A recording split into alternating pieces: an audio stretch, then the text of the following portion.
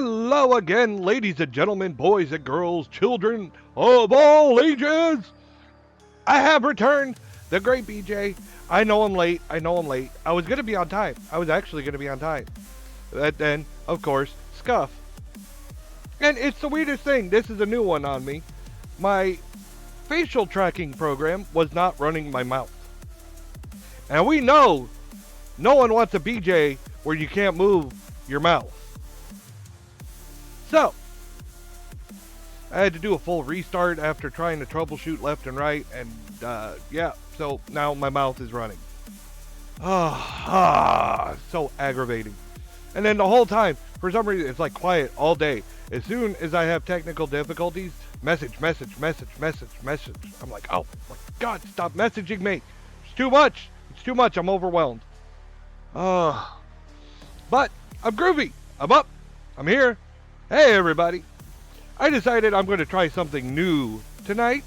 A little bit new. I mean, I do reacting, but I'm going to react to some Warhammer lore. Because, now, I've heard... What the fuck?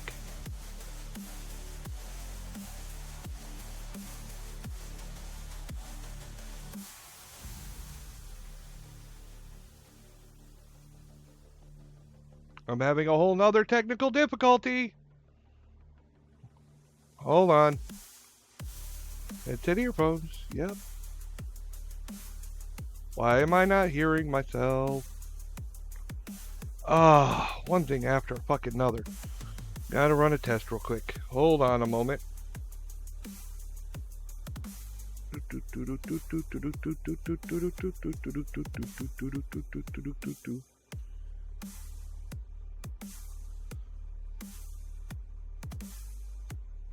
No, that's not.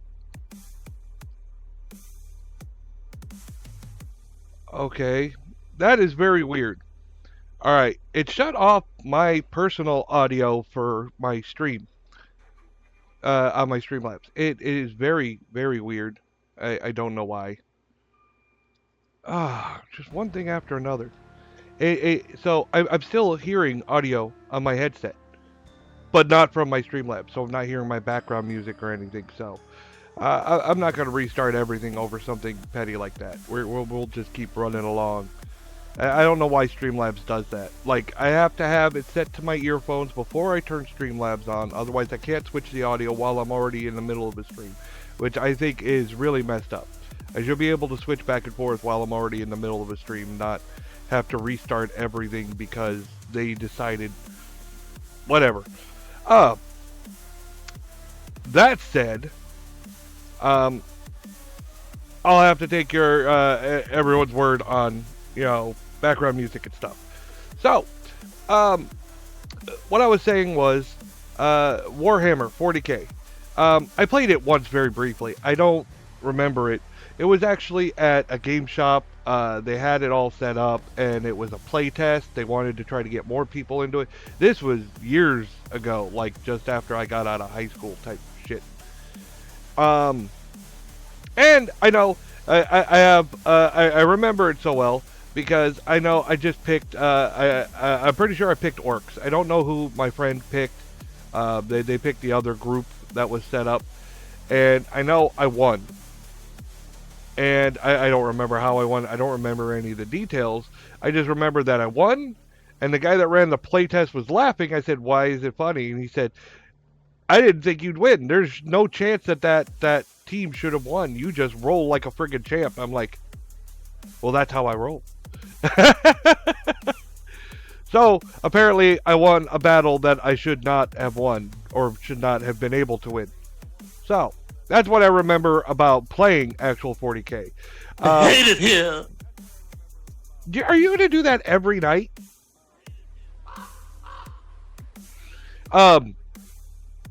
Then I played. I didn't play. I've been learning more about 40k lore. I've been seeing bits here and there, and I'm like, you know what? I'm going to do a deep dive.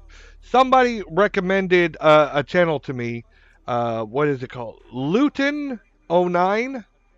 And they said that they do really good Warcraft or Warhammer lore. I keep thinking Warcraft because I played Warcraft for so long. And I was like, you know what? Well, why the fuck not? Why don't I get on this looting thing and watch it?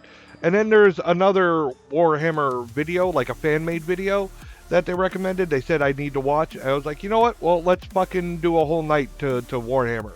Why the fuck not? So, without further ado,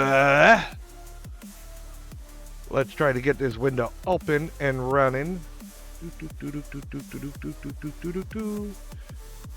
It should already be set up, but it looks like it's not. There we go. Yep. I got it on there. We got Luton 09 on there. And then I got to shrink this boner down. Because, you know, we shouldn't have a boner lasting more than 4 hours or you will need to go to the hospital.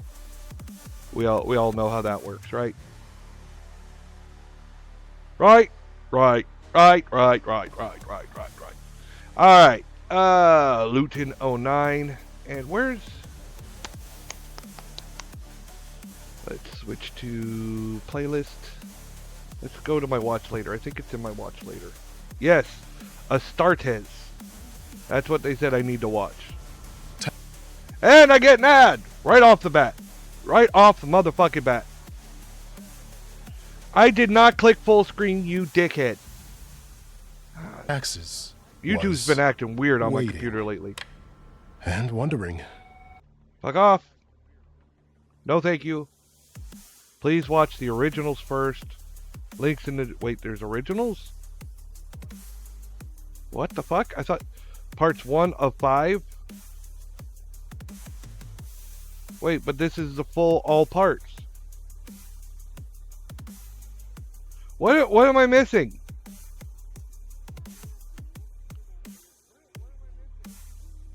Does anybody know anything about this? This says it's got all the parts in it, so why does it say to see the originals? Links in the description. Okay. Let's start his channel. Okay. For this edit. Wow. Okay, well, let's see if we can find this and start it. I want to give props to the original create. Wow. Okay, no.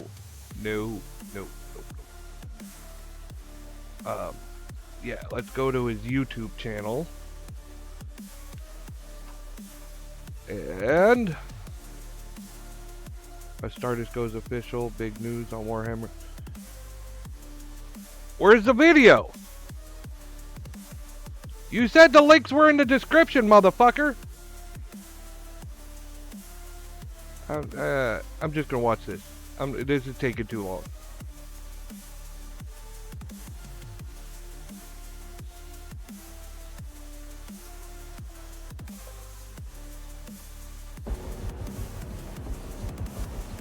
Someone got fucked up. Oh nope, that's asteroids. My bad. One eternity later. Oh, quit your bitching!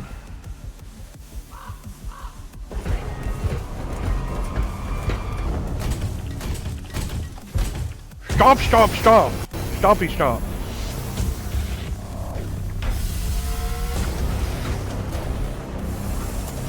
Man, don't give me one of those mech suits. I do something incredibly irresponsible. Astartes! There's the original creator. Okay. Alright, what are we doing? Look at all those rocks. Are we getting stoned? Be nice or no food. You be nice! You started it.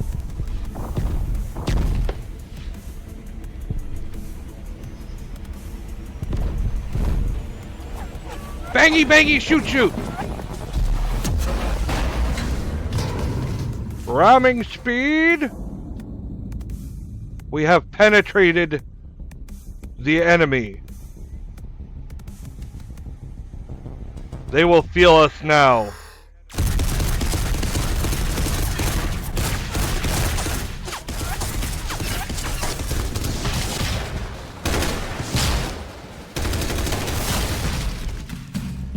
Oh, this looks rather one-sided.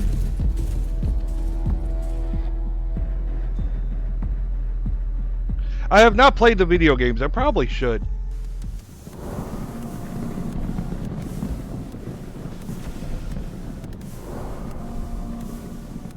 What the fuck? Is that a mask or is that his real face? I can't tell. Is that something I should know from the lore? Number 2.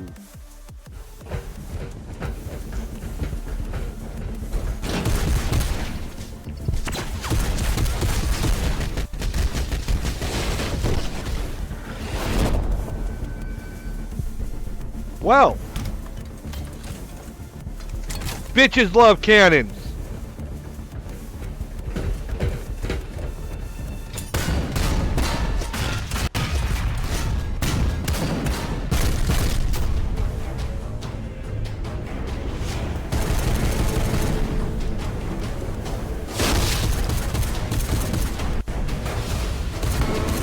This is still looking really one-sided.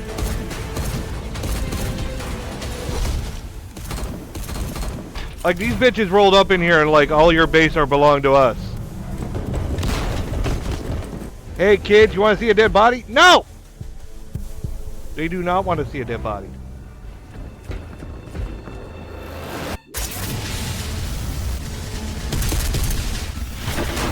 They're already seeing a dead body, technically. I'm right here.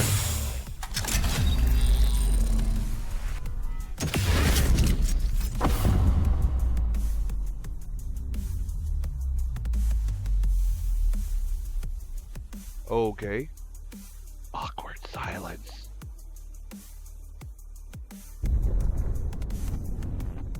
Okay, I guess that is their real faces.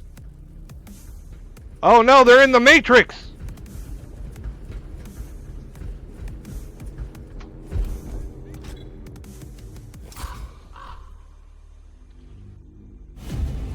Nia! I'm not your mother last night. No, no.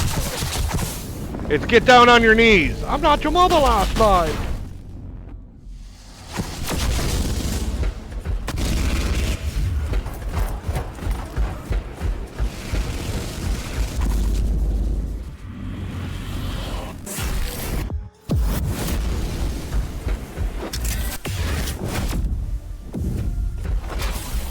Force fields.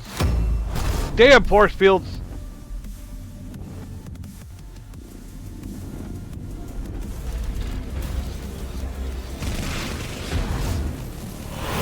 Wait, where are the rest of his boys? What the fuck?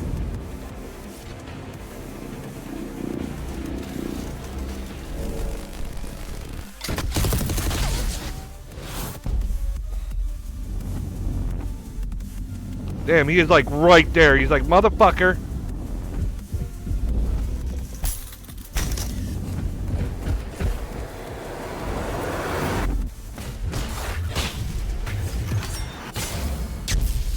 Fuck your head!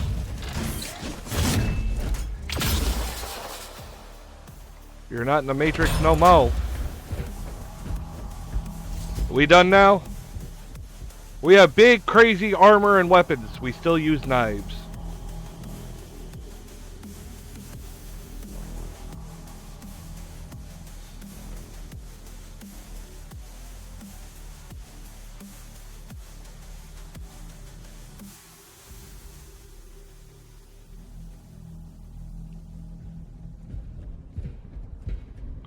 Okay, what's up with number 2? Show me number 2. This better be good because they already showed the cheesy friggin' force field mine shit. It's a giant testicle. Is this what number 2 is?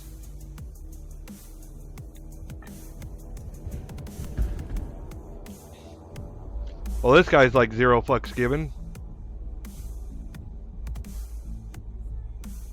You can tell I'm special. I'm wearing a different color.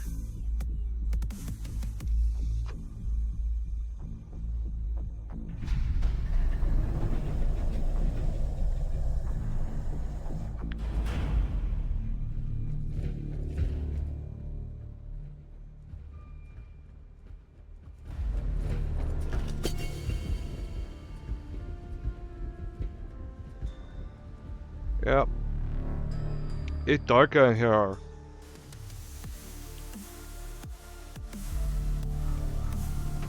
I mean, I think they're doing a lot with this. I'll be fair. They're doing a lot with this with no talkie. You know, you get the vibe. You get what's going on.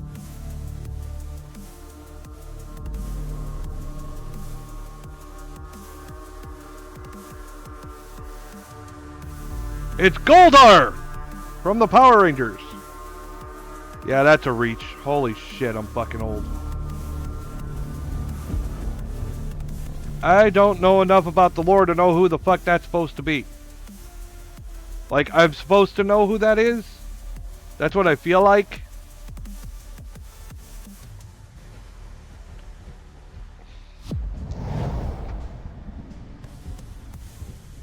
Look at my giant marble.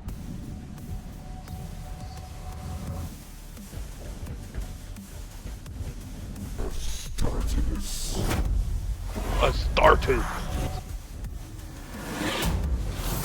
Okay. Other than that being the creator's name, does that have some special meaning?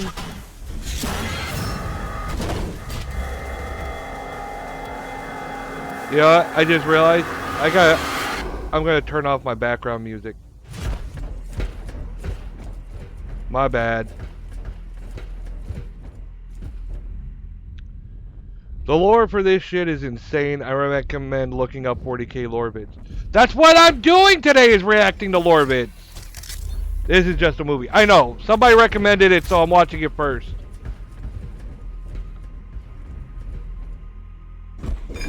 Does Astartes have some special meaning?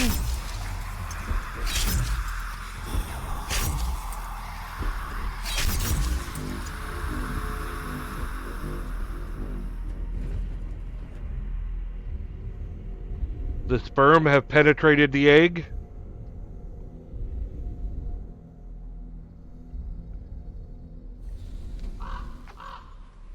Yeah, the Adeptus Astartes means Space Marines. Oh, well there we go.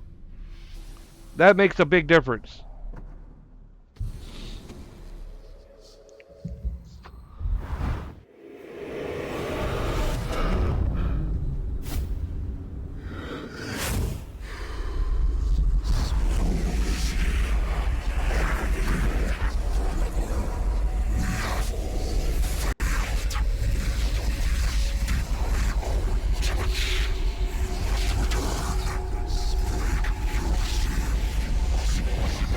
Break your seal. I cannot think of breaking the seal without thinking about going to the fucking bathroom.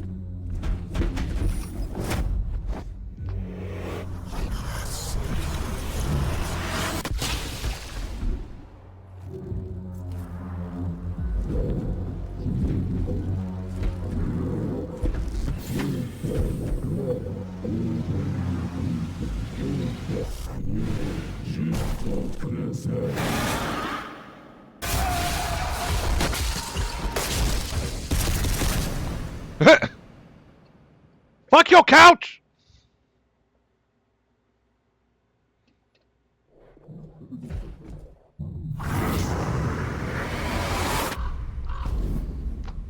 The Emperor protects. Burn the Xenos. Slay the heretics.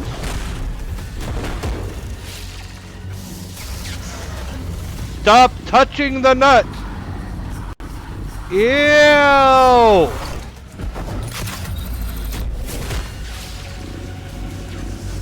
This is not working out well for you at all.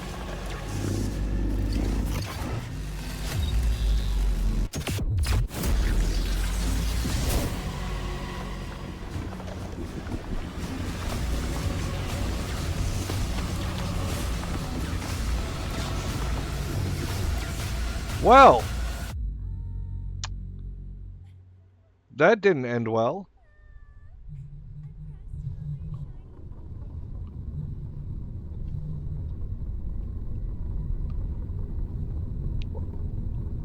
Now, I bet you're regretting your choices.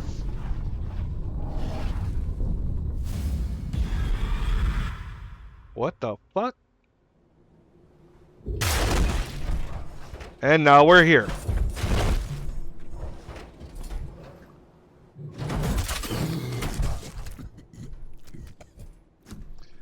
Yeah, you don't want to puke inside that thing. You'd be trapped with it.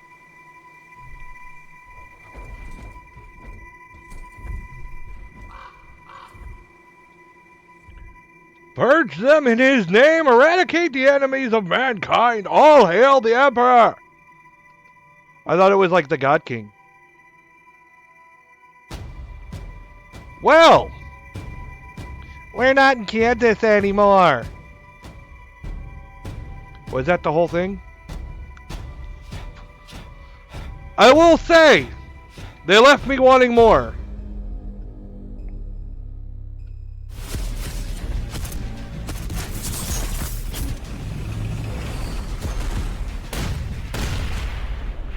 Still, I don't think it was as good without an orc in it. They need more orcs.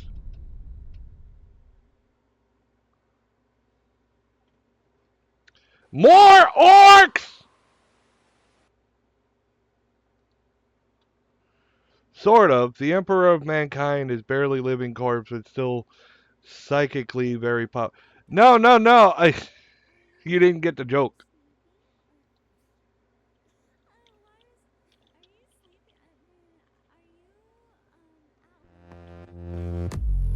I may have just used the wrong reference. Oh wow. Never mind. Yeah, I may have used the wrong reference, and that would mean that I fucked up. Space King! That's what it was. Space King.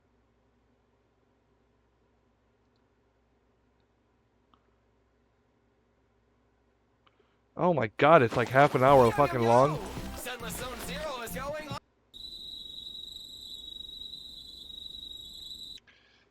Okay. What has he got?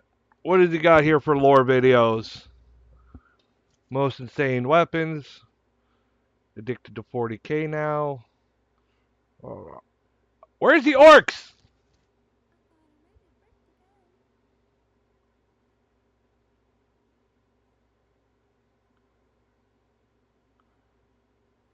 Wow, there is a lot. There's a lot.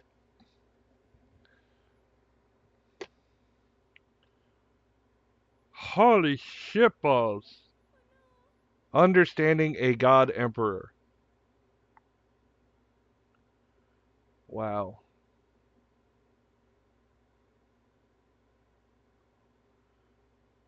Where are the orcs? Give me some fucking orcs. That's what I want to. I want to learn about.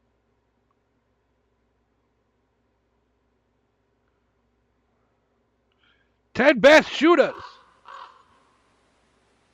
There's a sacred, a second search function next to the community tab. I know it just never works right for me.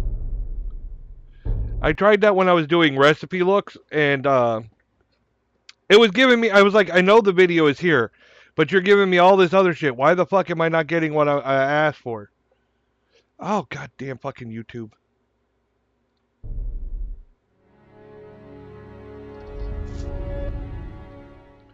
Okay, let's hope this is good. The orcs 10 best shooters.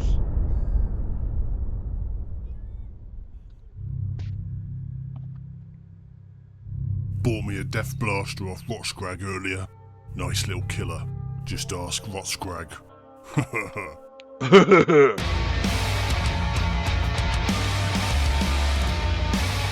Orcs!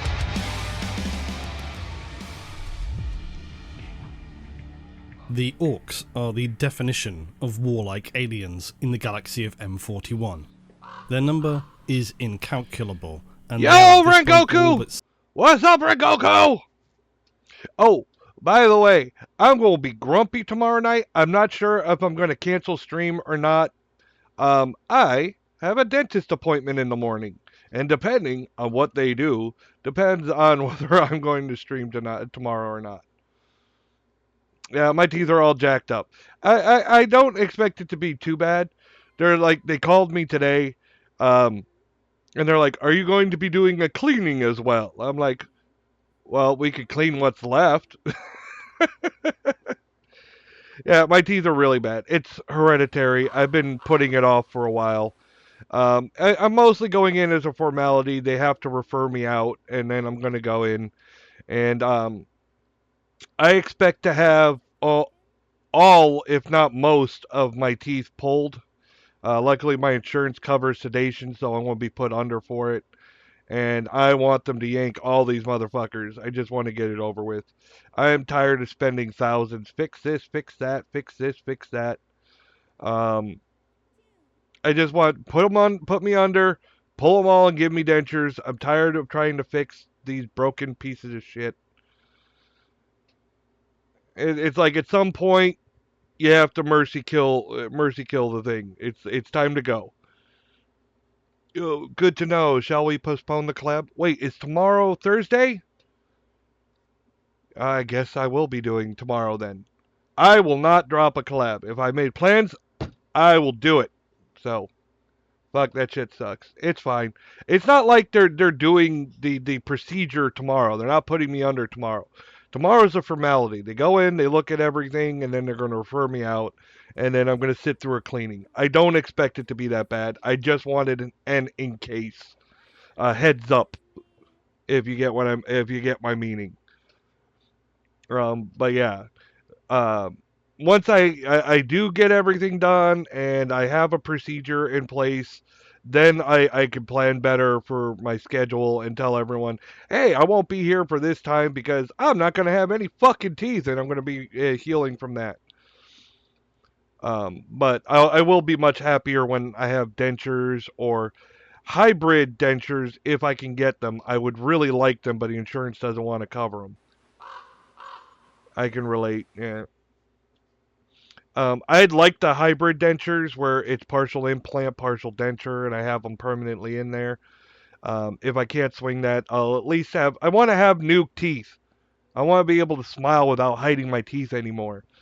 And I'm tired of drilling and fixing and repairing pieces of shit. They're fucking done. Get rid of them. Let's put new ones. Don't you want to keep your originals? Like, no, my originals were broken. I got them. I got a faulty. I got faulty teeth to begin with. They were bad from the get-go. I have a gold tooth made of real gold. But don't a lot of people? I had silver caps for a while. That didn't last long. I was a kid. I had silver caps, and my uncle bought me milk duds at a movie theater, and the milk dud yanked the caps right off my teeth.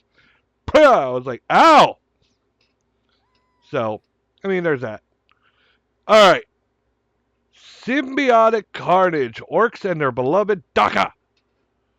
I do remember that part of lore. Daka or guns. Because they go Daka, Daka, Daka, Daka, Daka. Seeded throughout the entire galaxy. Their origin is believed to lie in the ancient history of the known galaxy, when the Old Ones fought their nemesis enemies. Okay, I'm sure this guy does great lore videos, but my honest opinion, alright, his voice is very monotone and going to put me to sleep. I'm hoping this will improve, otherwise I'm going to have to find another lore channel. Necron tier, and in desperation seeded many new life forms they believed could potentially aid them. The weak point of the Necron tier, of course, being the warp such as it was in these times, and the Orks, like the Eldari, have an affinity with warp energy. However, unlike the Eldar... How can you have an intro that was so pumped up and like, yeah, and then start talking... like, oh my god, dude, come on! There's a whole mess of lore channels out there, I believe it. Physical creatures. Yes, their war energy gives them some strange... Yeah, I'm sorry. I can't do it. Let's see. Warhammer Orc War. There we go. I totally misspelled that. There's this guy again. Luton. The best Xenos Orcs. Alright, let's watch this. This looks at least entertaining. Ah, fuck you with this shit! These are the dumbest commercials ever. Alright. Crack Duke. Orks, the best Xenos. Warhammer 40k lore. There we go.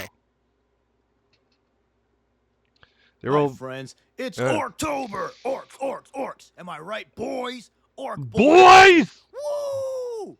Orcs are my favorite Xeno species and probably my second biggest 40k army, which, come to think Yay! about it, maybe my little cracked brain just likes seeing a ton of little green men. If I ever did have the money to get into yes, Warhammer, Orcs, I'd be Orcs, Orcs all the Orcs. way. Everyone's favorite silly Fuck this goofy, goddamn ads, heavy fuck metal, them. Yes. ramshackle Mad Max murder fungus. Yeah! Race perfectly suited to grim dark 40k world. You know the classic line, in the grim darkness of the far future, there is only war. Well, when a normal person reads that, they might say, oh dear. In the grim future of my wife's time of the month, there is only war. I mean, it still fits. I should get that on a shirt. Well, that doesn't sound very pleasant at all. But an orc would say, oh, wow, that sounds like Word. heaven. The boys is the best at fighting. Yes! Orcs literally only want one thing, and it's disgusting. And unlike regular boys who just want cool-ass figurines to paint, or I guess hotties, or wherever that original quote was. I have this meme, Ace Up, and the guys only want one thing, and it's fucking disgusting. But instead of this, the reply was a character sheet, and it just said celerity, potence, fortitude. Oh, god damn it! Why is it every time I click on YouTube to play it, it friggin' maximizes the fucking screen? Referencing, orc boys only want war! Oh, I mean, war! War! Eat, sleep, and breathe war. And that's at least slightly literal. All of orc culture and biology revolves around war, warfare, and large military conflicts, aka war! The orcs are one of the oldest species in the galaxy, and were literally biologically engineered for war. A long time ago in a galaxy. Hey, Dr. Aesop, did you know red talons like it doggy style? Ah! Bad World of Darkness jokes. Basically super intelligent, near godlike, magic space lizards created the Eldar and later the Orks in order to fight the Necrons in the War in Heaven. That's a video for another time, but just know it was pretty nutty. And nutty times call for nutty dudes. That's and the only way they'll Orks take it. Not a ton is known about them, but the Orks are the pinnacle of orc kind. They have all of the modern orc strengths, tuned to 11, while also being extremely intelligent. They were the perfect warrior race, as they were mostly self-sustaining, repopulate quickly, and got stronger based on how strong their opponents were. That last part was actually part of the reason why they became the weaker modern-day orc. The War in Heaven was astronomically nutty. A clash of gods with peak Necron, Eldar, and Orcs, along with some other wackos. So, after the war was ended, the Orcs were basically malnourished as they no longer had super powerful foes to constantly fight. Consequently, they began to regress and were systematically hunted down by the Eldar. And as the years passed, the Orcs became weaker and weaker until their modern-day iteration. Which, the modern-day Orcs being the weak, watered-down version of the Orc race is pretty crazy considering their presence is usually an impossible-to-get-rid-of green apocalypse-level event. But Yay! with that, what makes the Orcs so dang dangerous? And why exactly I saw a are they mean witch perfectly is my engineered warrior favorite. race? Because Did they're you green, mean get and named green for is sticking your best. balls in But the jokes, glitter? Jokes plus orcs Husband aside, says them pretty being nuts. green actually Well, there's that is one. One of their greatest Yep, strengths, there's their that one too. unending tides. But I'll get to that in a bit. First, I need to cover the basics. Orcs are incredibly tough and strong. Their bones are thicker and more dense than humans. I did They not have really simpler do that. organs, It's just a less meme. sensory nerves, so they don't feel as much pain. I've done other and they have stupid a layer shit, of though. Spongy flesh to lessen impacts. All these traits make the orcs I pissed my wife off because I held up a cucumber in the grocery store and said, "Honey, is this the size you're looking for?" She got so mad at me. very durable and deadly in combat. Dumb ways to die. Kill roided up gorillas with giant guns and swords. And that hard to kill part is no joke. Orcs can survive dismemberment, decapitation, impaling, crushing, and pretty much anything else, at least for a short time. And that short time is often enough time for them to shoot you in the face or crump you in return. In addition to this, remember that the orcs also get stronger than bigger the more they fight, the more powerful their opponents are, and the more unified they are. This makes orc wars incredibly dangerous as they unify orcs to a common cause and gather more and more greenskins to wage war, constantly powering themselves up. Now, back to green. And this next part doesn't really make sense for real science, but who gives a damn? This is 40k. Rule of cool, baby. What the fuck? So, How did the he orcs survive? are supposedly green because they have chlorophyll in their blood and can photosynthesize. This, in conjunction Are you with talking about how did I pretty much survive? anything in the fact that their food Oh, literally my grows wife with gives them just as good means as she that gets. almost all their Trust labor and me. supply lines can be dedicated to more DECA. Woo! Hey, shit, we've been married To 16 elaborate on fucking the food years. Situation, let me describe the typical orc reproduction cycle. And don't worry, kiddos, orcs reproduce reproduce in the boring way. That's to say they don't have sex. Unlike us super cool Warhammer players. What? Orcs are technically a fungoid species, which makes no sense with the photosynthesis thing, since not being able to photosynthesize is a key differentiator between fungi and plants. Fictional But I world. quit biology, so I didn't have to think about biology anymore, so moving on. Also, sometimes orcs are said to be a Every third time I fungus, hear a people third go mammal. on about shit like that, like, well, it doesn't make sense if blah blah. Fictional world. Fictional world. And a third plant, specifically algae, but this also doesn't really make sense either, but whatever, it's 40k, not McGraw-Hill. So moving on, for real. The Orks are one of the most numerous, if not the most numerous factions in the entire galaxy. Psst, they're the most numerous.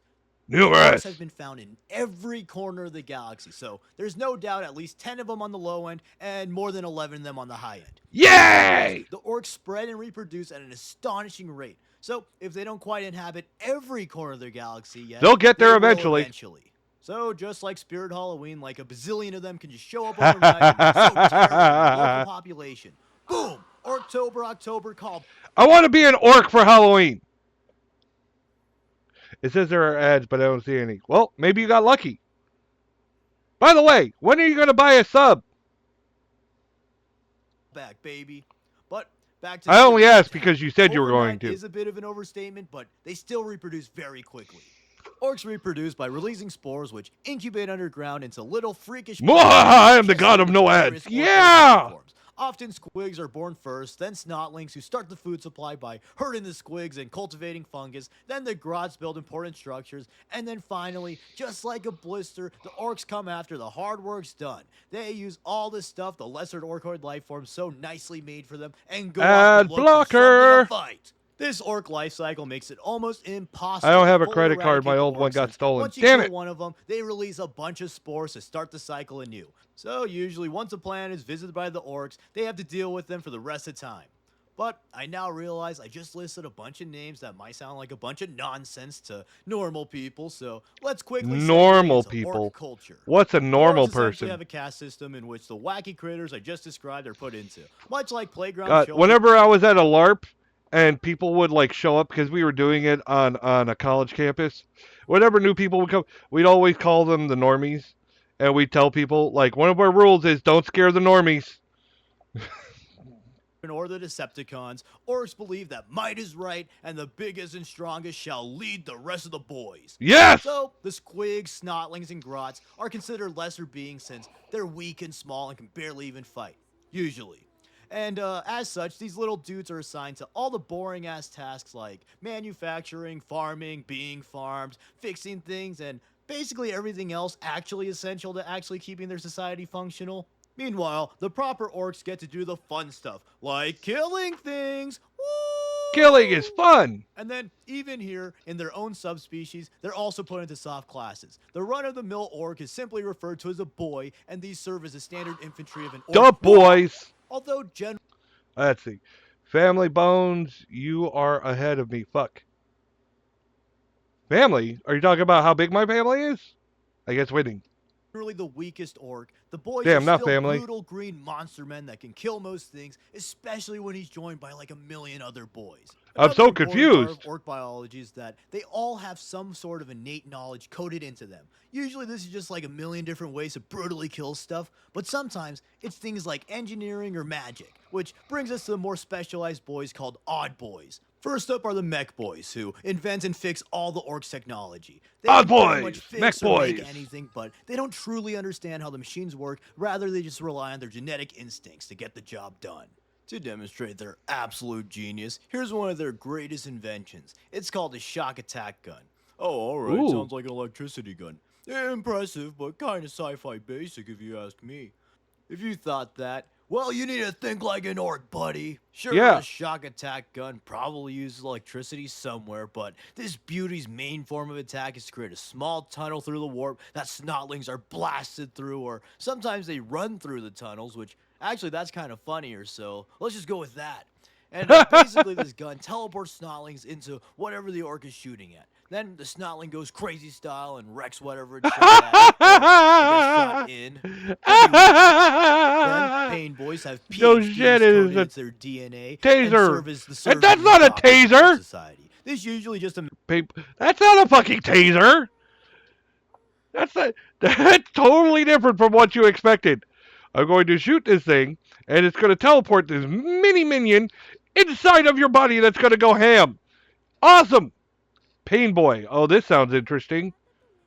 I think Dr. Aesop is a pain boy, right? amounts of them haphazardly replacing limbs with robot limbs, injecting a variety of strange drugs, and role-playing the ancient Terran hero of Victory Frankenstein.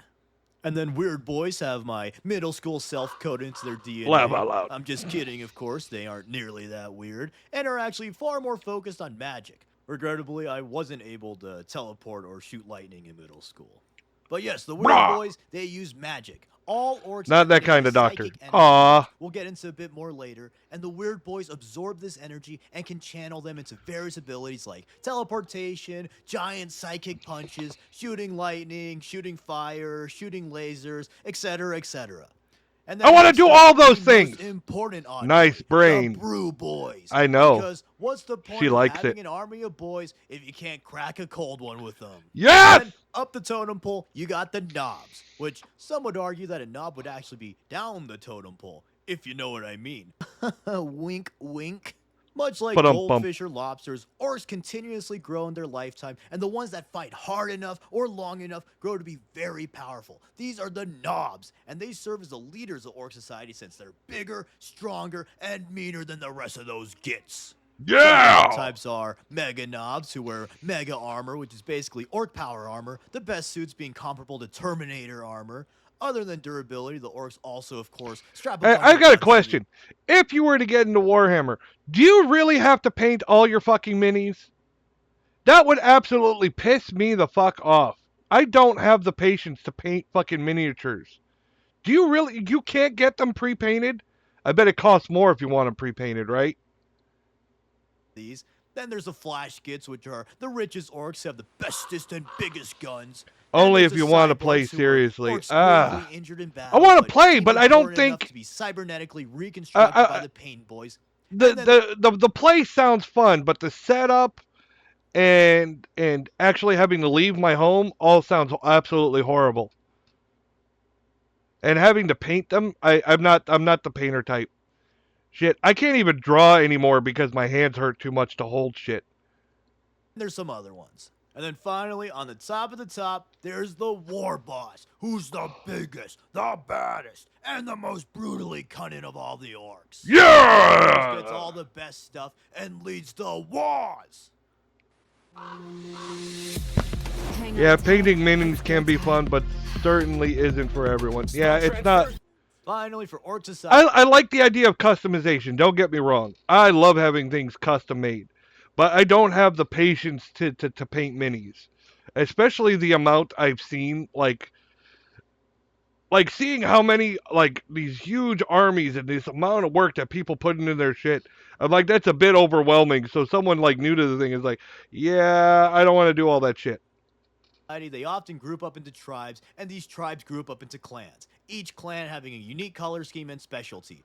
Quickly, the 6 biggest ones are the Goths, who love checkers, and the strongest orcs, who also extra love melee. I mean, I know a guy who specifically, like, he wants to start streaming painting minis.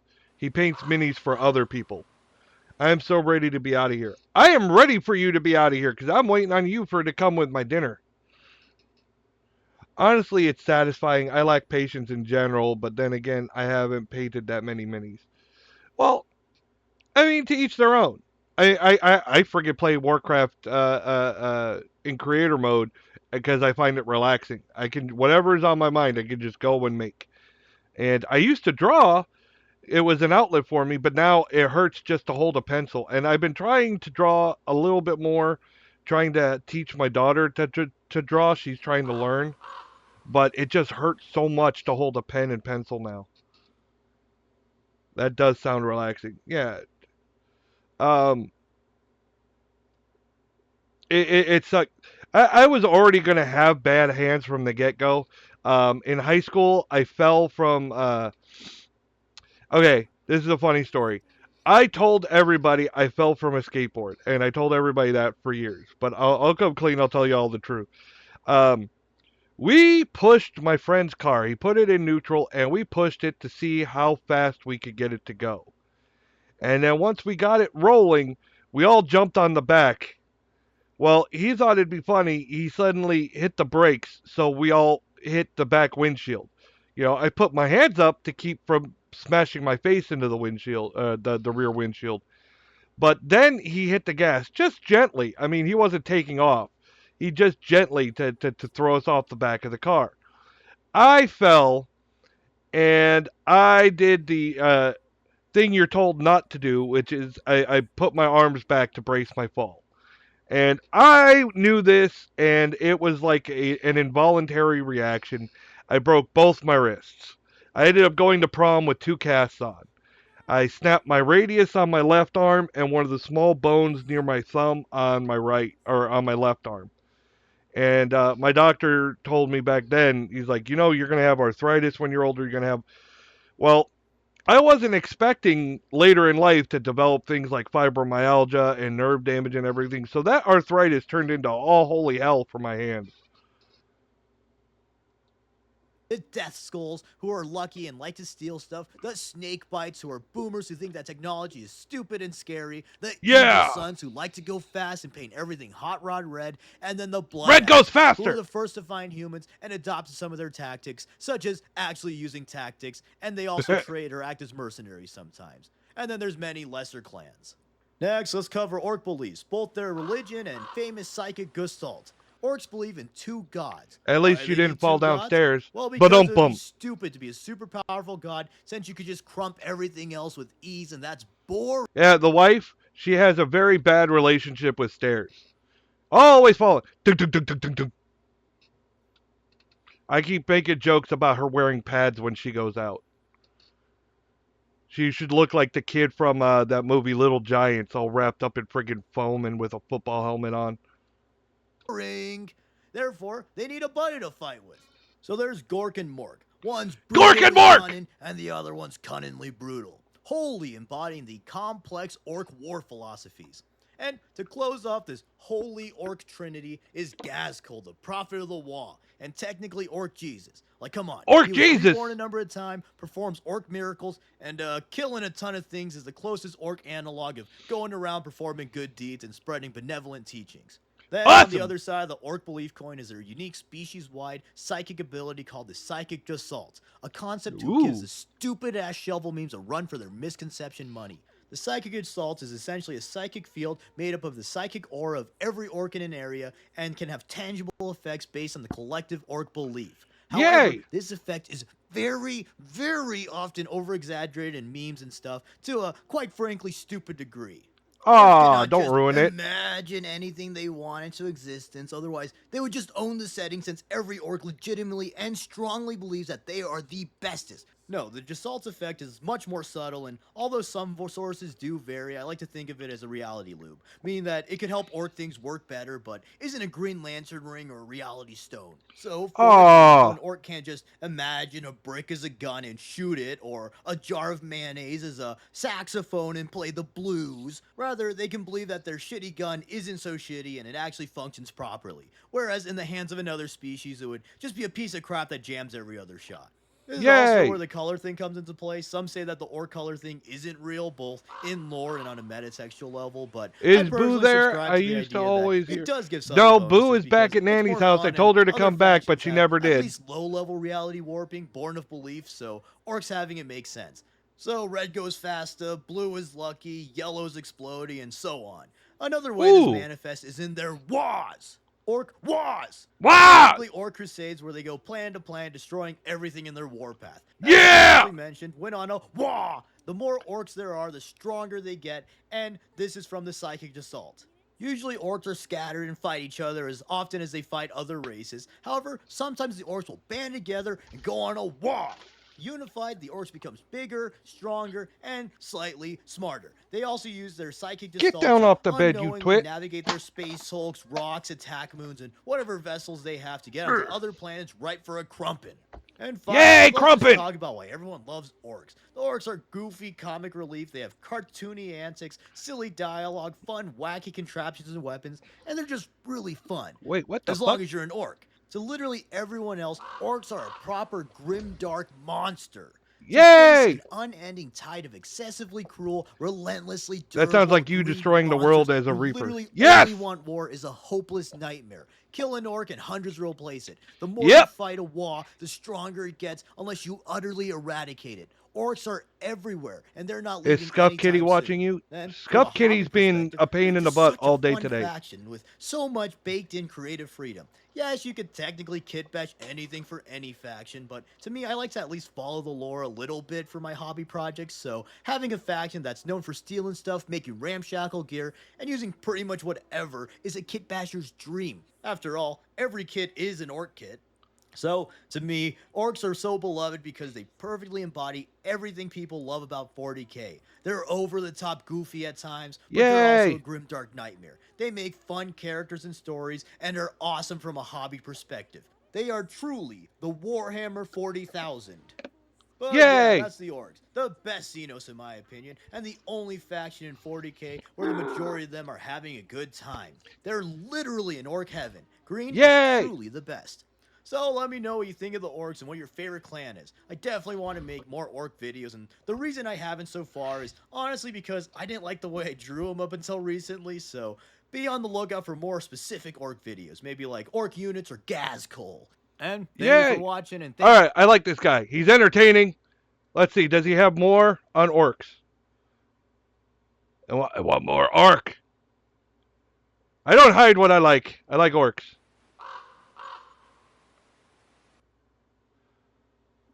These are my favorite orcs in fiction. Yes! Funny story. My friend was doing a project. He was going to shoot a TV pilot based on Dungeons and Dragons.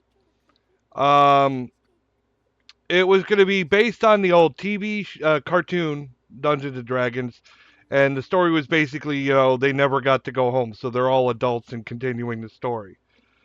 However, um, he had the treatment done, he had everything, and he submitted it to Wizards of the Coast, and he got shot down. They said that they already had a project in the works, which I don't know if they did or not, but nothing ever came of it. But it really sucks because I was planned to be a reoccurring character. They wanted me to play the chief of the Orks in Dungeons and Dragons, and that would have been a cool role. The makeup would have sucked, but yeah. I really didn't have the character to really play any of the MCs. I wasn't that type. Sisters of Battle, Necrons, Demons, Abhumans, Orcs. Wait, when was his last video? 6 days ago. Okay. And how long ago was that Orc video? 3 months. Huh. Our Abhumans, Freaky Imperium, Lesser Demons of Chaos, literally the strongest faction, Sisters of Battle, Tau M, Ball and Angels. Oh! The Red Gobbo. Let's watch this, and then I'm curious about the Blood Angels.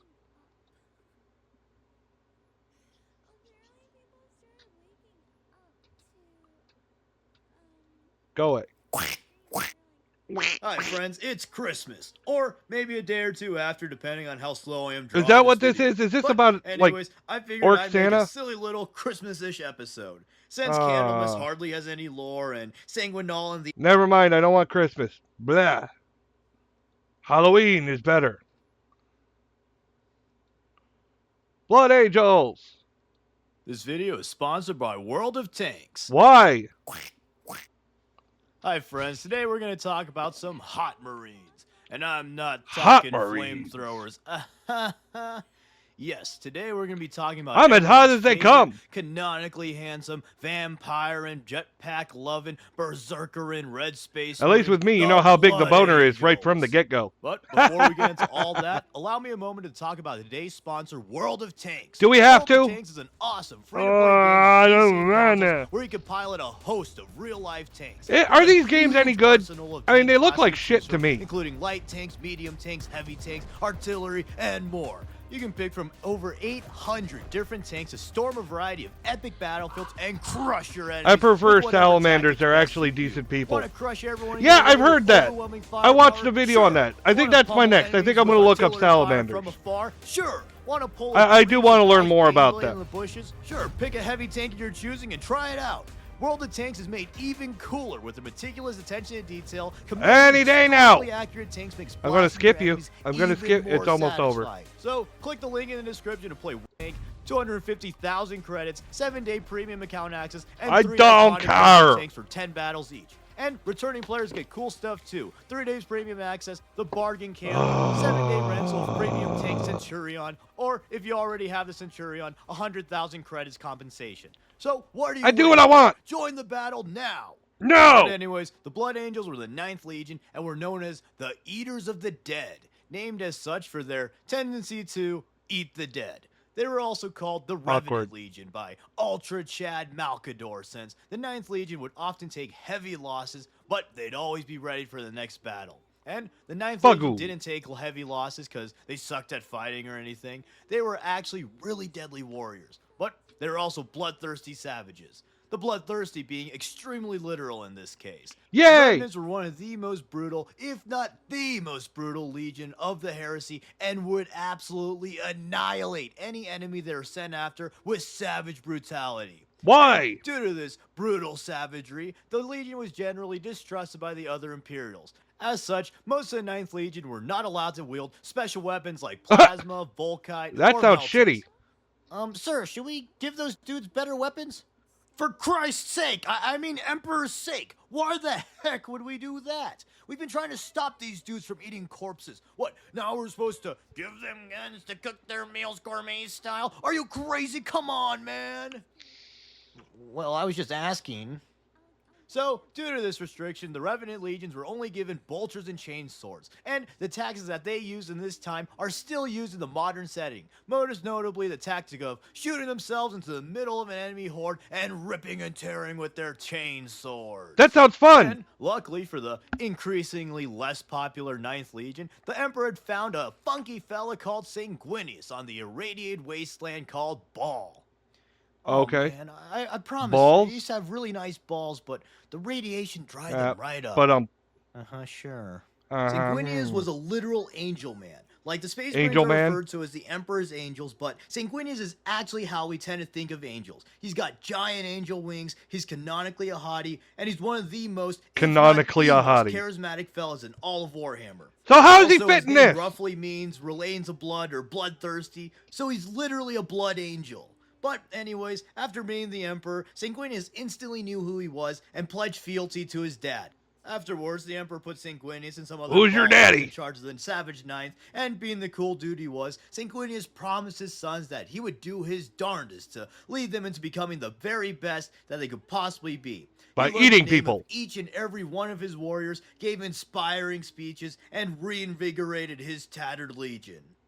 In Eat battle, all the Sanguinius people! learned that his sons were blood-drinking cuckoo crazies, and he knew that he had to help them change their ways, or else his legion would be lost. So yeah. Sanguinius worked to rebrand his unruly blood boys into the noble, only sometimes vampiristic blood angels we know and love today. Sanguinius taught his sons some manners, how to control their violent urges, diplomacy, and even how to have hobbies such as painting, poetry, and not eating people.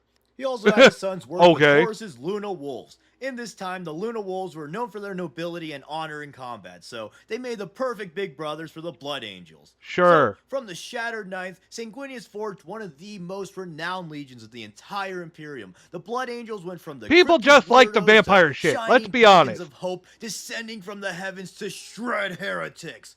But the red thirst remained deep inside of them, and each angel took it upon himself to keep the urges at bay. and I'll touch on that a bit more later. Come on, let's The be Blood honest. Angels People are were like, I want to play the extremely good vampire as melee guy. shock troopers, and they formed a little brotherly rivalry with the World Eaters, another legion of brutal savages. But instead of fixing them like Sanguinius did, Angron just said, these brutal savages aren't brutal or savage enough for me. Get the nails. And a famous tactic of the Blood Angels during the Great Crusade was something called the Ultimatum Wars. Sanguinius would come down to the world and give them the opportunity Ultimatums to are join fun. the Imperium peacefully, and then if/when they refused, the Blood Angels would give them a little party called the Day of Revelation. Join us or Fun else. events of this party included getting chainsawed in half, getting shot in the face, getting curb stomped. Oh, into that sounds like a oblivion, fun eating some party. Pizza, and painting the red guys red.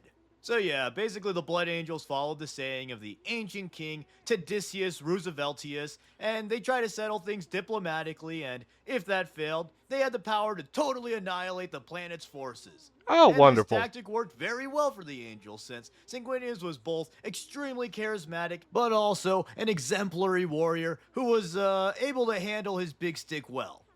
So, many worlds would voluntarily surrender either because Sanguinius was just such a cool dude, or because they feared the wrath of the He's Blood Angels. such an awesome Then, Those guy. who didn't surrender, well, they became examples of why the first option was probably the best one. The Blood Angels' favored tactic was to do quick planetary assaults, heavily utilizing drop pods and thunderhawks. Once surfaced, the Angels would emerge and engage in savage melee assaults, notably using a lot of jump pack marines. This tactic is still done in the current timeline with little changes, and the chapter is also mostly Codex compliant, other than a few special units. But these guys like art and poetry. Anyways, when Horus turned traitor, Sanguinius' Angels were shocked since Sanguinius was besties with Horus, and his legion was very close with the Luna Wolves. Horus did not want to fight the Blood Angels, so he sent them far, far away and set up a trap for their arrival. At Cygnus Prime, the Blood Angels were ambushed by a huge chaos force. It was there that Sanguinius learned of Horus's heresy from the legendary bloodthirster Kabunda. Then the two had an epic battle. Meanwhile, their legions also had an epic battle.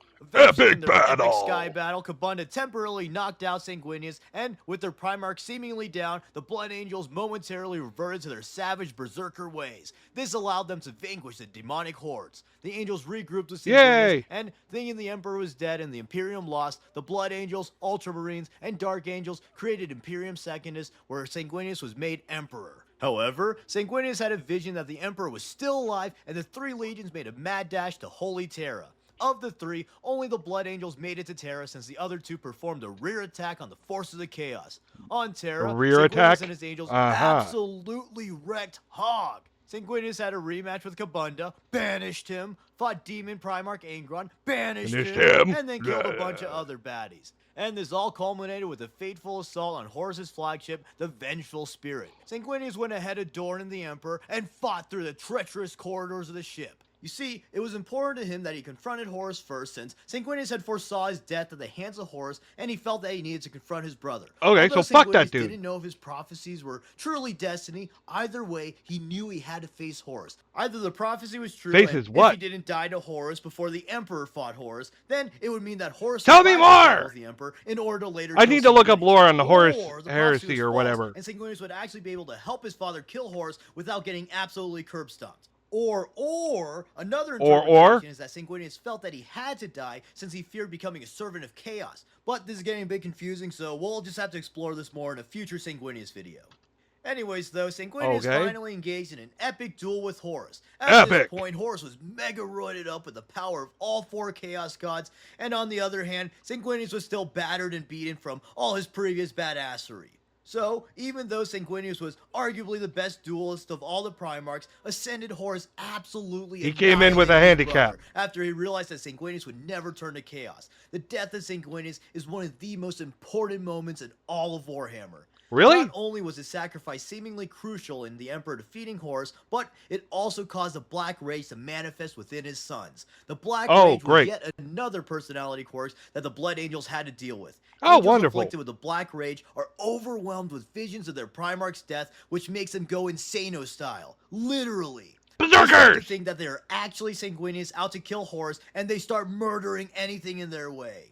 The Black Rage makes them super strong, super violent, and super wacko. Other than some exceptional cases, the Black Rage is basically a death sentence since the Marines are lost in their insanity. With that, it seems a good time to talk Oh, about wonderful. the Blood Angel's gene seed. Sanguinius' gene seed gives the Blood Angel aspirants vampire fangs called Angel's Teeth. That's bad. Angel's teeth. And Yeah, it also sure. makes them total hotties. That's good. And it gives them the aforementioned Black Rage along with the Red Thirst. That's really bad. Except for when Eh, it's depends good, of on how you course. look at it. The Red Thirst gives the Blood Angels an insatiable craving for blood. And if they go too long without drinking blood, they Yummy, slowly get delicious weaker, blood! get depressed, and age quicker than an Astartes really should. Usually the Blood Angels get around this by drinking donated blood. But just like how fresh squeezed OJ is much more refreshing and delectable than the stupid shit from Concentrate, fresh blood from living victims is a lot more satisfying to the Angels, and it rejuvenates them more efficiently. Oh, Additionally, wonderful. if a Blood Angel drinks too much blood, they turn into a man-bat-esque monster and go a bit nutty. So, you either become Interesting. a yucky old man, ew, a Well, how do you little tell if you're monster, drinking too ew, much? or a guy who has to track his diet, ew. Poor Blood Angels. And their final notable flaw is the Black Rage, which I previously described. Yeah. Blood Angels also have a disproportionately high amount of psychers, and their psychers are some of the most powerful around. For example, Mephiston is one of the strongest, if not the strongest, Space Marine psychers around, and he has insane feats. And What's a the Blood psyker Angels again? also I'm have their guessing magic exclusive casters? Psyker dreadnoughts. That's right, baby. Wizard Vampire Coffin Mechs. Woo! Oh, cool. That sounds cool. Expanding on that, let's go on to the special units of the Blood Angels. To me, this is one of the coolest things about the Yeah, They have magic! some of the absolute coolest bespoke squads of all the Space Marine chapters. First off, there's the Death Company. What is it, crazy These are kitty? berserker squads made up of Marines who have fallen to the Black Rage. The ravenous Astartes have their armor Ooh, painted jet Death black Company. with red accents Come to on, represent come the on, wounds let of go, Sanguinius. come on. They pick their weapon Come of on, choice, stop and then being they're a put butt. into stasis until they're needed. When the time calls, the Death Company Marines are dropped into the most dangerous vital positions, led by chaplains, in hopes that they could go out in a blaze of glory. The chaplains try to keep the frenzied Marines in check and direct them to the foes most in need of a good old-fashioned bloodthirsty killing. Often, these super Send in the Marine crazies! squads are super effective and able to take down armies before perishing themselves. However, if they do somehow survive, they're often mercifully culled by the Blood Angels' High Chaplain, Astrorath the Grim. Then, on the other end of the nobility versus savagery spectrum that the Blood Angels need to balance are the Sanguinary Guard. These dudes Ooh. originated as Sanguinius' Honor Guard in the Great Crusade, and in the current setting serve as the ultra elites of the chapter and Dante's Honor Guard. These dudes are totally badass. Their traditional equipment is an angelic suit of golden artificer armor, sometimes fitted with badass death masks. They got Badass! badass wrist-mounted guns, including I don't know, I think bolters, the mask inferno looks pistols, kinda and plasma silly. pistols. Then, to complement their wrist guns, they get a choice of encarmine glaives, spears, swords, axes, or power fists. Okay. Badass! Whatever those And are. they also just look I really get a wicked general cool. idea. Oh. Yeah, they used to look really wicked cool. For They having some of used the to more look interesting bespoke units with cool designs, Blood Angels get absolutely fucked with their models. Other than the Lamarties and kinda Astrorath, I guess, the new Blood Angel models just absolutely suck in my opinion.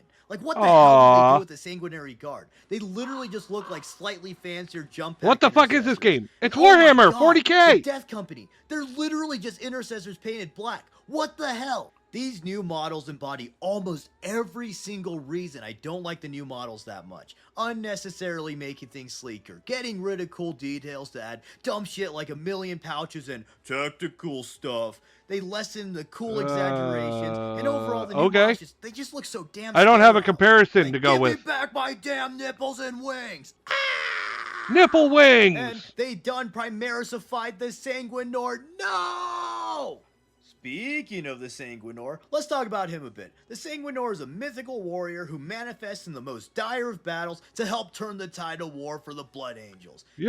His true nature is debated among Blood Angels and other Imperials, some believing him to be a wayward soul seeking redemption, some think that he's simply an hallucination, and others believe him to be a manifestation of the remnants of Sanguinius' spirit. Whatever the case is, everyone knows that he's a total badass. Yeah! And Everyone's a speaking of badass! badasses who wear a mask of Sanguinius, we got I wonder how many Chapter times I'm Master going to hear Dante, badass when I'm everyone's watching favorite depressed old man. lore. Dante is the oldest non-dread loyalist space marine, and he was special from the very start. From a young age, he had visions of the Sanguinor, and during his aspirant trials, he had more visions, and some theorize that he defeated the Black Rage while in the aspirant sarcophagus.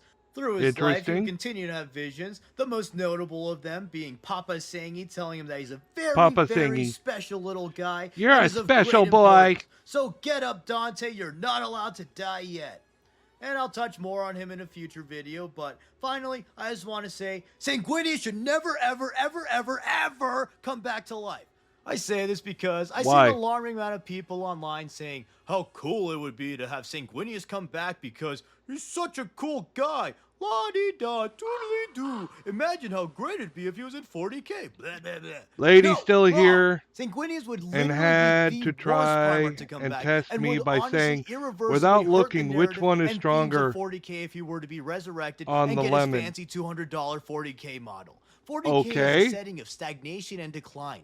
Every faction is in a stalemate because no matter what they do, they just cannot get their trump card to work. The Imperium will never get his shit together, the Necrons will never awaken enough, the Tyranid fleet will never arrive in full, and chaos will always be chaotic. That's the point! 40k is a unique setting in how it perfectly You okay primed now, itself Happy? to let the fans Huh? of it create their own Little stories and princess? wage their own wars. Everything is written to be Goofy roughly kitty. equal power, and every faction hates everyone else, so you can justify pretty much any game matchup and home. Yeah, The yeah. setting should never progress on a large scale because that would be thematically inconsistent and hurt the hobby aspect of the game.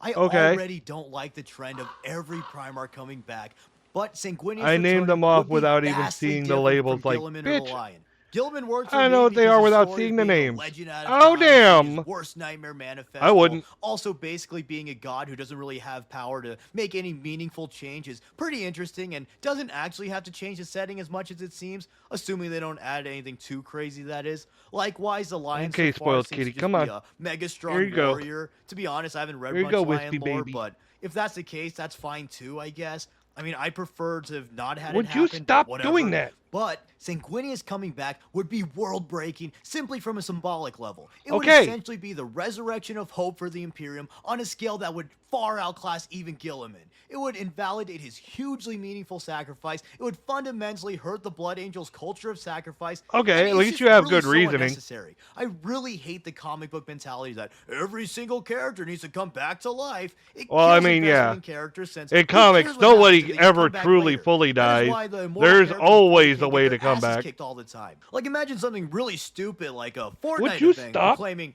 somehow Sanguinius returned. That would be really Oh, fucking stupid. God. And surely no huge beloved space franchise would ever do something so dumb, right? Star Ah, Wars. Also, Sanguinius coming back as evil Sanguinius or something is also really stupid. Just let dead characters be dead. Also, the loose Holy Trinity thing that the Sanguinor, Dante, and Mephiston have going for them is way cooler than Sanguinius literally getting resurrected. These three having echoes of Sanguinius' soul guiding them to kick ass across the galaxy no. is much more thematic. You got your attention. The It's time to go idea chill of out for legends now. of the past inspiring warriors of the present to desperately fight for the remnants Would of a you time stop? lost is I just said so no. 40k. But you can't sell a model for that, now can ya? Yes, you can. But yeah, with my two Insano rants out of the way, that's the Blood Angels. Very Yay, cool chapter. Blood I think of Angels. all the chapters, they have I one of the like Blood coolest Angels. aesthetics, if not the coolest. The bold red looks great next to the golden commanders and elites, and also the Death Company of course looks badass with the classic black and red. Plus, jump-packed marines with giant chainswords, that's just super freaking cool. I love eviscerators. He says Them that being a vampires lot. Who like to write poems. Badass The and super cherry on cool. top. I really love how they really embody the 40k Frankensteining of ideas to make something really cool.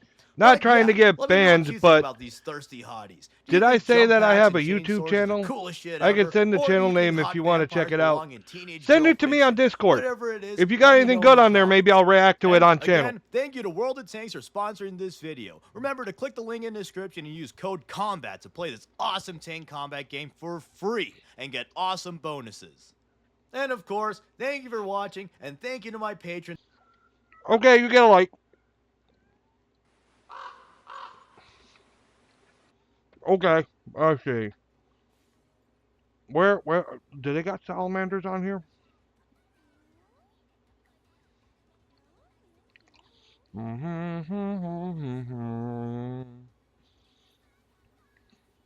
Salamanders!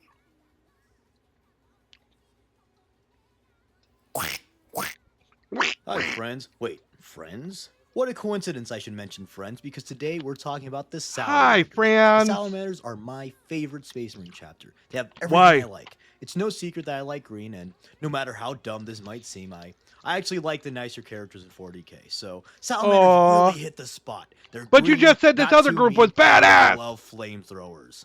So, let's just jump right into it just like a Salamander would. The Salamanders were the 18th Legion of the First Founding. Before being reunited with their Primarch Vulcan, the Salamanders were known as the Dragon Warriors, and they were masters of the ancient art of Kung Fu. That last part was Yeah! a joke, but honestly, Kung Fu Marines would actually be pretty funny. But yes, they were the Dragon Warriors, and even from the start, they had a penchant for sacrificing themselves in order to protect mankind. When the Dragon Warriors finally met their daddy Vulcan, he commended their selflessness in protecting the Imperial I like the citizens name against Vulcan. a massive Ork horde. Vulcan even knelt to his legion in respect of their heroics in the face of doom. The Damn. legion was renamed after the giant salamanders of Vulcan's home world of Nocturne. During the heresy, the Salamanders completed a number of seemingly impossible missions, often taking huge casualties in the process. They prioritized protecting humanity above all else, sometimes at the cost of efficiency and often at the cost of their lives. They preferred last stands over lasting long. That sounded weird. I meant lasting long as in living. But regardless, this affinity Me for love you last long stand meant that time. the Salamander Legion was one of the smallest legions of the heresy since they often took heavy losses in their campaign. Most notably in their first ever mission, the Unification Wars, the Isfahan Drop Site Massacre, and of course, in the aforementioned battle where they first met Vulcan. After the heresy, since Salamanders got Salamander-destroyed so hard, they weren't able to make many successor chapters. In fact, it was widely believed that the Salamanders didn't have any successor chapters at all until the Ultima Founding and the introduction of everybody's favorite Marines, the Primaris. Although they've long been said to have no successor chapters prior to the Ultima Founding, it has long been rumored and recently confirmed that there were in fact some successor chapters for the Salamanders. Oh, really? Let's be honest, was it really a question that something like the Black Dragons was a successor chapter to the Salamanders? They use similar tactics and they're dragon themed. Like last I checked, something like She the is now- Space Wolves weren't what? dragon themed. They're getting overhated themed. Also, black skin, Say, black armor. bitch, this ain't your house. Coincidence? Get the I think fuck out. not. But after the Ultimate Founding, they did get some new friends, such as the Dragon Spears, the Iron Drakes, and my personal favorite of the bunch, the Dark Krakens. And funnily enough, the Dark Krakens and the Dragon Spears are actually most notable for their aquatic You can operations. already hear The why I Krakens should be hailing best from a ocean suited world for where they fight customer giant sea service. monsters, and the Dragon Get the Spears known fuck for out. fighting alongside the Space Wolves in a reefside battle. These two successor chapters show that the Administratum obviously doesn't play Pokemon. Is what you Why would not? say if you were a fool. True Pokemon masters know that the Salamanders Okay, are cool. fire dragon type, which means they'd be neutral to water. Is what you would say if you were a fool, because real true Pokemon masters know that the Salamander Pokemon is the Charizard line, and they got stuck with fire flying for whatever reasons, and would still be weak to water. So, plot twist, the original statement was right, and the Administratum probably hasn't played the ancient simulation of Pokemon. Also, nobody bring up Salamence. The Charmander line is much closer to the Salamanders, so I will have none of that. But back to 40k. Hearing about these cool green fellas might That's have you okay. asking, Charizard "How was can the I best." become a Salamander?" Well, first off, you shouldn't want to become a Space Marine. It's literally torture and you become a freakish weirdo. But second off, being a Space Marine is actually pretty cool, so maybe you do want to become them because you got sick-ass armor and the incredible strength to cope with the loss of almost all your brothers and maybe your dad after your cousins brutally betray you, and then you get to witness everything you've ever fought for rapidly crumbling before your eyes for the next 10,000 years. Oh, I read that wrong. I mean, you get the incredible strength to bonk your foes with a giant master-crafted thunder hammer. For the Empire, right, boys? Each Space Marine chapter has the For the slightly Emperor! different mission process and trials along with the standard Space Marine surgical operations. And the Yay! Salamander trial is actually quite cool as it's modeled on Vulcan's life and upbringing. First, they work as an apprentice for a salamander, learning smithing and other valuable life skills. Then, before they're taking Prometheus to get the Astartes procedures done on them. After the operations, the new Space Marine scouts perform the trials that the Emperor and Vulcan did when they first met. All of this culminates in them being sent to hunt a giant fire-breathing salamander for which the chapter was named. Once completed, the scouts become a full-fledged Marine. In the current setting, the Salamanders are fulfilling their normal Space Marine duties of crusading and protecting humanity. Notably, they showed up at Hell's Reach, they were in the Badab War, and they participated in the Indominus Let's Crusade. fuck some shit Along with up. that, the Salamanders are also on a mega scavenger hunt for the artifacts of Vulcan. These are 9 epic artifacts forged by Vulcan himself and were scattered across the galaxy.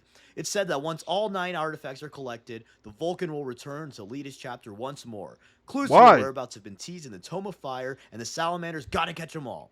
Damn, that is the second Pokemon reference in this video. Yeah, what's up with Instead that? of that, let's just say, much like Funko Pops, the Salamanders need to collect every Take last one that, of them. depression! And, that just made me think. The Salamanders need to collect a bunch of legendary weapons and artifacts in order to bring back a powerful leader and bring a whole new era to the faction.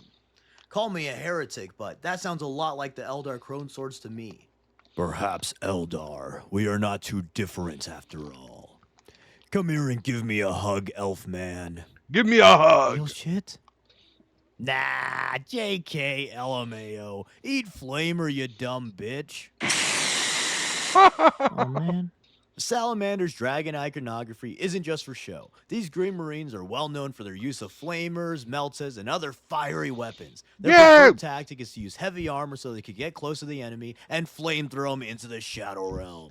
The Salamander's resilience and flame weapons make for a devastating combo in close quarters. And even though they're some of the nicer dudes in 40k, that's only if they like you.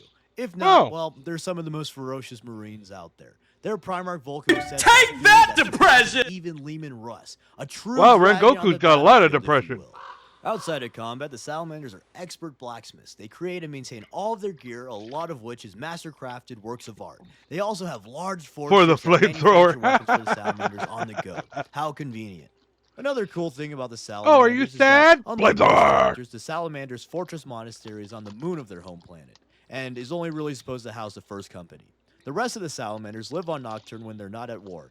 This means that Yay. they actually hang out with the people of Nocturne, and they can When keep are in they touch not with at their war? families when not crusading.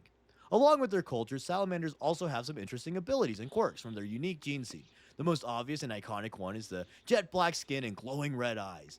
This unique appearance results from a flaw in their otherwise stable gene seed. Their gene seed Interesting. results in a defect with the Space Marines' melanochrome organ. This organ usually allows Space Marines to alter their melanin content on the fly in order to respond to various UV levels accordingly. However, due to the defective melanochrome organ, when a salamander goes to their home planet of Nocturne, the organ goes into super crazy overdrive mode, and their skin turns permanently coal black, and their eyes a burning red. These mutations make them look particularly intimidating on the field as the hulking giants stomp the battlefield with eyes burning through the fogs of war, scaring some opponents Yay! into submission even before the battle begins.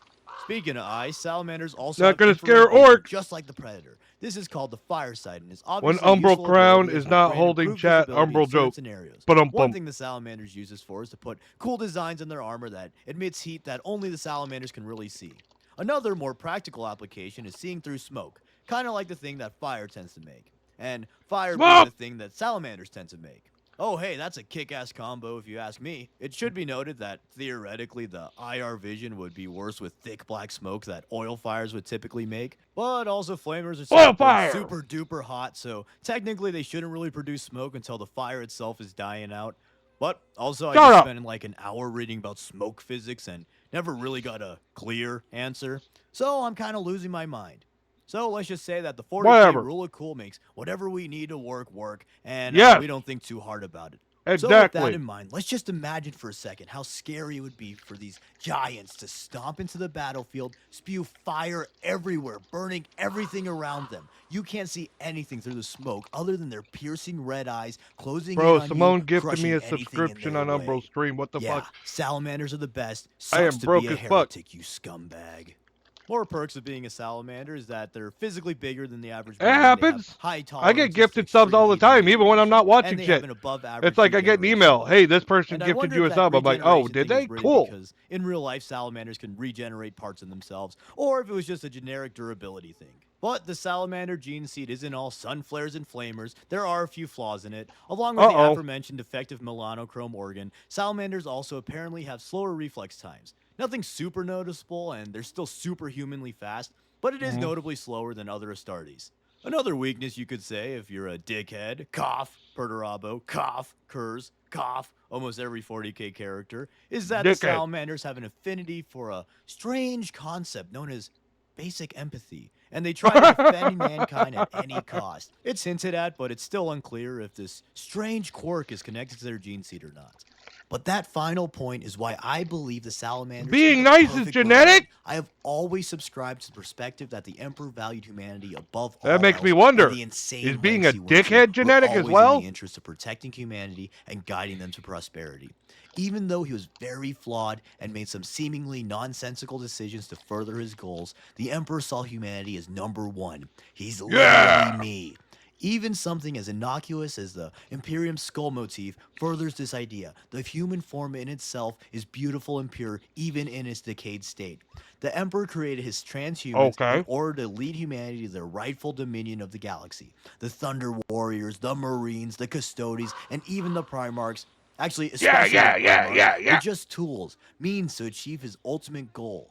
So, with that in mind, the Salamanders fully embody the purpose of the Astartes. They are stalwart defenders of humanity to the ump's degree. Murderface McGee might be a more deadly soldier. Murderface doesn't McGee! care if he kills every single human in order to, quote-unquote, save a city. He's missing his true purpose. Salamanders, on the other hand, they will do anything necessary to save humanity almost to a fault. In addition, they don't look down on humanity, nor do they condemn them. Much like how Vulcan respects his sons and views himself as a protector and teacher rather than a superior, the Salamanders respect base humankind. And I better not see the stupid argument that this means the Salamanders aren't grim dark and the setting is dead. The Salamanders are literally dark because of their gene seed flaw. Pay attention! But joking aside, the Salamanders might care about humanity, but they're still ultra-violent and murderous to anything that may threaten humanity. Having characters do heroic things doesn't mean that they're morally pure, nor does it mean that the setting as a whole isn't grim-dark. There needs to be light to accentuate the darkness. Who the fuck actually has a problem with this? Perform noble actions while constantly taking heavy losses to hopelessly protect a doomed empire. Would I get banned for spamming 100 moving emojis? Asshole murder Yes, most likely. Killing jerk-face asshammer and then stomping a baby. If every single character is an angry jerk, then that isn't a grim setting. It just means that the norm for the setting is that everybody's a jerk. But yeah, that's the Salamanders. I love these dudes, and they hit all of my check marks for the best Space Marine chapter. I love characters in fictions that constantly get their ass kicked, but they stay determined, and they stick to their values no matter what. Also, dragons are badass. What can I say? Dragon! So, I hope you enjoyed this episode. I look forward to doing some more videos on different chapters, so stay tuned for that. And comment below some cool Salamander moments or just what your favorite chapter is. Thank you for watching, and thank you to all the epic patrons. Alright. I want to learn more about the Horus Heresy. Tell me more! Tell me more!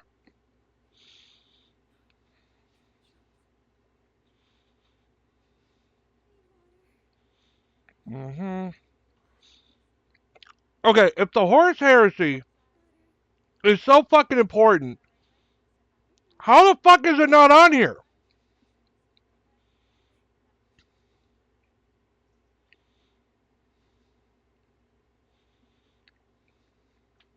What the fuck?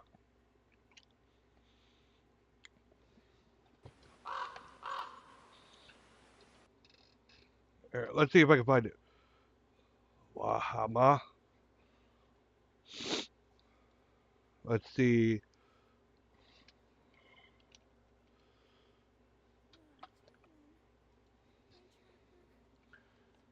This almost exceeded the 500 limit.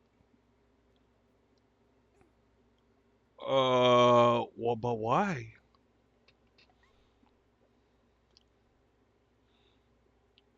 Okay, where's the Horus Heresy?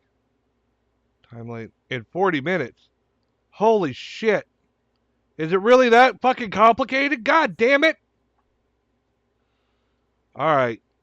Be entertaining, motherfucker. The Horus Heresy is probably the biggest conflict in Warhammer 40,000's grim dark history. A decade-long civil war that ripped the galaxy asunder and shaped like the nobody Imperium calls for the it next 40,000. It's 40K. years. So, in this video, I'm going to go through the big picture. What happened and when? What battles were fought? And how Horus managed to burn a path all the way to Terra. Yeah! Okay. Please do something good. Be entertaining. Don't make me bored and regret this. So the Horus Heresy is huge. It's the formative foundation myth of Warhammer 40,000's lore. The Great Crusade of the Emperor fought in the 30th millennium to unite humanity under his rule, and led by his 18 Primarchs, collapses in the fires of betrayal as his favourite son, Horus Lupercal, falls to chaos and leads half the armies of the Imperium against him in a war fought across every sector of the galaxy. The results tear the nascent Imperium apart, shatter the dreams of the Emperor, and lead to 10,000 years of stagnation, repression, and decline. It's so huge that I've already done a load of videos on it, from retrospectives on how the story has evolved over the last 30 years, to lore videos on all the factions in it. But until relatively recently, it hasn't been that possible to tell the story of the whole thing in detail, because it didn't exist. But years of Black Library novels and Forge World gamebooks have allowed us to construct a pretty detailed picture, at least, of what happened in what year. And so in this, I'm going to try and tell the story from the start to the end. How Horus's initial decisions laid the plans for rebellion early on, and how a surprisingly dogged loyalist defense made it harder and harder for the traitors to hold it all together. I will look at it later. I'm in the middle of a stream. Of the Horus Heresy is still a work I got in all your progress. other shit, so I don't think it'll be a So problem. events are still being added, and it's such a big conflict that you can add your own. That's what a lot of the narrative gaming events that happen are for. And of course, being so big and so embedded into the lore, there's a few different places you could start. Like most real-world wars, you can pick a number of dates as the start of the Horus Heresy, but I'm going to start this account at the turn of the 32nd millennium, in year 0 M31, as Horus Lupercal, Primarch of the Lunar Wolves, is named War Master.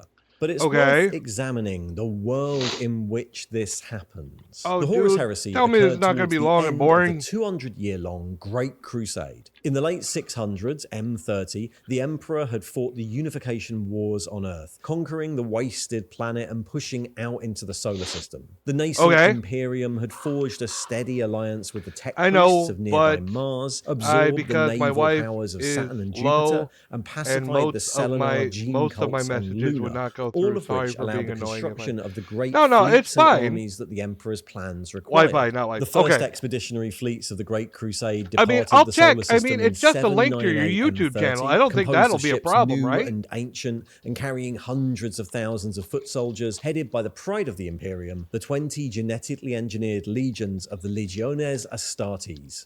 Over the next 200 years, over 3,000 expeditionary fleets would conquer the galaxy, negotiating or forcing compliance on the scattered human colonies and empires they encountered, and fighting wars of extermination against alien species, with the Emperor at their head. Over time, the fleets discovered the 20 Primarchs, the Emperor's intended generals, and the genetic templates of the legions, who had been scattered during their creation, and they each took control of their legion, though 2 were lost in the alien wars to come. In order of discovery, these were Horus Lupercal of the 16th Legion Lunar Wolves on Chthoniya, Leman Russ of the 6th Legion Space Wolves on Fenris. It's not a link, it is my channel name. Hands on Medusa. Just copy and paste it if you need to. Of the 3rd Legion Emperor's Children on Chemos. Vulcan of the 18th Legion Salamanders on Nocturne.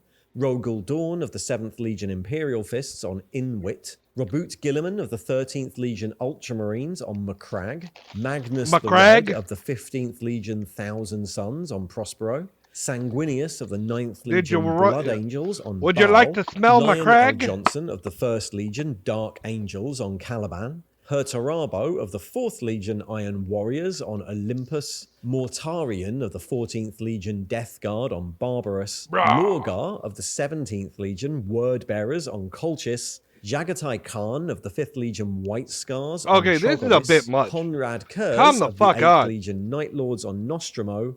Angron of the... Come on, dude. Come on. Can't we just get a simple fucking get to the goddamn point of this fucking story? 40K is deep. I believe it, but can you make it entertaining? If you really want to sell somebody on this shit, you gotta friggin' bring the fire. You gotta make it entertaining, or you're gonna lose people. You know what I'm saying? It's especially a long fucking story like that. Ooh. And there goes my ADHD as I'm quickly distracted by something According to shinier. recent polling data that I just made up, there isn't a single 40k fan in existence that doesn't love the Orks. If they say Yay! they don't, they're either lying or they hate fun. And if that's you, who hurt you? Now, part of the charm of 40k as a franchise is how bleak, dark, Warhammer and is fun. serious it often takes itself. But right when it's all starting to feel a little too depressing, Orks is the Orks best! come in like a giant green wrecking ball, ready to inject some much-needed humor into the grimdark future. And what's not to love about these guys? They're a bunch of cockney football hooligans. They don't care Yes! about taking territory, they're not trying to build some grand empire, they don't even have an agenda to push. The only thing the Orks care about is fighting. And in their pursuit of getting into ever more crazy scraps, they've spread to every corner Oh of my the god, I galaxy forgot his in order fucking to get name. all The Orks remind me of, what's his name? I keep thinking Tony. It's not fucking Tony. God damn it. This is gonna piss me off. Hold on, now I gotta look it up. Damn it.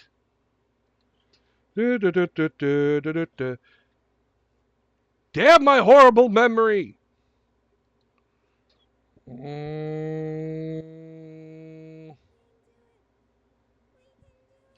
Motherfuck.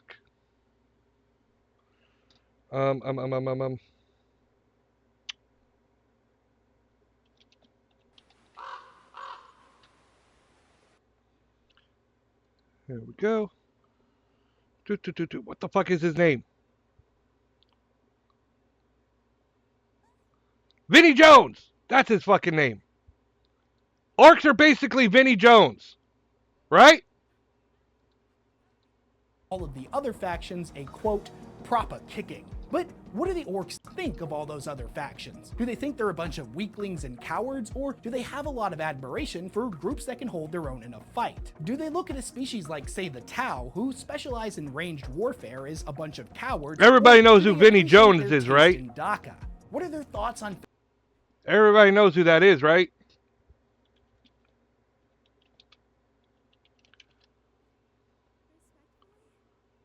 Fucking Vinnie Jones. He's fucking, the Orks are basically Vinnie Jones. Yeet!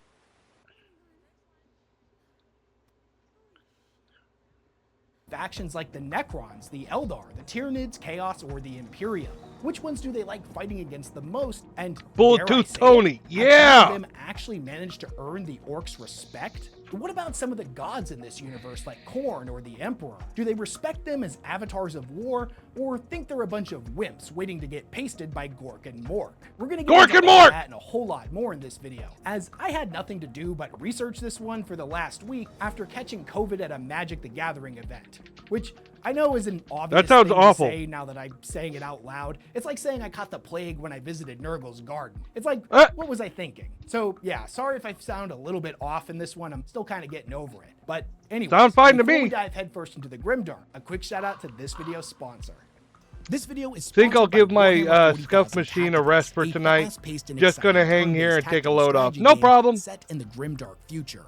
The big news this month is that Tacticus is I don't celebrating know. their 2-year I just went over anniversary. Not only do they Salamanders. have I'm a ton of surprised you weren't there to exclusive chime in content during the lined up, Salamanders including part. unique daily missions, offers, and rewards, but they're also introducing a brand new playable faction.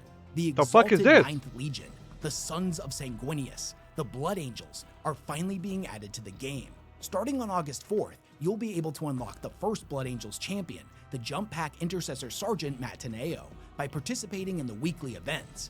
And then, starting on August 21st, there's going to But be this looks like a 7-day shitty mobile Legendary game. champion release event for the Lord of Death himself, Mephiston, Chief Librarian of the Blood Angels, and one of the most powerful Space Marines to have ever lived. My favorite thing about Tacticus is just how much there is to do. Tacticus? There's a ton of different game modes, including guild raids, multiple faction-specific campaigns, PvP arena battles, constant special events, and over 70 legendary Warhammer 40,000 champions to collect and battle with, from 16 I global hate factions, mobile with games! new ones being added all of the time. With the 2-year anniversary event about to kick off, there's never been a better time to either come back to Tacticus or start playing for the first time. Click on my link in the description of this Stop video tempting to me! download and play the I game hate for mobile free today. games! A huge But thank I'm you so to Warhammer curious. 40,000 Tacticus for being such a longtime sponsor of this channel. I probably don't need to tell you this, but Warhammer 40k can get pretty dark. The Milky Way galaxy of the 41st millennium is one where hatred and loathing have been allowed to fester and spread unchecked. He's got through the skull minds and balls! hearts of nearly every spacefaring species. When we try to measure how they all feel about each other, it's ultimately an exercise in splitting hairs over who they each hate the most. It just But hit right me. at the moment, He we're had about a to little give up head. hope that anybody could be having a good time in the grim dark future. We're introduced to everyone's favorite boys, the Orks. The a bunch of boys! fighting-obsessed Cockney hooligans who rampage across Fuck the galaxy looking for a That's good how we scrap to fucking get do stuck it, in. right? If you know anything about 40k, I don't need to tell you just how amazing and hilarious they are. Even Yes. if the people in universe absolutely hate them. They're like Good. a hurricane of violence that Everyone carves a should hate bloody them. path across the stars. And Sorry, was kills grabbing a anyone that gets beverage. in their I'm just way. absorbing But the lore. from our No problem. perspective, they seem to have a pretty good sense of humor about the whole thing. And their passion for fighting is pretty damn infectious. The funny thing about orcs is that all of the fighting they do isn't motivated by hatred for their enemies like most other species. Right. In fact, hate is kind of a foreign emotion to the orcs. They have no concept of what it's like to hate something. Now sure, there's things they don't like much or maybe find annoying, but they have a simple and elegant solution for that. They just fight those things, which is what Yep. they love to do, and thus what they assume everybody else in the You universe annoying. loves I as make you well. shut up now. And speaking of fighting, it's pretty much the only thing that the orcs care about. You gotta remember that they were created 60 million years ago by the old ones as living weapons to fight against the Necrons. Every single aspect of them, all the way down to their genetics, was designed for combat. Fighting isn't just something they enjoy, Okay. it's everything to them. I feel like I've missed a huge part of the lore, and I need to know where to look to get this information, because there's just so fucking much. Alright? So, the original orcs, or were they called, like, mocks or something, or corks, or korgs? I don't remember what they were called. But the originals were created to fight against the Necrons. So the Necrons were so fucking powerful, we needed these things to fucking fight them. Okay, so the Necrons still exist. How the fuck did they get so fucking whipped? I'm just curious. What the fuck happened? Look for an intro to Orks. Well, no, it's not that. I'm more interested in the Necrons specifically. I'm saying that the original Orks were so badass, and they were created specifically to fight the Necrons. Okay, well, the Orks digressed. Now the Orks are the Orks that we see now today, which are not nearly as badass as the originals. Well, the Necrons, what, are they still just as powerful, or did they get fucking whipped? If they're still just as powerful, what the fuck? That's the part of the lore I'm missing, like that puzzle piece. The Necrons are still around. Did they get whipped? Did something happen? What part of the lore, like, fucking, de-leveled them, unpowered them? Because I feel like I could also groove with the Necrons. Just the name Necron. It is a biological need in much the same way that food or drink is for us. Because of this, the lens that the They had orcs no view more their wars to galactic fight. The neighbors Necrons through got is whipped. almost always The framed Orks by how and big the of a scrap they Eldar can give hunted their them boys. down. Now what the the Orcs Necrons are actually scattered think at about all best. of the other species Okay, they so the routinely Necrons that are love left, is admittedly the one of those Necrons that topics still that exist isn't are just nearly what's as left fleshed out over. as it could be. That makes a little bit Insight more into orc sense. philosophy used to be pretty rare until we started getting all of the Mike Brooks orc novels that were written from their perspective. So Brutal Cunning, War Boss, and Big Daka, as well as a bunch of short stories Big and Daka! codexes, are going to serve as the primary sources for all of the information in this video.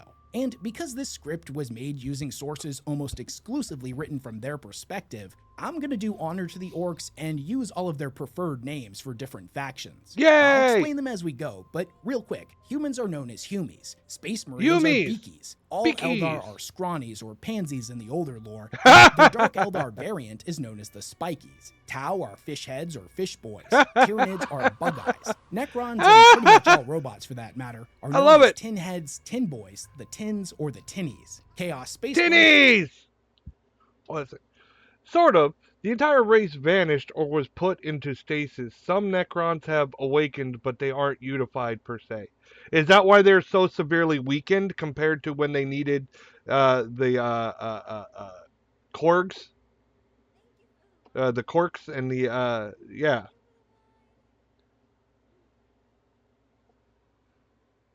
That's what I'm wondering. How did they get so bitch slapped? Did they just lose the war? They're scattered, so they're weakened. What's left? Yeah, they are comparatively few in number. Okay. All right. I mean, that makes a little bit more sense. Are the Chaos Lads with the spikes, and my personal favorite, demons are known as, quote, Chaos Griblies. We're going Chaos to get things off with Griblies! your thoughts on Humies, as by far there's A whole more lot happened. information That's about probably their a feelings video on you them can than find. any Okay. other faction. And by examining how they view I'm gonna our have to look it species, up. we get a good framework. Sorry for of not working chatting. I was values grabbing a that beer, we can still alive. use No to problem, understand their Rengoku. You don't have to relationship force with yourself Chaos to and chat. other Xenos. Maybe check out Necrons. Well, you know what? That is a good idea. That would probably explain it. All I need to ask is why don't I look up the fucking Necron? You may be surprised to hear this, but the Orks are not particularly renowned for being especially deep thinkers. A fun fact, one of the things that starts to happen to them as they grow bigger from surviving a ton of battles is that their brains start growing as well, and also Yay! start thinking a whole bunch more, which is something that the Orks find particularly annoying. Since the vast majority of them will get killed before they ever reach what we would consider smart, it shouldn't come as a surprise that they don't really take the time to observe all of the different nuances between Humi factions. The Sisters of Battle, the Astra Militarum, the Imperial Navy, it doesn't matter. They're all just Humies to the Orks. This extends to even factions that we as the audience would consider so radically different that they're almost a different species entirely, like the cyborg tech priests of the Adeptus Mechanicus, or even the friggin' Gene Stealer cults. The former is just the Humi equivalent of mech boys to the Orks, and the latter is a bunch of funny looking Humies with too many arms. There is, of course, one major exception to this rule, and that's the Space Marines, or the Beakies as the Orks call them, due to the fact that the Mark VI Corvus pattern power armor looks kinda like a bird. The other most common variant of Space Marine armor has a faceplate that the Orks think looks like an orc when he's straining too hard at the drops, which is their word for a latrine. The Now, drops! Obviously They doesn't go make for a good poopus! nickname, so no matter what armor they're in, all Space Marines are Beakies. But Because we'll you're get into their streaming, thoughts the on human Space brain Marines finds later it in this difficult to video. multitask, In multiple scenes and throughout that the Ork lowers the novels by Mike quality Brooks and of many the produced codexes ideas. and campaign supplements from the last few decades, we get some direct quotes from the Orks that give us a lot more insight into their views here. From their I perspective, mean, maybe that's why Humies are I keep forgetting shit. weird. They're fun to fight for reasons that we'll get into shortly, but culturally, they just do a lot of things that don't make any sense. Like, for example, one of the Orcs' favorite pastimes other than fighting is looting. And when they end up stealing a human vehicle, their excitement of getting their hands on some new wheels is almost always soured by what they find inside. You see, Humies have this really annoying habit of putting all It's of normal, the everyone does buttons it. and lights Even on geniuses. the inside of their vehicles. Yeah, which, as just like every me. good orc knows, the flashy gubbins are meant to go on the outside to show off to all the other boys. At least human vehicles normally have a good old-fashioned set of wheels or tracks that they ride around I on, love that. which is something that the orcs All the respect. flashy lighty But stuff go on the outside so unfortunately, the this boys isn't can always see how the case. badass it When is. they fight against the AdMech, for example, or the Red Robes as they call them, their tanks float around like the vehicles of the Scrawnies, the Fishheads, the Tin Boys, and the Spikies. Now, some orcs believe this is why the Red Robes are so soft. If your ride isn't constantly being bombarded with bumps and shocks strong enough to compress your spine, you'll never be proper hard. Another thing that perplexes them about Humies and their trucks is that they all tend to drive on these big lines in the dirt called roads or bridges What? or some other stupid Humie word. They Why don't do you have to understand stay why on they don't just roads? drive You wherever know- they want like the Orcs do. Just And drive where likewise, you fucking they have want. This hilariously weird habit of putting wheels on the doors inside of their ships and Lady gardens, just left which, now. as every Just orc now? knows, She you just can't fucking drive a left door, now? She but was there that Humies fucking just long? ain't logical. Holy Humies also shit have balls. this weird invention called an alarm system that's only purpose seems to be to get all of the Humies all riled up and scared before a fight. Why do they you would wanna get all invent riled something up and like scared? This is gonna be completely fun. Beyond them. Every self-respecting orc knows that before you get stuck in, you and the lads have to amp yourself up with some hooting, hollering, and nice loud wah at the top of your lungs. Not Wah! purposely induce feelings of fear and dread in you and all of your mates. Why they would make something like this, let alone put it on all of their buildings that contain all of their best loot, is something that continues to vex the orcs to this day. Humies also love wasting time building things that don't seem to have any practical application, like libraries, schools, hospitals, or even cathedrals to some bloke named the God Emperor. The beings of logic like the Orks would never build anything that wasn't specifically Beings going to of be used logic, in a fight. yes. Weapons, armor, and even some of the weird mech boy inventions all had a purpose. Really? But with Humies, Really, 90% of what they made was Wispy, you're practically killing me, worthless. baby. At least when it came to their buildings, the Humies knew to make them real big. That was something that the Orks respected. It made it more fun to knock them over. Now, although Humie cathedrals are a bit much for the Orks, all of the statues depicting the Emperor is something that they can at least wrap their minds around. Although they've never seen him, considering that he's normally depicted as being 100 feet tall with a giant flaming sword, he's clearly either the boss of all the Humies or their god. Either way, it would make sense to them that he told all of the smaller Humies to build all these things, and they have to listen to him because, again, he's the boss. He's the biggest. Now, don't get it twisted. You listen god to the of boss. Humies in no way, shape, or form could stand up to true and proper poor gods little like baby Gork and girl. Rourke. But so far as they can tell, if they ever manage to make She it all the way literally to Terra had and to break get into the on my Golden ladder Throne, and pull they're gonna get to every fight a candle down 100-foot-tall human. for her to So smell, that's something that and all then the had Orks to are looking look at forward it, to.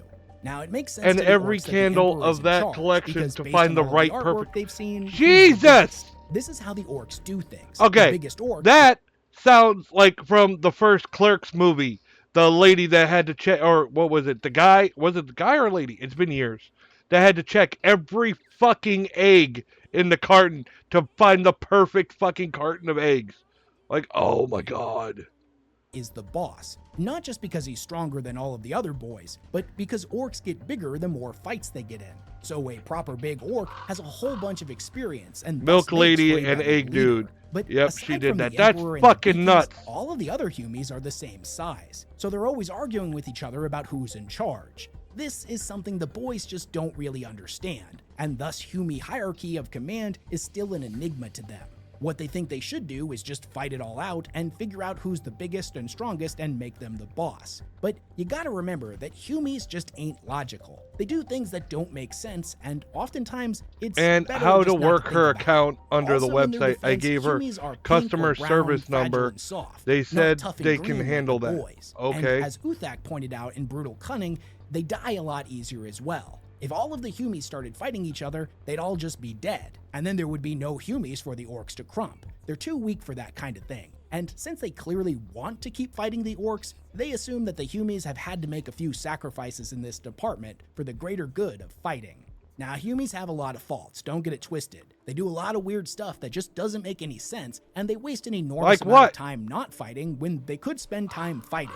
But even after all that, You owe me the big Orks time for this, absolutely 'cause love now them, I still even gotta if go they get would never everything admit it out loud or and then even do laundry understand when their I get affinity home. for them. Okay. And that's for two major reasons. Sounds like One, me. even though they're not as good at fighting as the Orks, It takes there's me a almost lot of an hour to Humies. go Now, shopping we 'cause as the I need to audience get the know right that ingredients. The Orks outnumber the Humies some But are you 1,000 to that 1, excessive? since they reproduce so I mean, quickly. finding a perfect But thing the I get, Orks but don't know this. From that their perspective, excessive? It looks like Humies are everywhere. But getting that They can be OT. found in every Well, corner I of want the you to get your galaxy. butt home. And no matter how much time they spend fighting them, there's always more Humies. Every time you kill one, 10 more show Oh, up I to need take more their cigarettes. place. And honestly, you couldn't ask for a better trait to have in an enemy.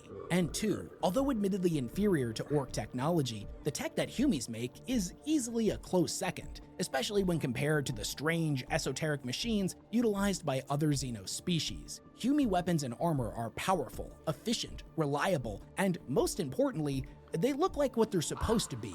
A gun looks like a gun. A sword looks like a sword. I don't want to be in A pain tank looks anymore, like a dear. tank. I just Now, had to do compare a whole that to all shipment of the stuff used that by we the put away Spikies and the today. I Scrawnies. believe you, dear. Their weapons are dainty little things that no self-respecting Ork would ever be caught dead wielding. Why Now, not? the only real issue that Orks have with Humie gear is that, quite frankly, it's boring.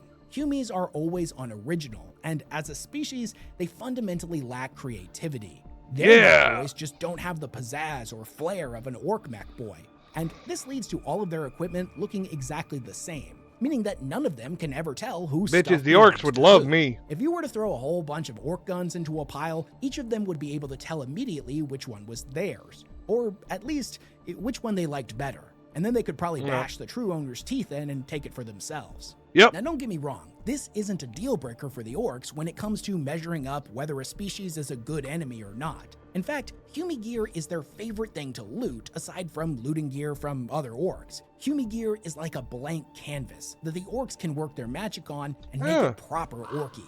This normally takes the form of just My gluing and welding a grocery whole bunch of stop extra is metal and scrap to small them to make them because extra we're in a killy. small For complex. example, beaky power claws work Nowhere pretty near a good. town, so They're I have just to go unoriginal. They to look get like a stuff. big Humi hand. Me and my don't roommate have, would you know, actually big metal eat, claws but on them he like is a proper allergic power to claw. gluten But that's and nothing nut. that can't be fixed I have no with a bit of allergies, so I orky get stuff ingenuity. for me and him. Okay. Okay, let's get into what everybody actually cares about. What? do the orcs think of fighting against the Humies? How do they Okay. measure up when compared to every other species? Do the orcs How long love is this it fucking or video? find them annoying? Oh. Are they the orcs' preferred enemy, or does that Stop esteemed it, you. title go to a different faction? Honestly, fighting Humies is kind of a mixed bag for the orcs. They have some qualities that make them a great proper enemy, while other Yes. things not so much. Proper One fighty on one, boys. A Humie doesn't even come close to an orc. They're short, squishy, soft, and most of them are cowards, with of course the exception of Old Baelai and the Beakies. They're proper hard. Humies are also just not really built for fighting. The orc's head is centered down low between their shoulders in the middle of their chest where they can keep it That's safe. so neat. But the Humies have their head on top of their shoulders, just waiting for it to get knocked off. That's why Humie dreadnoughts, knights, and titans look more like an orc than a Humie. If they were built like a Humie with their head on top of their shoulders, they would probably just wander around the battlefield all stupid-like until they got knocked over and killed. As I mentioned earlier in the video, Humie tech is not as good as orc tech, but the orcs will be the first to tell you that it's pretty damn efficient. It's good at killing, and at least most of their guns actually sound like proper Daka.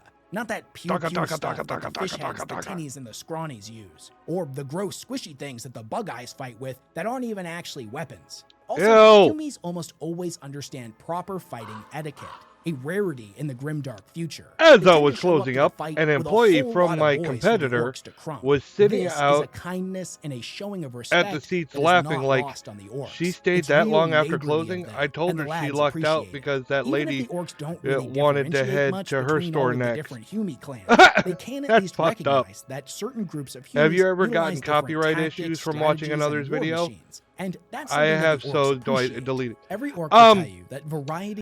I watched a Sam and Colby video, reacted to it, and the VoD got a copyright hit on YouTube.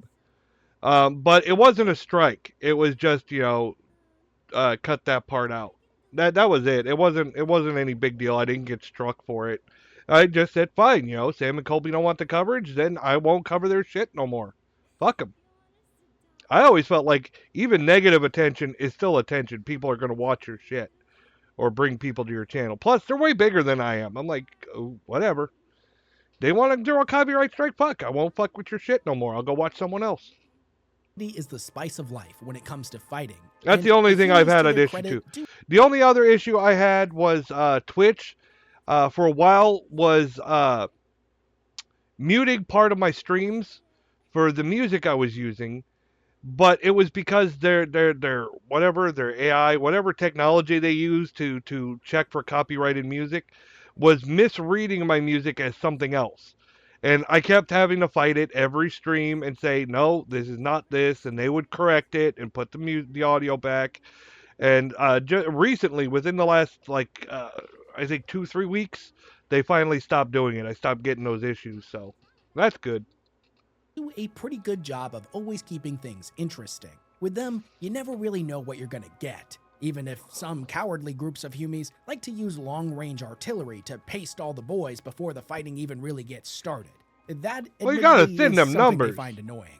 But Really? even still, they recognize that this is only one Humie tactic, and having a whole lot of different ways to conduct a fight is an important trait when measuring if someone's a good enemy or not. Why? The Tin What Boys. about the Necrons, or the Tin Boys as the Orcs Tinnies. call them? Are they as good of an enemy as the Humies? Well, they're certainly a lot tougher than Humies. Most of them can take a hit without even flinching. And the best part about the Tinnies is that when you're done killing all of them, they'll use their reanimation protocols, stitch themselves back together, and stand back up. Then the Oh, boys neat! can kill And them then you all can over keep again. fighting. Any orc who's ever tried to do this with Humies will tell you that it's not nearly as fun.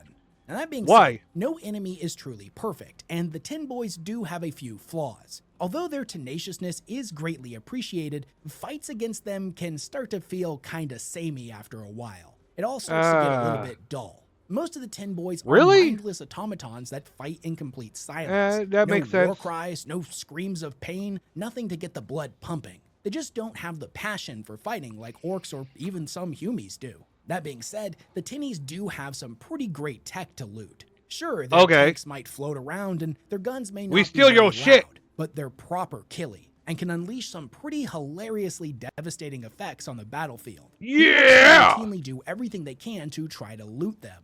Only problem is, most of the time, when they get into a fight with them, after they finish giving them a good kicking and Did the I Tins start just to run see- for it, they Wait, and wait, all of wait. their It took me a second for my brain to wrap around it. Did I just hilariously see devastating effects on the battlefield. The orcs will routinely a fucking orc Necron fucking fist bump? Are you fucking kidding me? What is this from? do everything this they fan can to art? try to loot them. Only problem is, most of the time, when they get into a fight with them, after they finish giving them a good kicking and the Tins start to run for it, they and all of their equipment starts to fade out of existence. Just completely that's disappearing cheating. and leaving no spoils for the boys, which is real sore loser behavior. This Yeah. isn't exactly widespread information, but there are some You lost orcs the that fight, know give the me your secret, shit. that the best way to start looting tinny gear is not to fight them. It's to sneak into their tombs while they're all still asleep. This is what the Death Skulls orcs of Wa Zort did a little while ago. Once they got inside, they proceeded to start looting like crazy. But their rambunctious enthusiasm unfortunately ended up triggering the tomb's reanimation protocols, and the boys soon found themselves surrounded by thousands of canoptic constructs. If far from being intimidated, the boys were absolutely delighted. They started scavenging and stealing like crazy and ended up using all of the Tin Boy gear to cobble together hordes of cyborgs and Morkanites and ever more improbable super weapons, while also hijacking some Dolem gates to ferry in wave upon wave of reinforcements. By the time the fighting was done and Overlord Thamtak the Magnificent awoke to take command of his legions, he opened his eyes to the sight of an entire mob of leering mech boys standing over his sarcophagus, evil gleams in their eyes and revving power tools in their hands. Yeah! And speaking of What's valuable up, tech you up? and those who utilize it, the We're here to Tau, or take the your Fish shit. Boys, have some of the fanciest tech worth looting, and their stuff is a bit easier to figure out than That the Tin sounds like Boy a shitty machines. morning The wake orcs up. will routinely mock the Fish Boy weapons for not looking nor sounding like proper DACA. But Aw. they argue their effectiveness. You need proper This often DACA. makes them preferred raiding targets for the orcs from the Bad Moon clan. For example, there was a massive colony seeding ship originally known as the Hope's Light in their fishy language that was captured by Megaboss Mokrog and turned into his looted flagship, now appropriately renamed the Tau Killer. The boss has now been The using Tau this to Killer? wage unending war on the Kalshan Sept for about 200 years. So yeah, they've got some pretty good stuff to loot. But when it Yay! comes to fighting against the Fish Boys, it's ultimately a pretty frustrating affair for the orcs. You see, the thing about Fish Boys is they really don't like it when you hit them in the teeth with a choppa, so they'll do everything Aw. they can to put as much distance between themselves and the orcs as possible. This means that almost always, without fail, Bitch. the boys will suffer unprecedented losses in the Bitch initial move. charge, and will almost never get the satisfaction of a good old-fashioned Wait. Some bitch stole my song and decided to say it was him singing, but I copyright KT Buffett. He used it, and after you used it, but gave you permission to use it, but he was found and sued him for 4,001. Awesome. with an enemy that actually hits you back when fighting against them. Now, you would think this would be something that would either cause them to change up their tactics or lose interest in fighting them. But it's not like that at all. They just accept that this is part of the territory with the fishies. Sure, it's a bit annoying, but the delay just makes it all the more satisfying when you do finally get your hands on the gits. Plus, Hi, the initial Emmy Boo! losses Thank you just for the mean that there'll lurk! be more fish boys to crump for all the boys that do survive the charge. They might put too much focus in their DACA and negate the joy of variety in a fight, but at least the fishies seem enthusiastic and passionate about fighting in their own weird fishy way. The scrawnies, on the other hand, well, let's get into it. They're scrawny. Scrawnies and Spikies, also known as the Eldari and the Drukari, are probably the most annoying of all enemies that the Orks routinely fight. Somehow, they manage to be even more cowardly than Humies, which in and of itself is at least impressive. For some reason that the orcs just can't wrap their heads around, the scrawnies seem to be more afraid of dying than any other species in the entire galaxy. Something about some pink god, it doesn't matter. They don't pay too much attention to any gods that aren't Gork or Mork, as Gork the or rest Mork! of them are just a bunch of wimps not worth thinking about. Exactly. Besides, every orc knows there's only two possible things that can happen when you die. Either nothing happens and then you're not bothered because there's nothing, or you go to the Great Green and meet Gork and Mork, who then subsequently reincarnate you back into the body of a new orc, so you can go back to fighting and do it all again. Death isn't something that the orcs Yay! I mean, it's something to be avoided if it can be helped, but being And afraid of it Rengoku just lurks ain't as logical. well. Also, all of the Lurkers everywhere! heads, clowns, or spikies have this real. That's okay, unreasonable I'm in a arrogance crypt. about I'm a them that skeleton. the orcs I'm find used to off-putting. lurking. It's like they approach the galaxy as though it should automatically behave the way they want it to, and then they get very miffed when it routinely doesn't. Just like how the Humies do things the orcs find back. Hey, I'm curious. Does anyone know if there's a way to know who's on your channel or who's watching? Because I watch a lot of other channels, all right? But usually I'm busy or I'm doing stuff, so I don't always chat. Like, I come in and go in. I just want people to know that I'm going to their channels and supporting them. Yeah? Okay.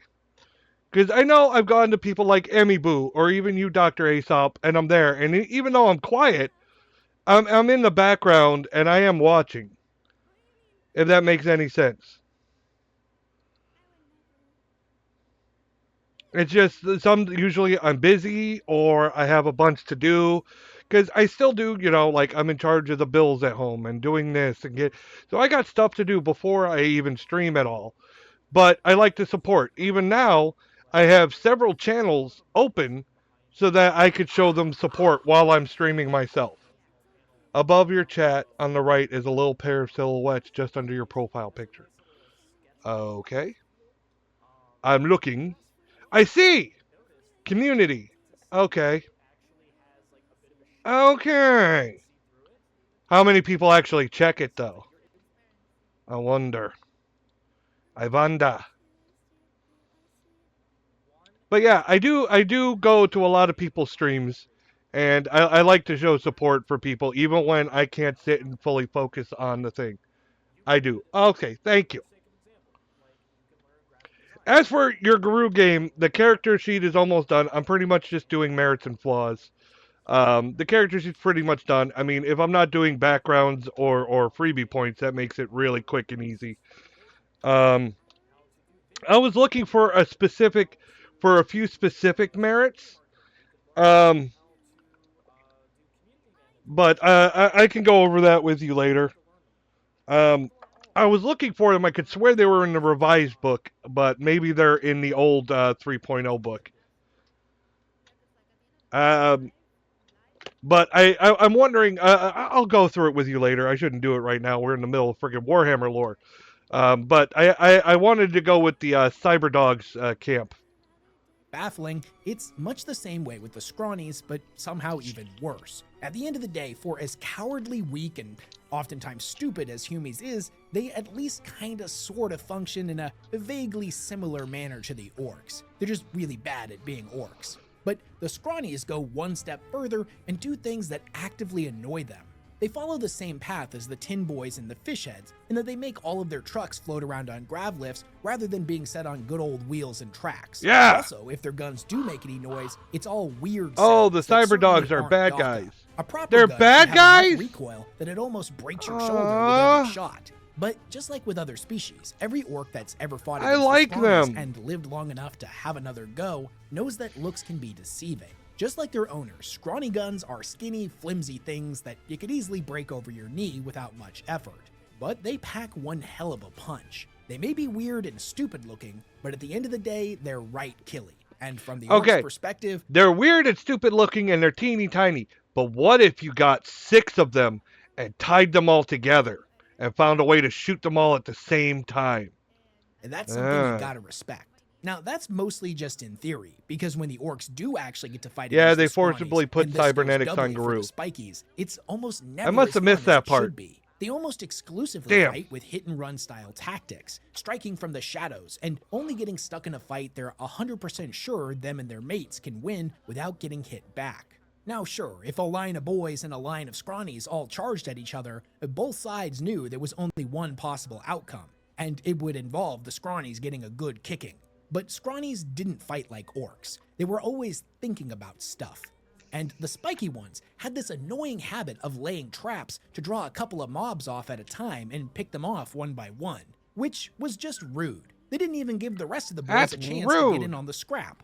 Also, with the spikies in particular, they have this weird fascination. I'm imagining with fighting orcs things going, that "That's can't rude. or How won't fight rude." back. This behavior is anathema to the orcs. It's the equivalent of shooting at rocks, which, sure enough, could There be are a fun bunch for of at least camps a in the little while, Glasswalkers. but the I know, point I of was the reading fight through. was There's the a fight. there was a When your bunch, but I blood was doing pumping brief and glances. Gork and Mork were roaring And I was in like, your ooh, that ears. looks cool. It's not fun unless the other git is looking to take your head off in return. Further, the I've Spikies never seem actually to played a take pleasure Glasswalker. in I not played just with killing plenty and of fighting, Glasswalkers, but I've actively never hurting actually their played one enemies, myself. Even after the fight I is wrote a done. character up, but Sometimes never they got would to even play try it. capture their enemies, avoiding the fight altogether, just so they could hurt them. Now, torture is something that orcs just can't wrap their heads around. Why would you waste time poking at your enemy like this when you could just move on to another one and keep Yeah, fighting? it's no no fun. self-respecting orc would ever engage in torture, not even to their Unless worst enemy. unless The it's very funny the sounds they idea make. makes them sick. No worry. Well, Okay. unless it was funny. Then they definitely would, and have many times in the past. But that's different. So the scrawnies use tactics that aren't much fun to fight against, and since they're a dying species and all, there's not very many of them. Both things that don't rank highly when it comes to traits of a good enemy. So is there anything redeeming about them at all? Well, kind of, at least to some orcs. When it comes to looting, as I mentioned before, the orcs find the aesthetics of scrawny weaponry to be pretty off-putting, but they do respect its power. Likewise, they're fascinated by scrawny armor, as even though it's no thicker than an orc's finger, it's capable of stopping a bullet or a choppa just as well as a hunk of steel as big as an orc's fist. It's way too small for the orcs to wear though, and even if they could fit into it, they know they'd be the laughingstock of their mates. So if they Yeah, do you use can it, take they their have to armor bash and it use into it the as a shape of patch for any something holes that's in your at least armor. not completely humiliating. The rest of the scrawny's gear, though, has a bunch of weird properties, like the ability to make portals or make things float that have no business floating. This loot Weird. is highly sought after by the mech boys, who will Yeah. often pay a pretty hefty price in teeth for whatever boy manages to bring some in. So it at least has value in that aspect. Yeah! The bug eyes. Now, the bug eyes, also known as the Tyranids, are probably about as far from scrawnies as you can get. Not Well, yeah, only do they're they bug seem to eyes. love fighting, but there's an endless variety of different types of them. Not to Ooh. mention the best part, there's a lot of them. They reproduce just as quickly, if Yeah. not even faster than the orcs do. So when the boys find a planet currently being overrun by bug eyes, they know they're going to have more entertainment. It's than they know party what to time, do but with. you can't loot There's the just a fucking couple of bug boys. small issues when it comes to fighting them. First is that whereas the scrawnies think way too much, the bug eyes don't really think of much of anything at all. They're like big squigs in that regard to the orcs. The only thing they're concerned with is getting their teeth into their next meal. Now sure, Yum, yum. sometimes they may look organized and like they're working together, but remember, looks can be deceiving. All the boys gotta do is pop one of the big brain-looking bug eyes, and the rest of them go absolutely nuts, which, in fairness, is always good for a laugh. The second issue that they have with them is that there's just not much they can loot from them. All of the Right? bug eye weaponry isn't much use to an orc. They're all fleshy, rotting organs and not proper daka. Now that being said, their teeth, scything talons, and chitinous armor plating can be fashioned into some pretty good gear. Yeah. With orky ingenuity. But most orcs prefer metal equipment, something the bug eyes just can't offer them. Now, of course, fighting is what truly matters. No orc would argue against this, but looting is important too. If fighting was a cake, then looting would be the frosting, and everyone knows that cakes always taste better with frosting. Yeah. Unless it's cheesecake, but I'm getting ahead of myself. I don't think there's a I single wonder if orc the out bug there eyes that have, like, doesn't different like colors when fighting you kill against them. The bug eyes, but I think some that would orcs be like fun it for way an more orc. than all the rest. Yay, Strike, for green example, squishies! A more primitive orc clan that follows what they call the old ways, enjoys the thrill of the hunt, and routinely targets bug eyes and other big beasties as their preferred enemy type. There's actually one tribe of snakebite orcs in particular, known as the Worm Killers, that have taken Worm this Killers. to an entirely different level. You see, at one point, this clan was fighting against the bug eyes in some jungle on a backwater world where they discovered a big fleshy bug eye spore. They brought it back to their fleet and cracked it open, and out came hundreds of tiny baby bug eyes that quickly ran off in every direction.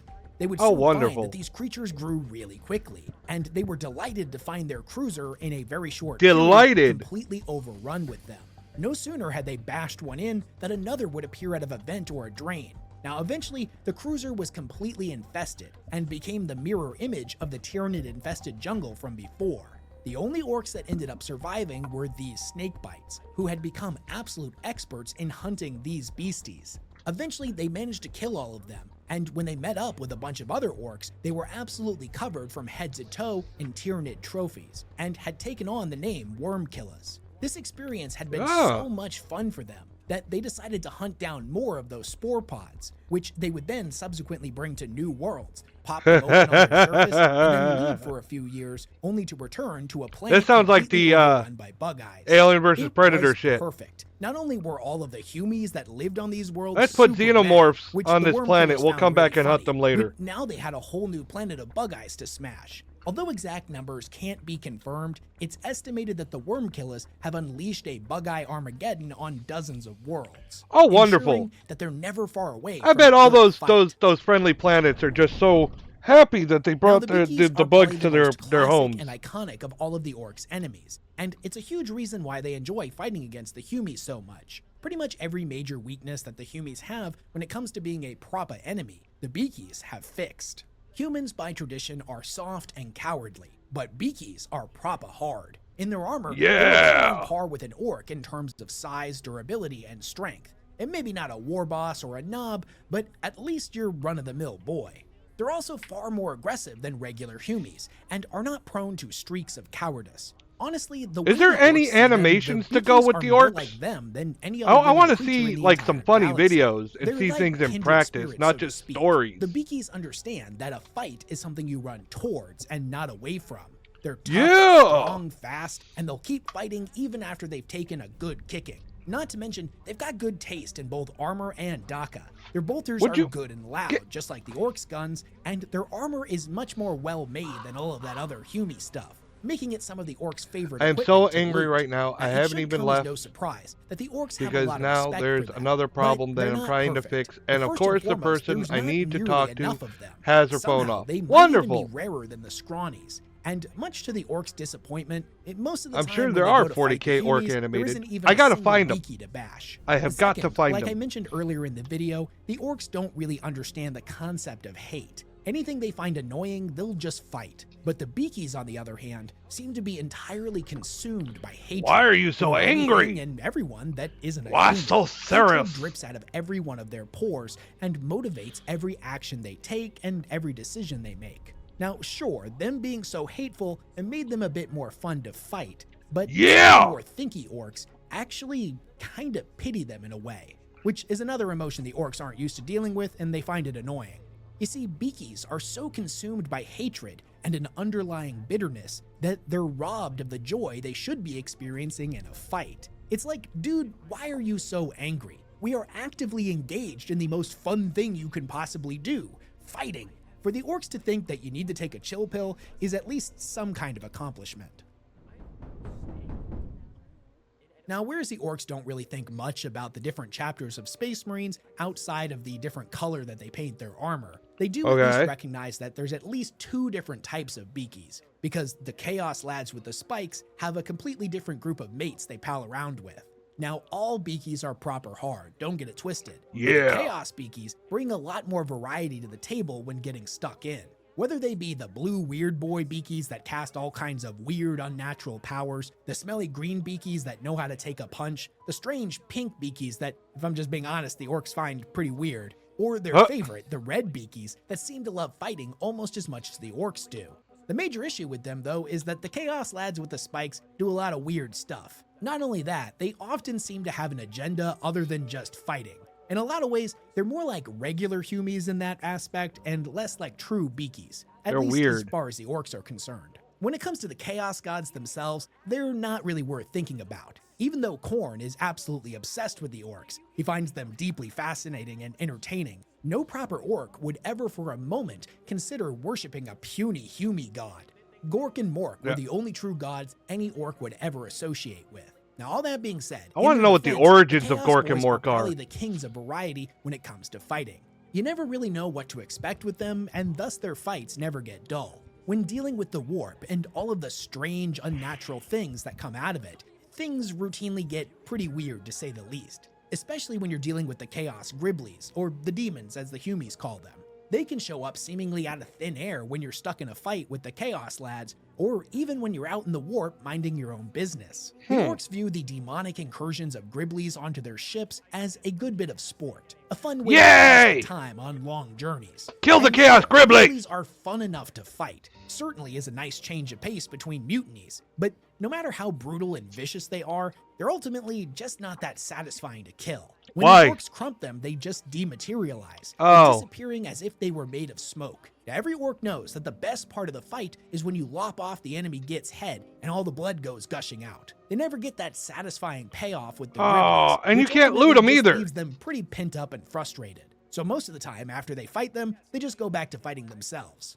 So the Chaos Lads with the spikes have their place in the hierarchy of enemies, just like the Griblies and the rest of the species within the Milky Way. Unfortunately, though, there are some enemies that we know the Orks get stuck in with pretty frequently, Really? that have yet to be written about from their perspective. What the so we fuck? can only really speculate on how they feel about them.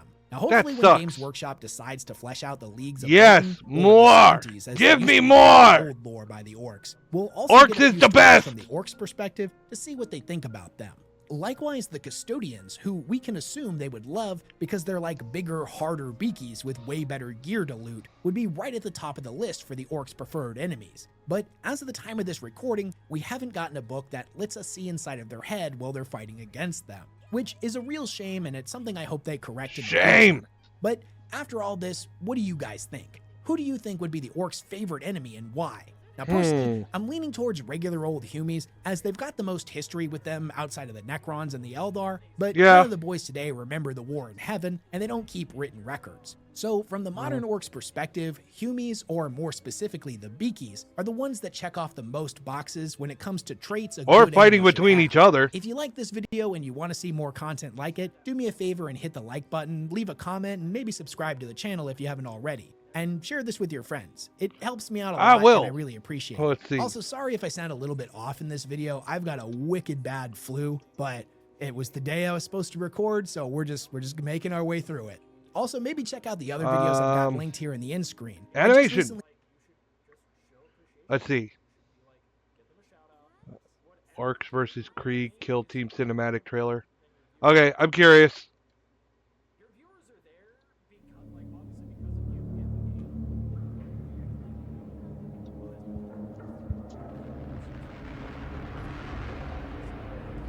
Orcs! Bring the boys!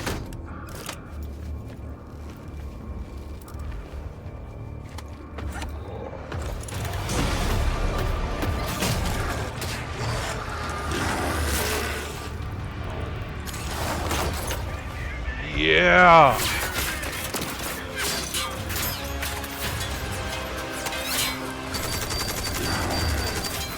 Daga, daga, daga, daga!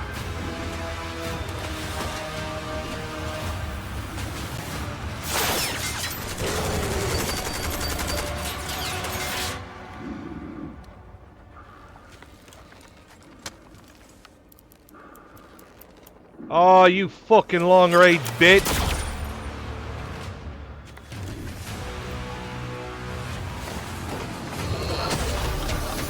Get him!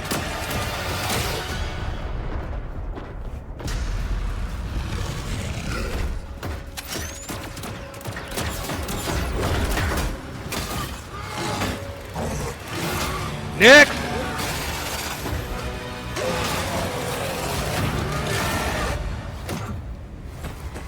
No fucking way.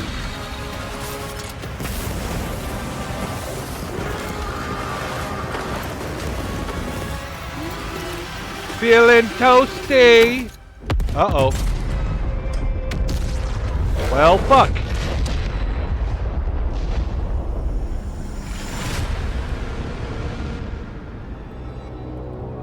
Kill team. What game is this? Oh, that was awesome. What else we got? The Commandos attack. I want to see more Orcs!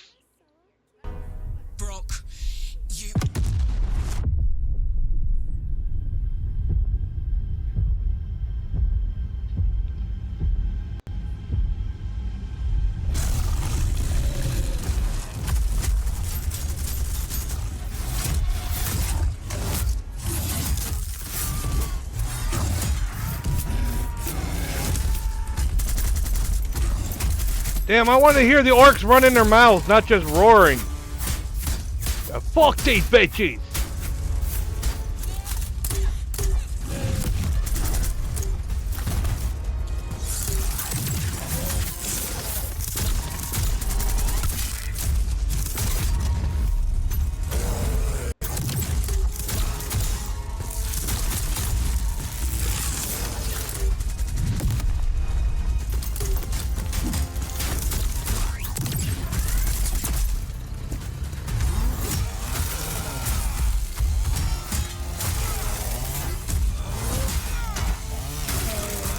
Why does it feel like in these last two animations they're making the orcs get punked way too easily?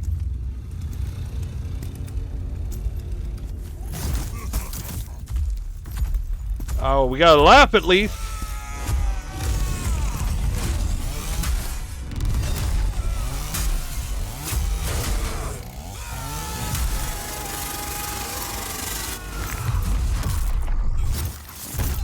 Commissars are really dope. Really? I'm guessing that's what this dude is. Ooh. You can see that that's gotten a lot of use. Aw, fuck you!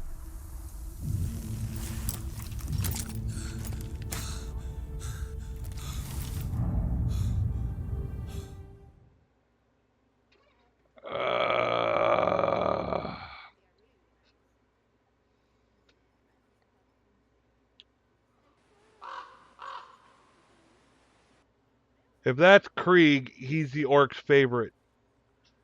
I just saw him die in like 2 of them. See, they have him in 2 of these videos. And he died in both of them.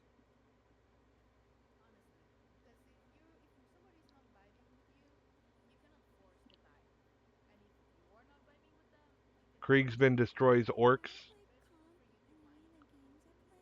Alright, alright. I'm curious. The other dude wasn't a commissar. Okay.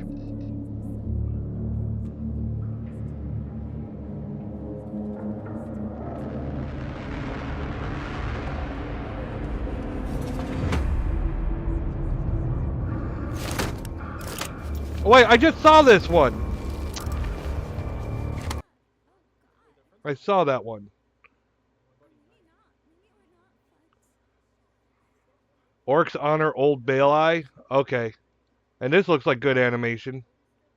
Oh no, he lived alright. I might be wrong. Stand by for confirmation. Okay. Hear me?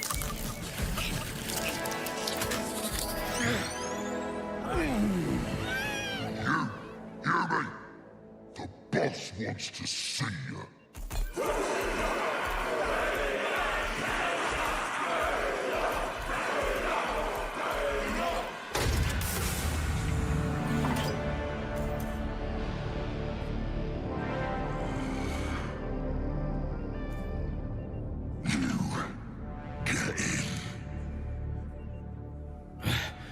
What kind of trick is this?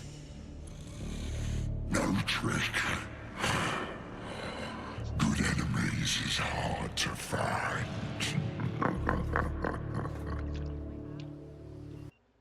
Nice. Oh. Yay, finally! My cyborg battery has been recharged. I It freaking is the hate purest this. folly to believe that an individual Old Baelai. Okay, I'm curious to hear, to see more about this guy. can save Armageddon. Wars are not won by heroes. They are won by firepower and force, and the application of strategy and tactics. Alright. The rank and file of the Imperium's armies are often overlooked when comprising the histories and glories of his Imperium. For Okay, his yeah, angels it's of old the Baelai. Adeptus Yeah. Astartes are synonymous with glorious combat and the embodiment of the Emperor's will. Yet for every Space Marine battalion or chapter's glory, the lives and contributions of millions of humanity lay the foundation Yorick. for their Okay. triumph. And for a rare few, their renown transcends even the legends of the Astartes. Few more so than the Commissar of the Armageddon Steel Legion and hero of Hades' Hive, Sebastian Yarrick. Yarrick. Born on Taos Free as Sebastian Varden, the young Sebastian would be orphaned at the age of 7. Raised by his grandfather in a small community close to the Hive city, New Caden, Sebastian would endure the training regimens of his grandfather. A retired veteran of the Astra Militarum, Kill 'em Sebastian's all! grandfather's 3-year tutelage would be spent teaching his grandson how to fight, conceal his presence, and lay traps for his enemies. I'm curious. Book-wise, which came first? Warhammer or Starship Troopers? Skills which would prove critical for his survival during an invasion of Orks on his homeworld of Taos Free. Hiding from the larger Orks, Sebastian Anybody would lay that can traps retire for from the Gretchens, guard would be a killing them badass. once Wow, ensnared Starship and Troopers. foraging for food when possible. I'm After getting a several real months of Starship the Troopers invasion, vibe from an this. Imperial relief flotilla would arrive in orbit of the planet. The Astra Militarum would be deployed and face the Orks, with one patrol encountering the 10-year-old boy bereft of a family. Adopting his deceased grandfather's name, Yarrick, Sebastian would be taken to the Imperium Schola Robert Progenium, Heinlein the Adeptus wrote it Ministorum ages Education ago. Center, Okay. specializing in the training of military leaders and elite soldiers of the Imperium.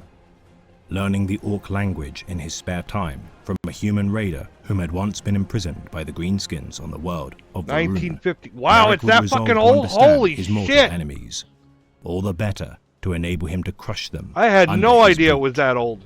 With his graduation and promotion to the rank of Commissar, Yarrick would fight and lead regiments of the Astra Militarum in dozens of war zones, serving alongside regiments of men from far-flung worlds such as Necromunda, Luther McIntyre, and finally, Armageddon.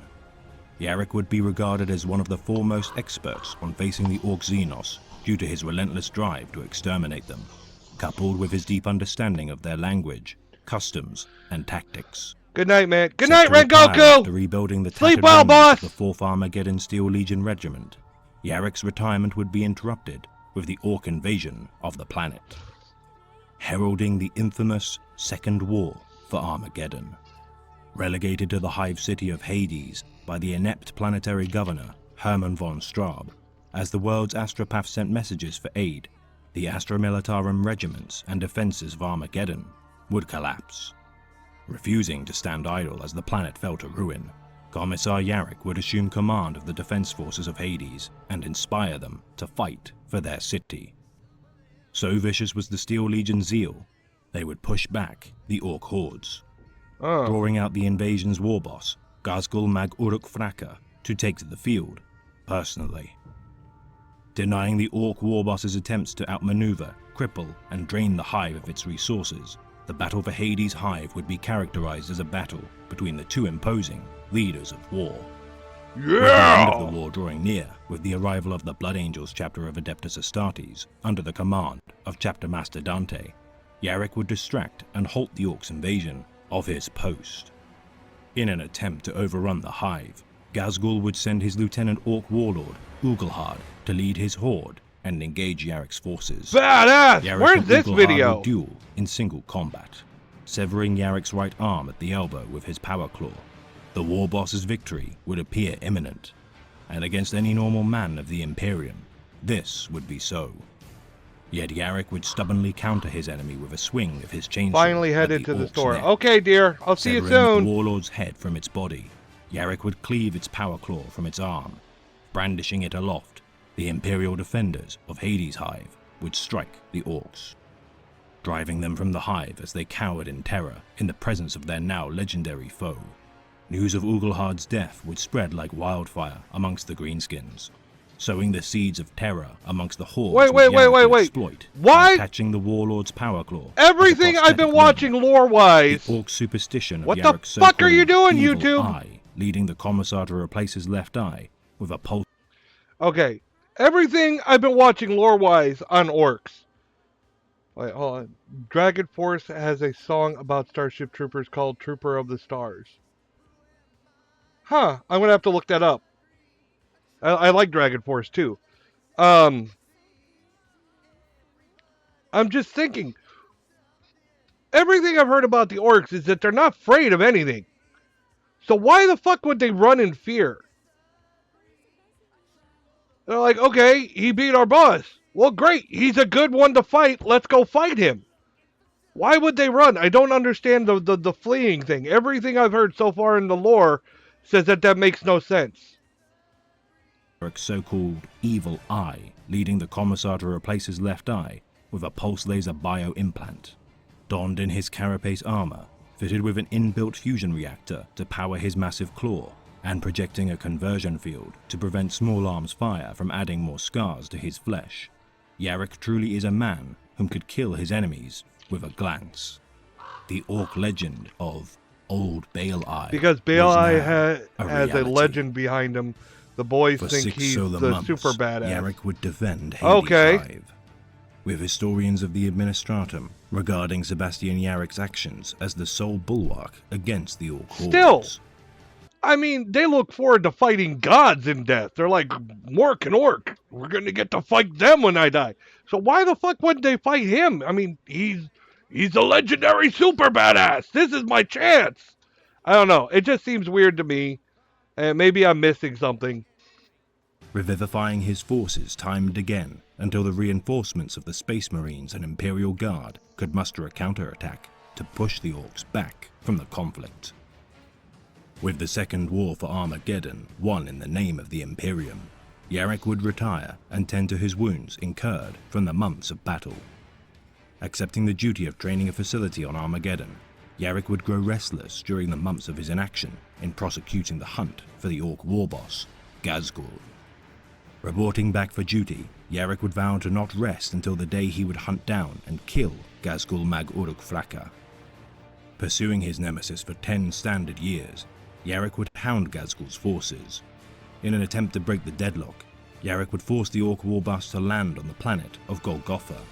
Appearing to commit his forces to open battle, it would be here that Ghazghul would make his last stand, or at least, that would appear to be what would happen, as Yarek would be ensnared by Ghazghul's trap.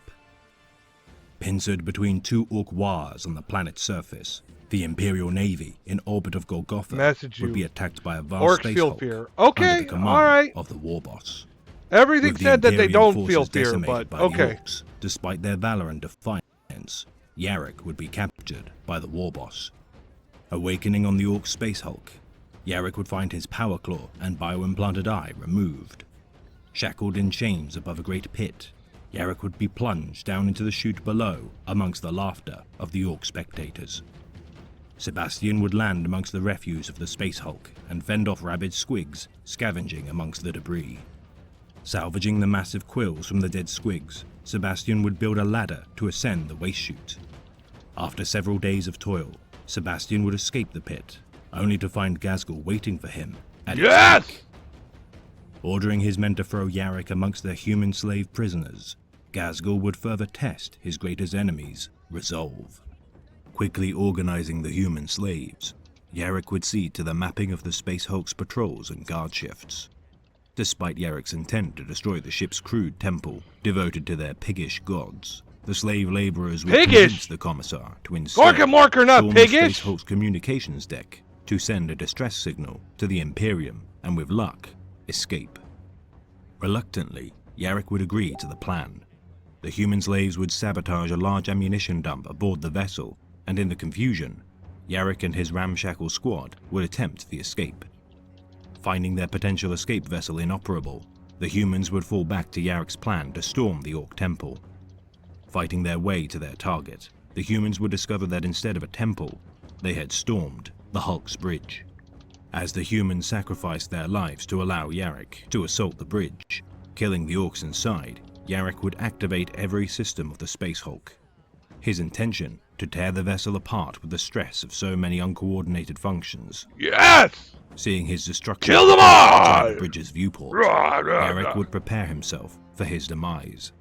His last act to destroy the Orks enough to satisfy his hunger for vengeance.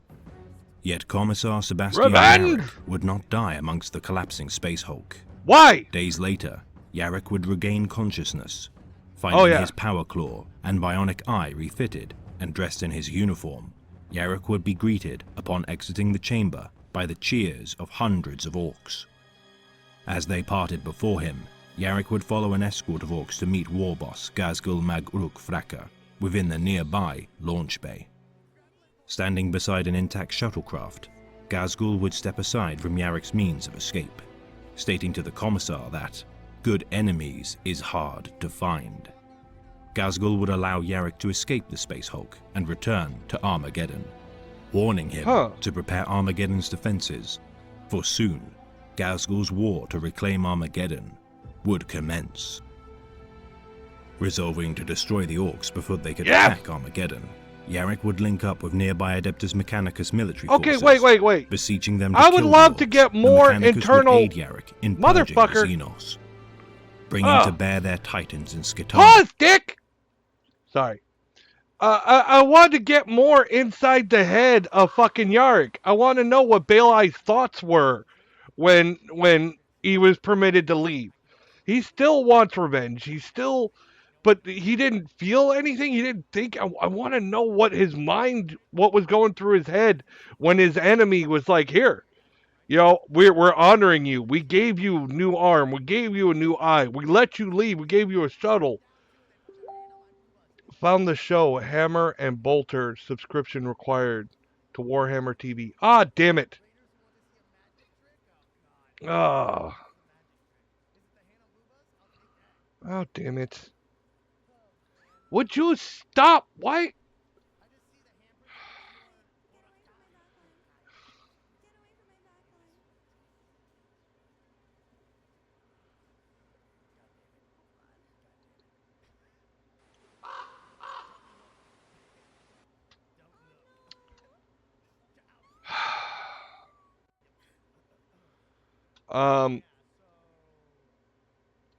I want to get more inside of his head.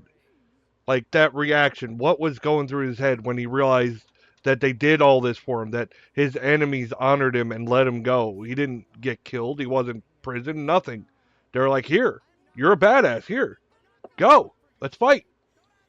The Mechanicus would also uncover the long-buried Golgotha Ordinatus platform beneath the planet's surface. Successfully routing the Orks, Gazgul would nonetheless escape once more.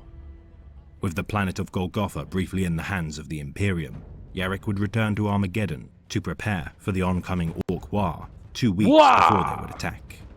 And on the 50th anniversary of the dawn of the Second War for Armageddon's inception, Gazgul would return, initiating the third and currently last war for Armageddon.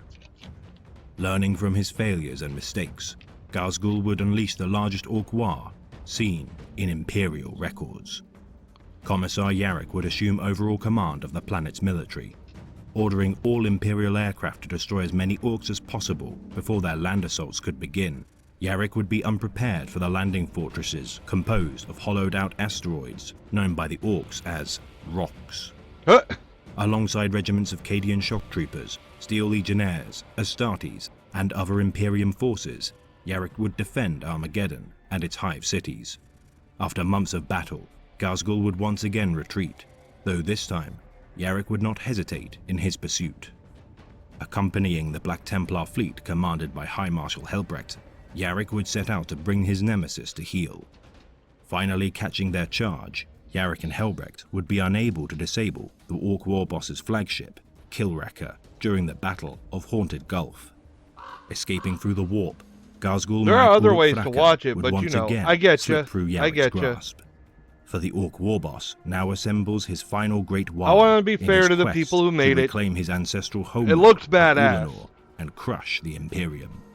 Though when the prophet of Gork and Mork returns, the hero of Hades' hive shall stand to face him. His eternal nemesis, ready with claw and bolter to end the Orcs' reign of terror, bloodshed, and savagery, once and for all. Yeah, I'll look into I the have sub followed price for you. too Thank you. far to fail now. Gazgul Fraka. I bear the gift of death. You cannot outrun me. There's no place in this universe where you can hide. I have waited a long time for vengeance. I'm tired. but not so tired I cannot kill you. Maybe then I won't see the faces of the dead. Maybe then I'll be able to sleep. Interesting. This has been a tale of the great Imperium of Man, read by the Remembrancer. Yarrick is a symbol of humanity's will, proving that even mortal men can ascend to the admiration and renown of even Anastartes. Regard yourselves in this way as subjects of the Imperium, for you too are capable than more than you can imagine, for you share the same spark of humanity's resolve. Yeah! That was good! That was good. I like that.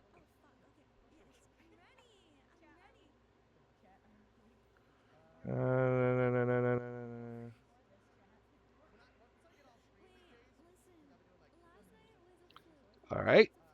Funny animations. A bunch of Imperial guardsmen, right? They're defending a spot, and the orcs just keep on coming. They just keep on coming. They don't stop, and eventually the guardsmen run out of ammunition with their las guns, and then the company commander has an idea. He points his las gun at an enemy, and he goes bang, and then an orc falls over dead, and then the guardsmen look at him and they're like, and then all the orcs just start falling over them because they believe they've still got ammo, I assume. until a group of 6 orcs run over the hill, and they just won't fall over from all the banging, and then they hear chanting in the distance, and then as they get closer they hear, I'm a tank, I'm a tank, I'm a tank, I'm a tank, I'm a tank, I'm a tank. No fucking way. I think it's bullshit. I'm a tank, I'm a tank, I'm a tank. It's a great story. No, that has to be real because that's fucking great. I think it's brilliant.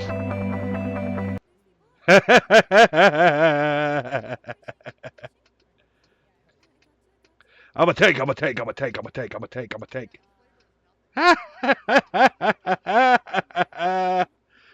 Oh, so much brilliance. Ooh. Do, do, do, do, do, do. Da, da, da, da, da, da, da.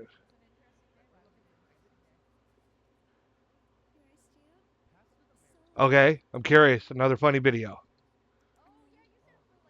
We've been at a 90% casualty rate for a month. The rest of the platoon just got executed for suspected heresy. Come on! Let me f***ing shoot my whale gun! You've been firing for 9 hours! Hold on, we'll get another round.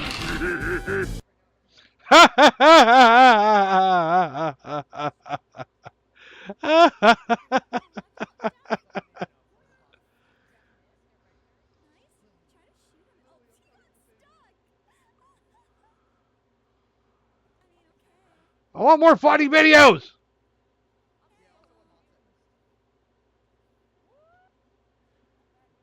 Eh.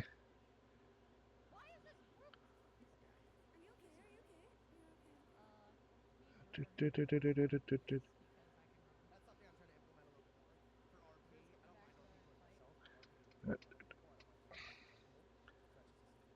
40K Orc cinematic.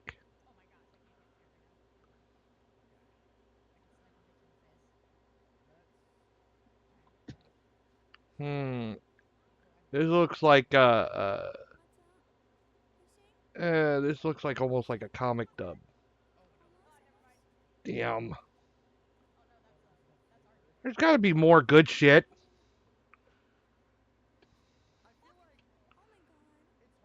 Dawn of War intro, Orks versus Kroot, sci-fi's coolest rivalry. Oh, what now? Why always when I'm...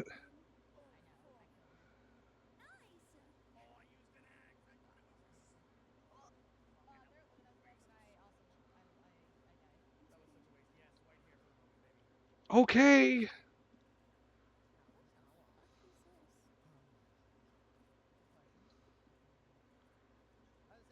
All right. back to what I was doing. Let's see. Is there really no more good? I thought there'd be way more. I thought it'd be easy to find orc stuff, but it just feels...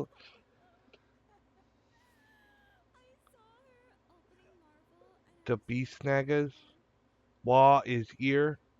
Alright. I'm curious.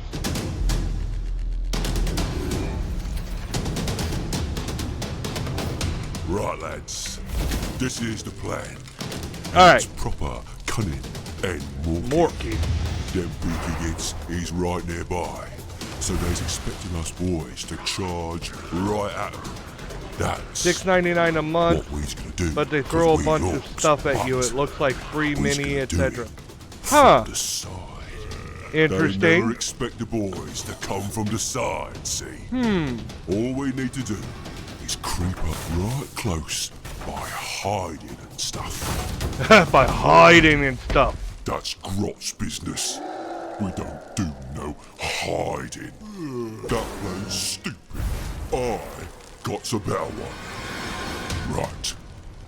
We got lots of orcs and lots of trucks. There ain't enough beakies to kill us all. So I say we go straight at them and hit and 'em it hard. That's the proper orky way. Lots of choppers, lots of dagger, lots of war. Kind of hard to make 40k You stuff. listen up. Games Workshop is litigious We as fuck. Oh god. snaggers. Wonderful. And we don't care if you sneak around like morkers or charge in like gawkers. We're only here for one thing. And that's sticking the biggest gits. The chompiest monsters. Yeah! The hardest oomy stompers. Yeah!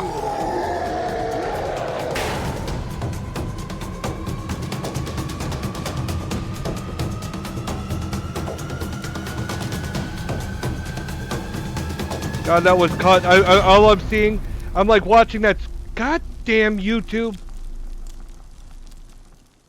Really? And now you're gonna freeze on me? Now you're gonna freeze on me? What a fuck you. Joe, no music. That looks like music. Alright. What now?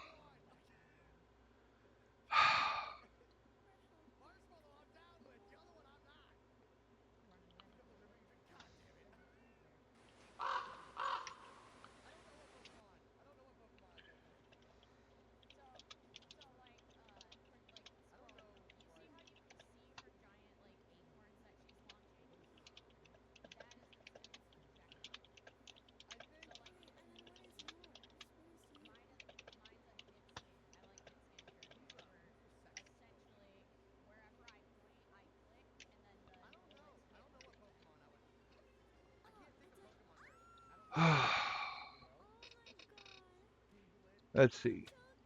Dude, that was a good vid. Hilarious orc weapons. What was a good vid? Are you talking about the one I just watched? Or the one I skipped over?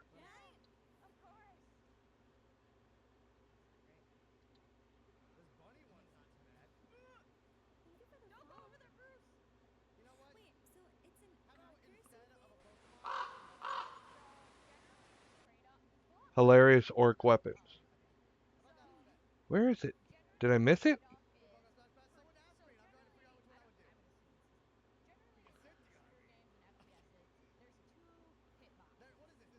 Explaining orcs to my girlfriend. Interesting. Yeah. Let me guess. Passive aggressive.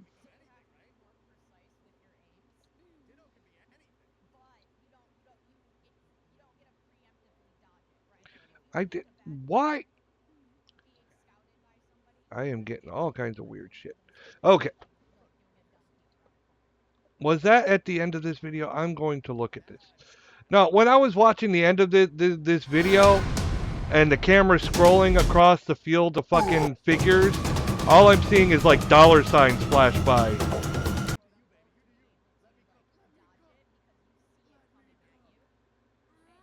What? What is going on? Brilliant or hilarious, crazy orc weapons. Okay. This video is brought to you by Purple War. The orcs in the 40k universe are more complicated than It people was at tend the to end give of them last. credit Yep, for. got it. On one hand, they're absolutely terrifying. They're basically brutality incarnate. But on the Yeah. other hand, are absolutely freaking hilarious. And for a faction that's unfairly all too often portrayed as being pretty stupid, some of these inventions are downright ingenious. Now, the orcs are able to make literally anything into a weapon, and this is due to two different reasons. The first is that the orcs have a really peculiar psychic ability that allows them to manifest their beliefs into reality. So even if by all accounts a machine shouldn't work, if the orcs believe it does, then it does. This is an ability that tends to Yay! get over-exaggerated in the community, and it does have its limitations. But it nonetheless does result in a lot of really interesting creations. The second, and this one's more of a theory and isn't exactly proven, is that a lot of times their inventions should work because they literally do. It's believed that there's some leftover knowledge in the orcs' subconscious, placed there by their creators known as the Old Ones 60 million years ago. This knowledge would give the orcs an innate understanding of science and engineering, even if it's kind of rooted in their subconscious and on the surface level they don't even really seem to understand it themselves. It seems They like just anything that do. the orcs set their mind to, they're able to manifest into reality. And since the orcs literally makes only care sense. about fighting, this tends to take the form of a bunch of really bizarre weapons, such as taking a force field generator and rerouting that protective energy to instead come out of the barrel of a gun that fires bubbles that explode on impact. Or in another instance, repurposing a teleporter Get to cause off their the enemies bed, to disappear and dog, rematerialize come on. at random, most often inside of a rock or thousands of feet up in the air. Their technology is hilarious, bizarre, and honestly, pretty damn effective on the battlefield. Trying to wrap my mind around how an army would even prepare to fight them is a monumentous task. The old saying of be prepared for anything is taken far too literally here. So today we're gonna deep dive 10 of the strangest and most ridiculous weapons the orcs have ever created. But before we get into that, here's a quick word from this video's sponsor. Purple War is an upcoming strategy game that, according to the developers, takes inspiration Alright, from how games old like is this video? StarCraft and Warcraft 3. 2 years which, ago, I can yeah, skip just this. by looking at the footage, I can clearly see that they a special event in appreciation for all of.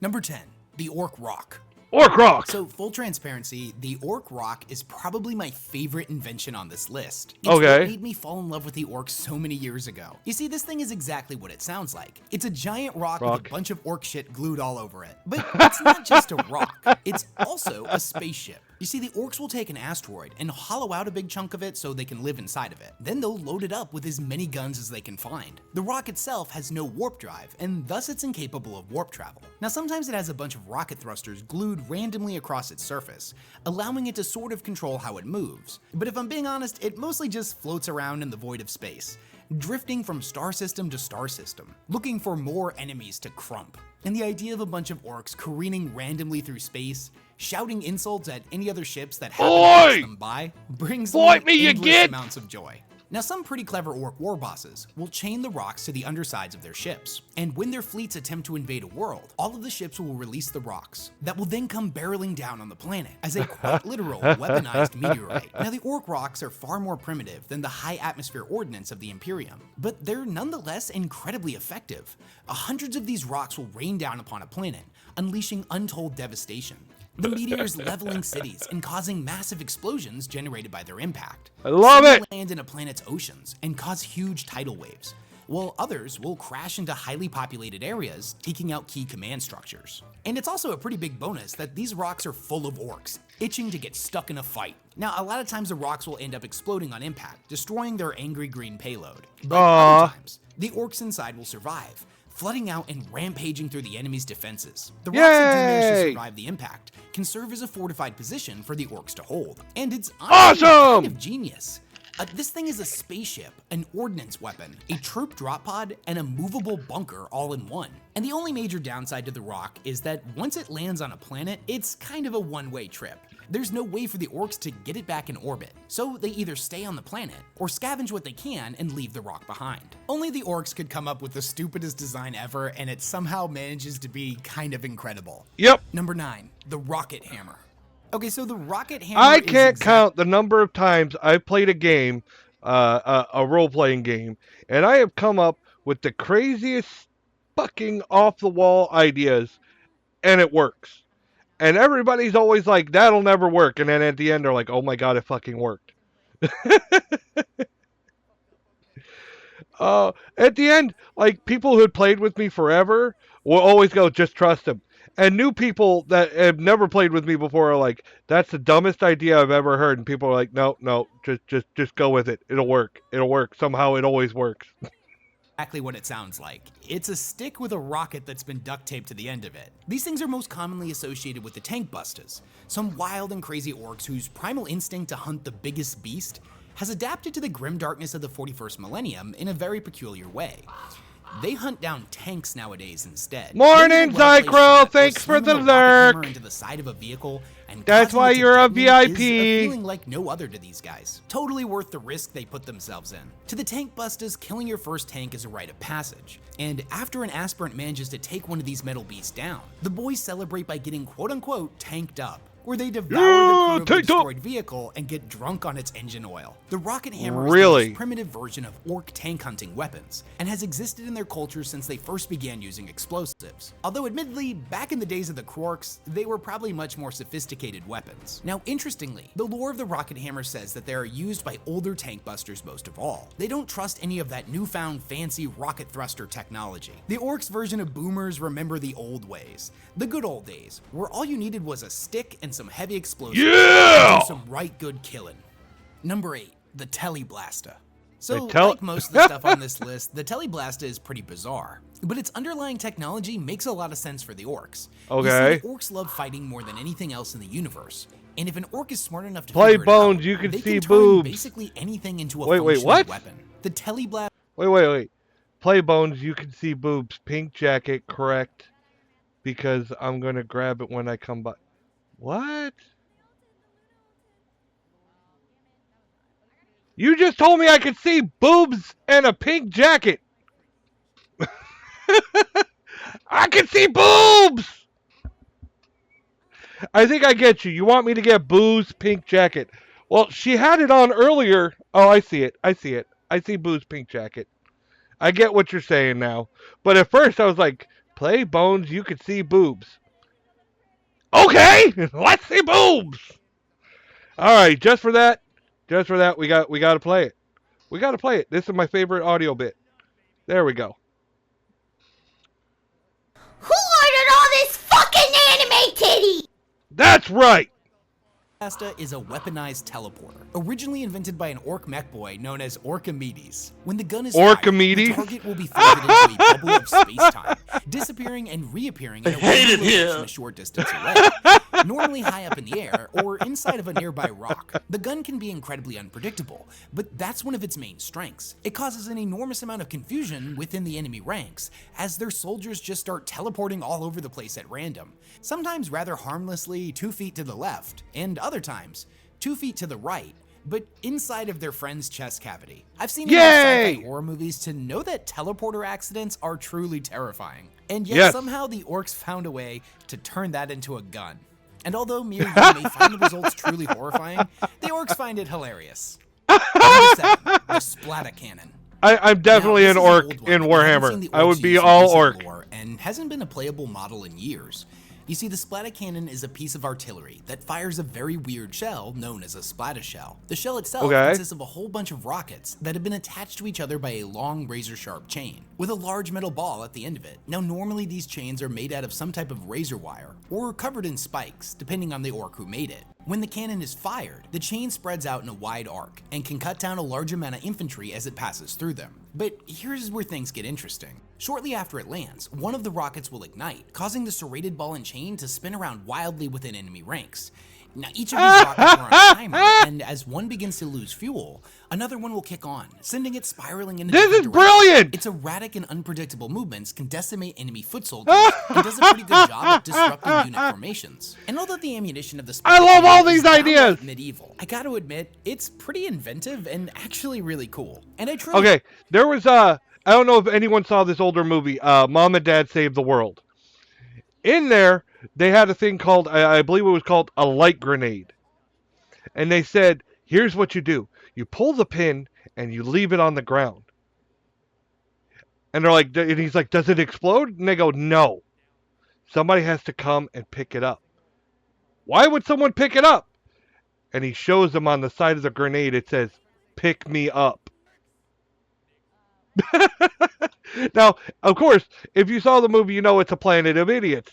There's a line of people walking up and picking it up, and they're all dying. All the troops are dying, and the leader calls for backup, because they're all dying to this one grenade that says, pick me up.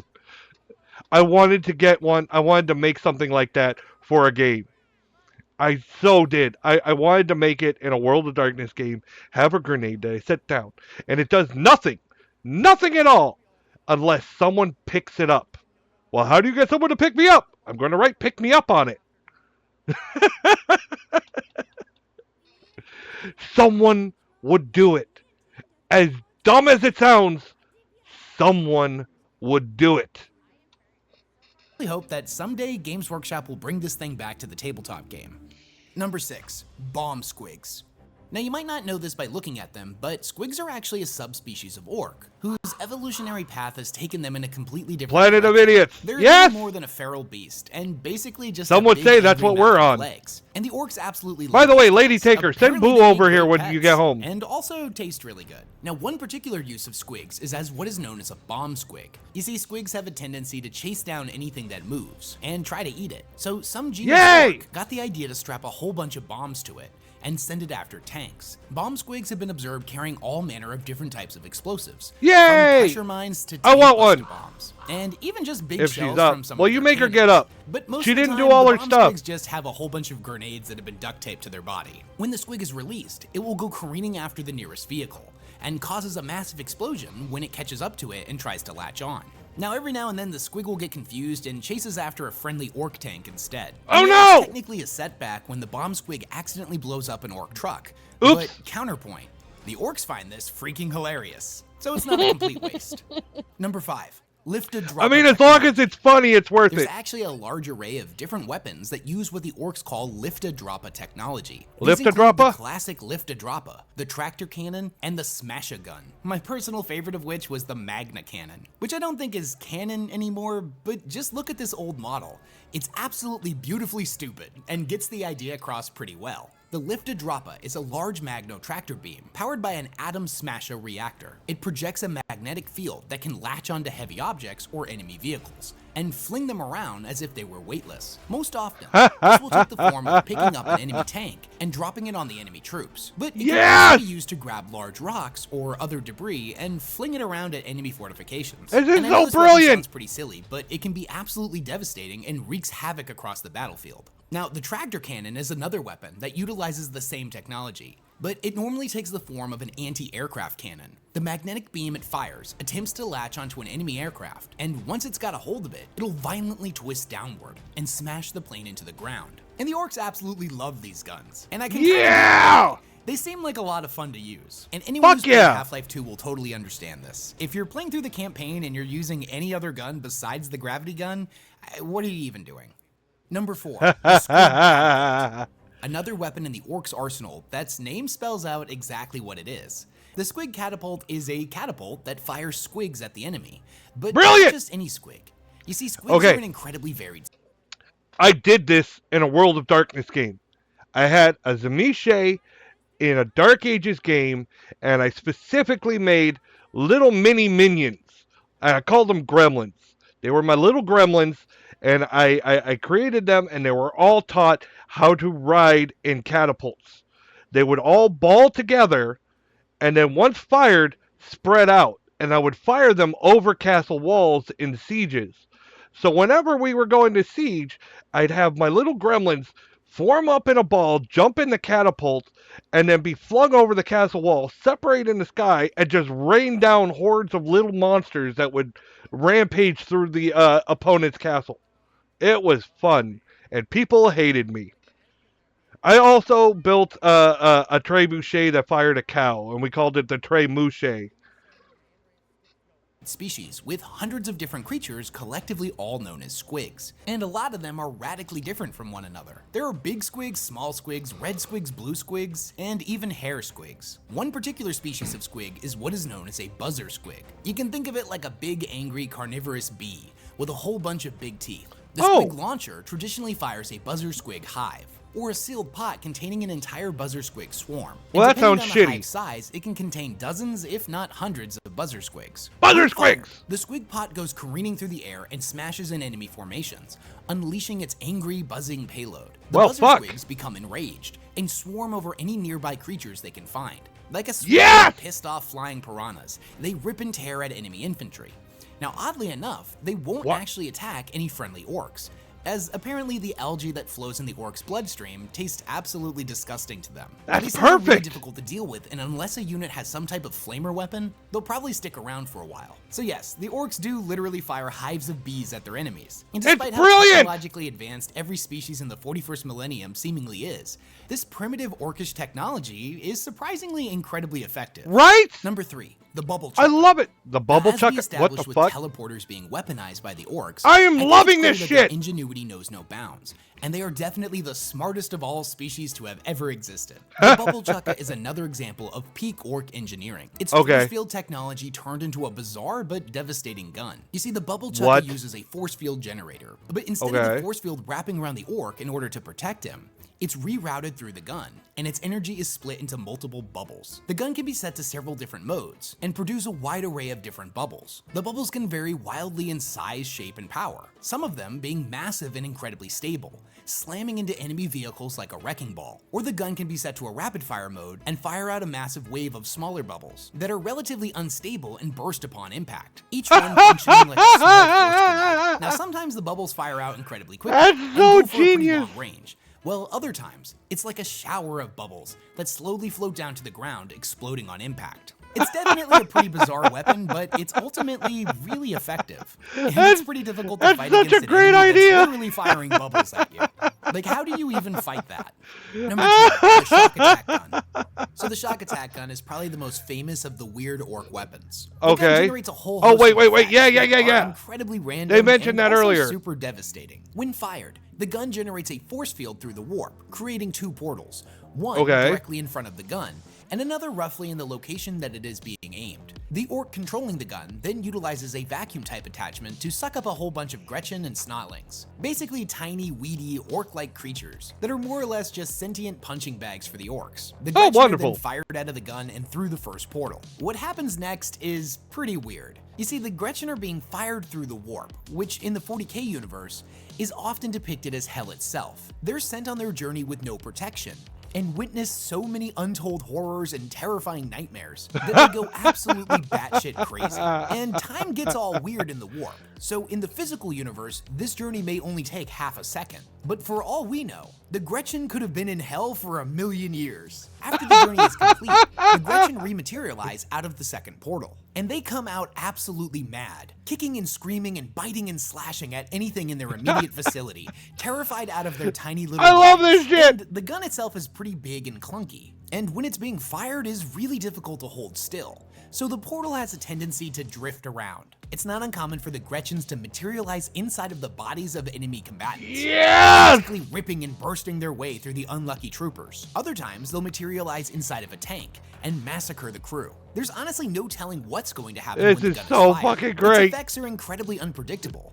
Sometimes all that manages to come out of the second portal is a tidal wave of blood and guts and bone shrapnel. Other times, the Gretchen materialize a mile high up into the air and rain down on the enemy, bursting on impact. And sometimes the second portal grows incredibly unstable and opens up a black hole into the warp, sucking everything in the vicinity inside. Needless to say, the orcs think it's a lot of fun, but it's also just, Of just a course. little bit terrifying. Look at me laughing. I'm definitely Number an 1, orc in this the Orc universe. Attack Moon.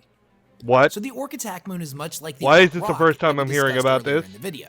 However, it's on a simply much more massive scale. You see, when it was originally created, it started off as any old regular orc rock, But then more and more stuff kept getting added to it, whether that be other asteroids, small planetoids, or even moons. By the time it was done, it was absolutely gigantic in scale, bristling with weapons, and it even housed its own battle fleet. The orcs that controlled it were somehow able to travel faster than the speed of light without using the warp, by traveling through a pocket dimension. And just before the attack moon would arrive, a whole host of strange gravitational phenomena would begin to appear across the planet's surface, and the moon could be seen flickering in and out of existence, each flicker ramping up the strange gravitational effects. When the moon did finally appear, it would materialize closer to a planet than the laws of physics should allow, and the sudden arrival of such a massive planetoid next to a world would wreak absolute havoc, causing a whole host of natural disasters, from tidal waves to devastating earthquakes. The moon would open its great mouth, and its roar could be heard on the surface below,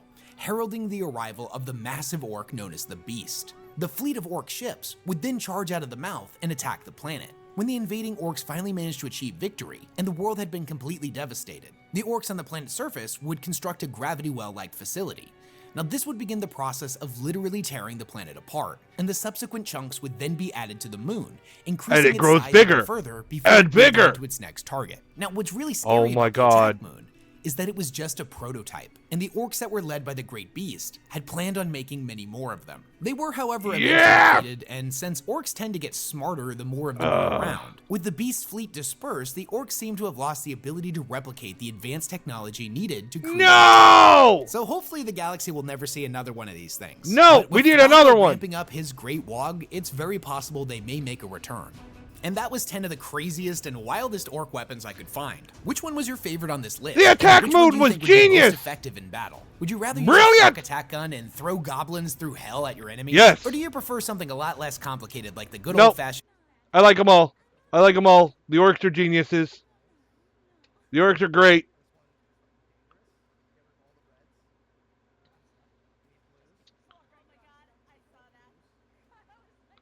Oh. Wait, what?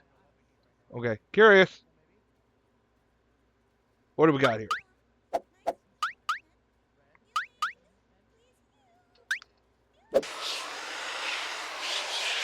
Hey, that's my cousin!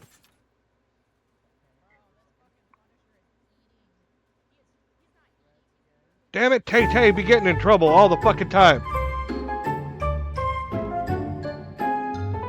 That wasn't the funniest opening. I mean, do we have more shit to go?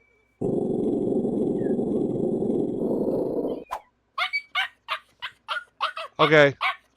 This isn't as funny as they think it is. What? 300,000 part apocalypse game, Orks versus K. I'm curious. I'm curious. I want to see it. Let's see how big this motherfucker is. I spent 60 hours playing one board game. Over 10,000 miniatures were used. This has never been done before. What and I the have the fuck? old man pains to prove it. What you're seeing right now is an actual game that people play. Crazy, right? This is Warhammer 40k Apocalypse. The players are called wargamers. They could literally be anyone you know. And I'm one of them.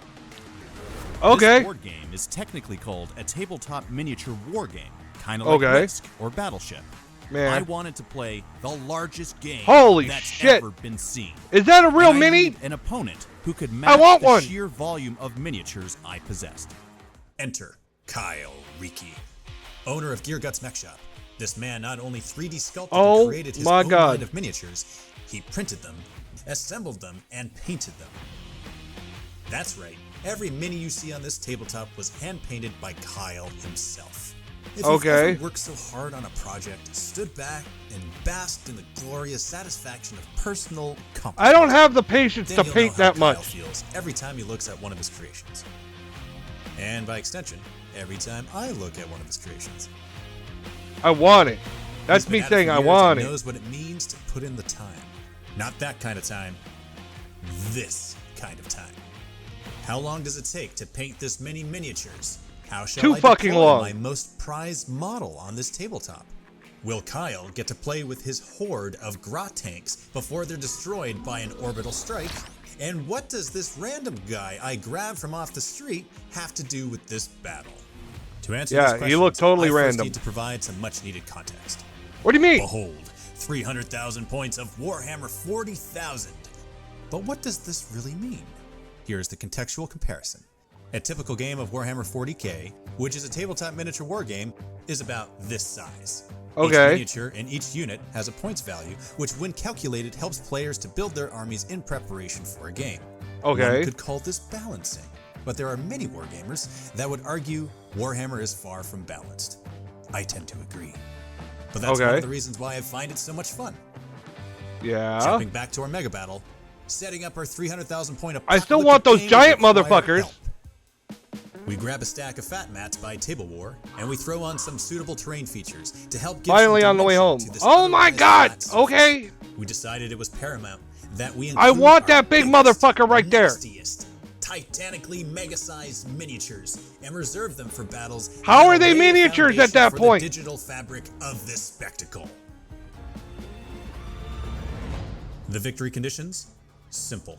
Who can kill more models each turn? That's right. Every miniature removed as a casualty from the battlefield will count, with each model equaling 1 point until the end of the 5th battle round. Keeping track of this is a tall order considering the endless sea of individual models on both sides. Huge advantage to the player who goes first, this sounds right? fucking insane. Not exactly. Mini Wargamer Dave here from MiniWargaming.com. Here with Kyle from Gear Guts Mech Shop. Welcome Wargamers to Apocalypse! This is fucking nuts.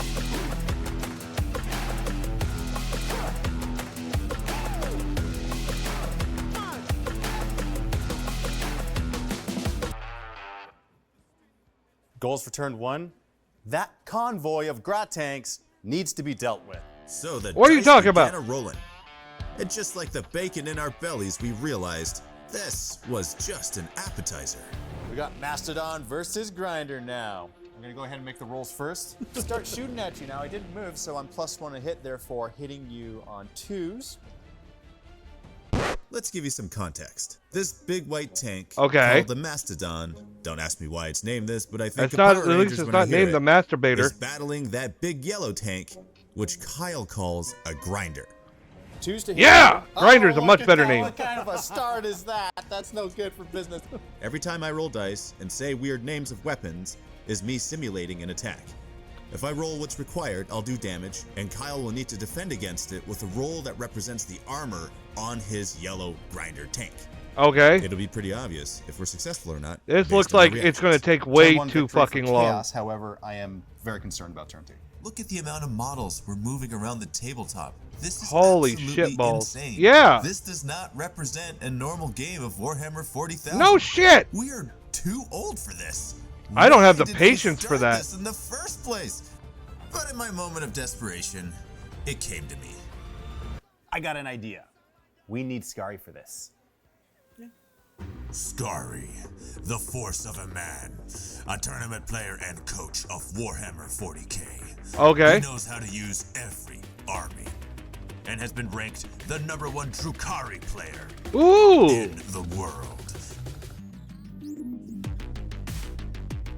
He knows the strengths and weaknesses of his army and yours, which makes Scari's tabletop prowess truly terrifying. Oh, well, you know, you had to bring me out here for some... Oh my gosh!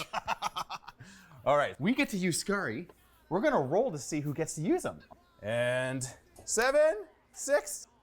Who would I like to control? It has to be blood for the blood god! Okay. All right, Scary. I'm ready. I'm ready for this.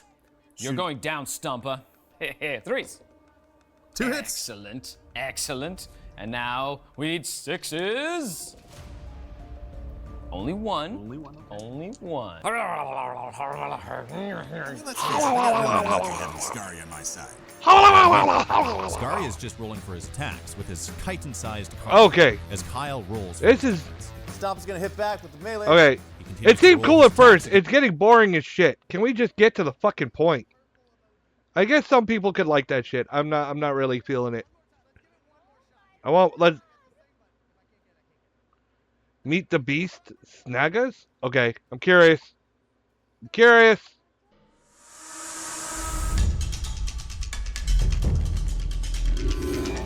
Right, boys, listen up. Alright. In the beginning, Gork and Mork needed some fighty lads. Yeah! So they did some stuff. And Yeah. the orcs appeared. Some of them were runts, but there was lots of boys too.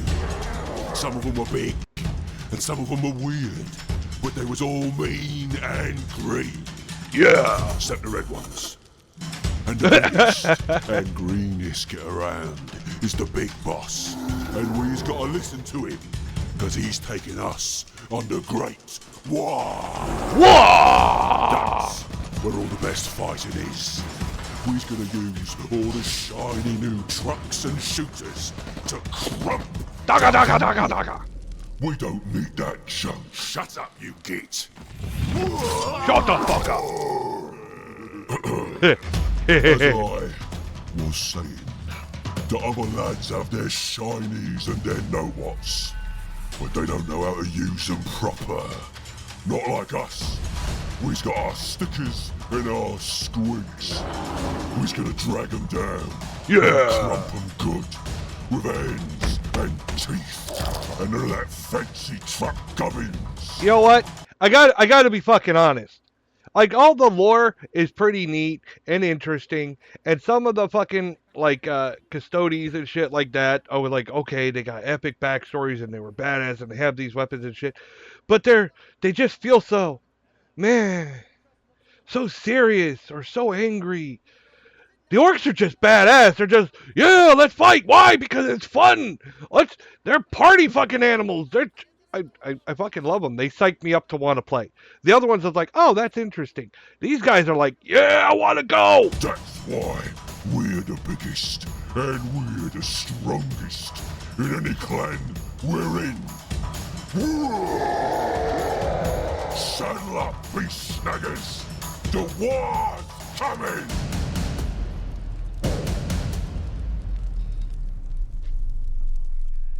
That was just magical. Just super magical. Orcs saved the Ultramarines? Really? Oh wait, this is from the game. Shoot those humans! I've been looking for you, Space Marine. You got something of mine.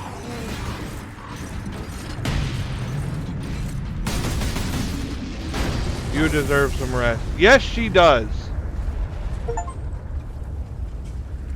She fought and fought. Let me say, my wife fought for a long time to get a promotion at work. She was overlooked several times for this promotion, even though everyone was shocked every time. They're like, she should have gotten it. Why didn't she get it? She finally gets the promotion. And they are fucking working her to the bone. She gets it right before the holidays. And she works at a place that gets nailed for the holidays. It's fucking Yankee Candle. Alright? So she has been stalking and looting and keeping track of people and going through this transition. She's supposed to get insurance through the company, and she hasn't even had time to stop and do the paperwork to get her new insurance because she's been working so hard. Hours after her friggin' shift is over when she finally gets to come home. She's supposed to be done already, but there's too much to do. She is awesome. Alright, I pick on my wife left and right, and she picks on me, but we know what each other go through. I know my wife is a badass.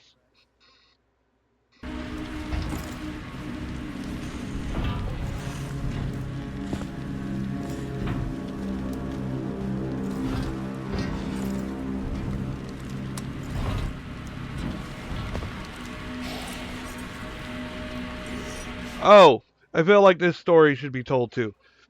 We were at a club, and a lot of stuff happened. It was this other guy's fault. But it got to the point where it looked like he might get into my wife's face. Now, my friend's already ready there to stand on her, and she's up off the couch we were at this club, and I haven't moved. Now, my friend understands why. A lot of people understand why I haven't moved when this guy is getting in my wife's face. The reason is my wife can handle it. A. I know she's got this. And if she doesn't, If the guy so much as raises a hand to my wife, then I'll be up and we'll be in trouble. All right? Now, his friend sees me sitting there watching. I haven't moved. My leg is crossed. I'm drinking a beer, and I'm just watching. And he knows what's going to happen if this guy raises a hand to my wife. But to be honest, he would have enough to deal with her. Because she got mad once, and I remember and she was wearing a hoodie, and I was just holding on to the hood part of the hoodie as she's trying to storm off and start to throw fists. My wife is scary.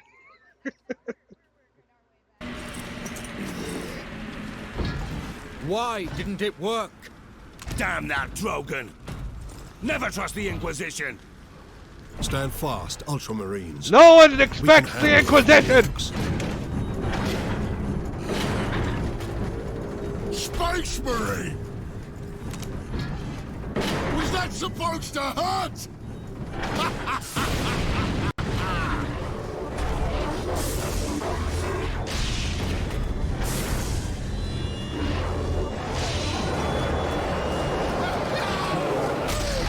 Chaos demons!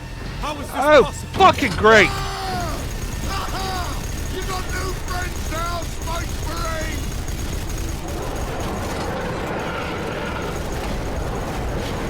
God, orcs are fucking great!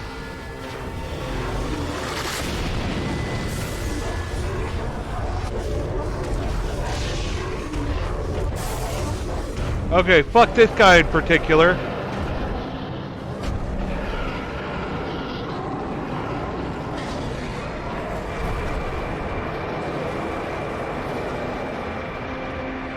Who the fuck is that guy? I never played this game. Inquisitor! Get back!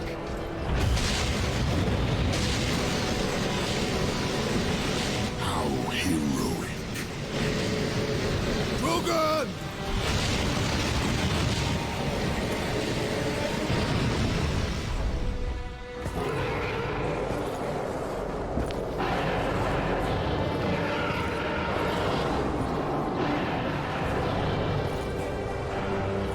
Served you well, Lord Necron. What a bitch!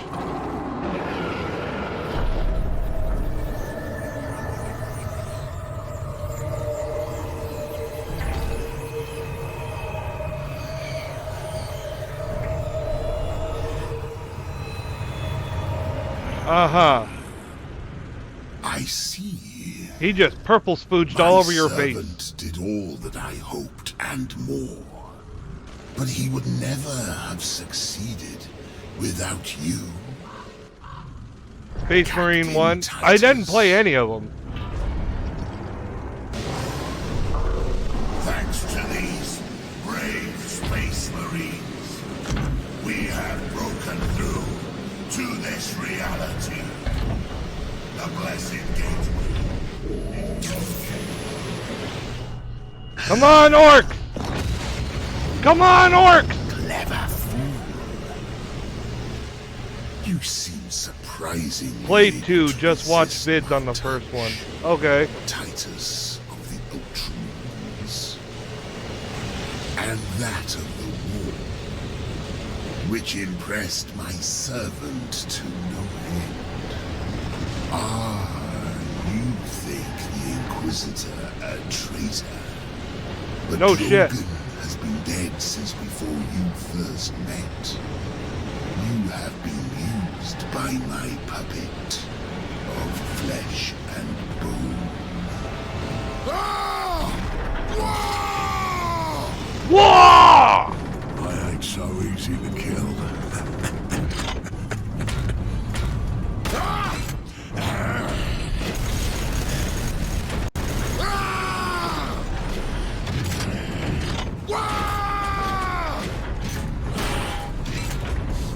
Fuck yeah, Orc! Come on with me! That was fucking great. Protect us. We need an exit. To the lift! To the left! To the left! To the left, right, left.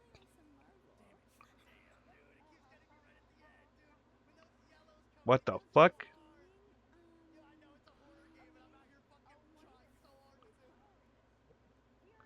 Orks, war is life. Lore and history. God, there's so much. All right. All right. I gotta say, orcs are my absolute favorite. But I want to learn more about Necrons. Every night explained. No, well, could not. I want to learn about Necrons in general, not. Okay, here we go. Necrons, literally the strongest faction. Okay, let's learn about fucking Necrons. Hey friends, it's spooky season. It should be spooky season every year, all year. Or maybe it is Halloween and / or past Halloween, depending on how long it takes me to drop. It's always Halloween. But anyways, today This we're is talking Halloween. about the most Halloween 40k faction of them all. Nope, not them.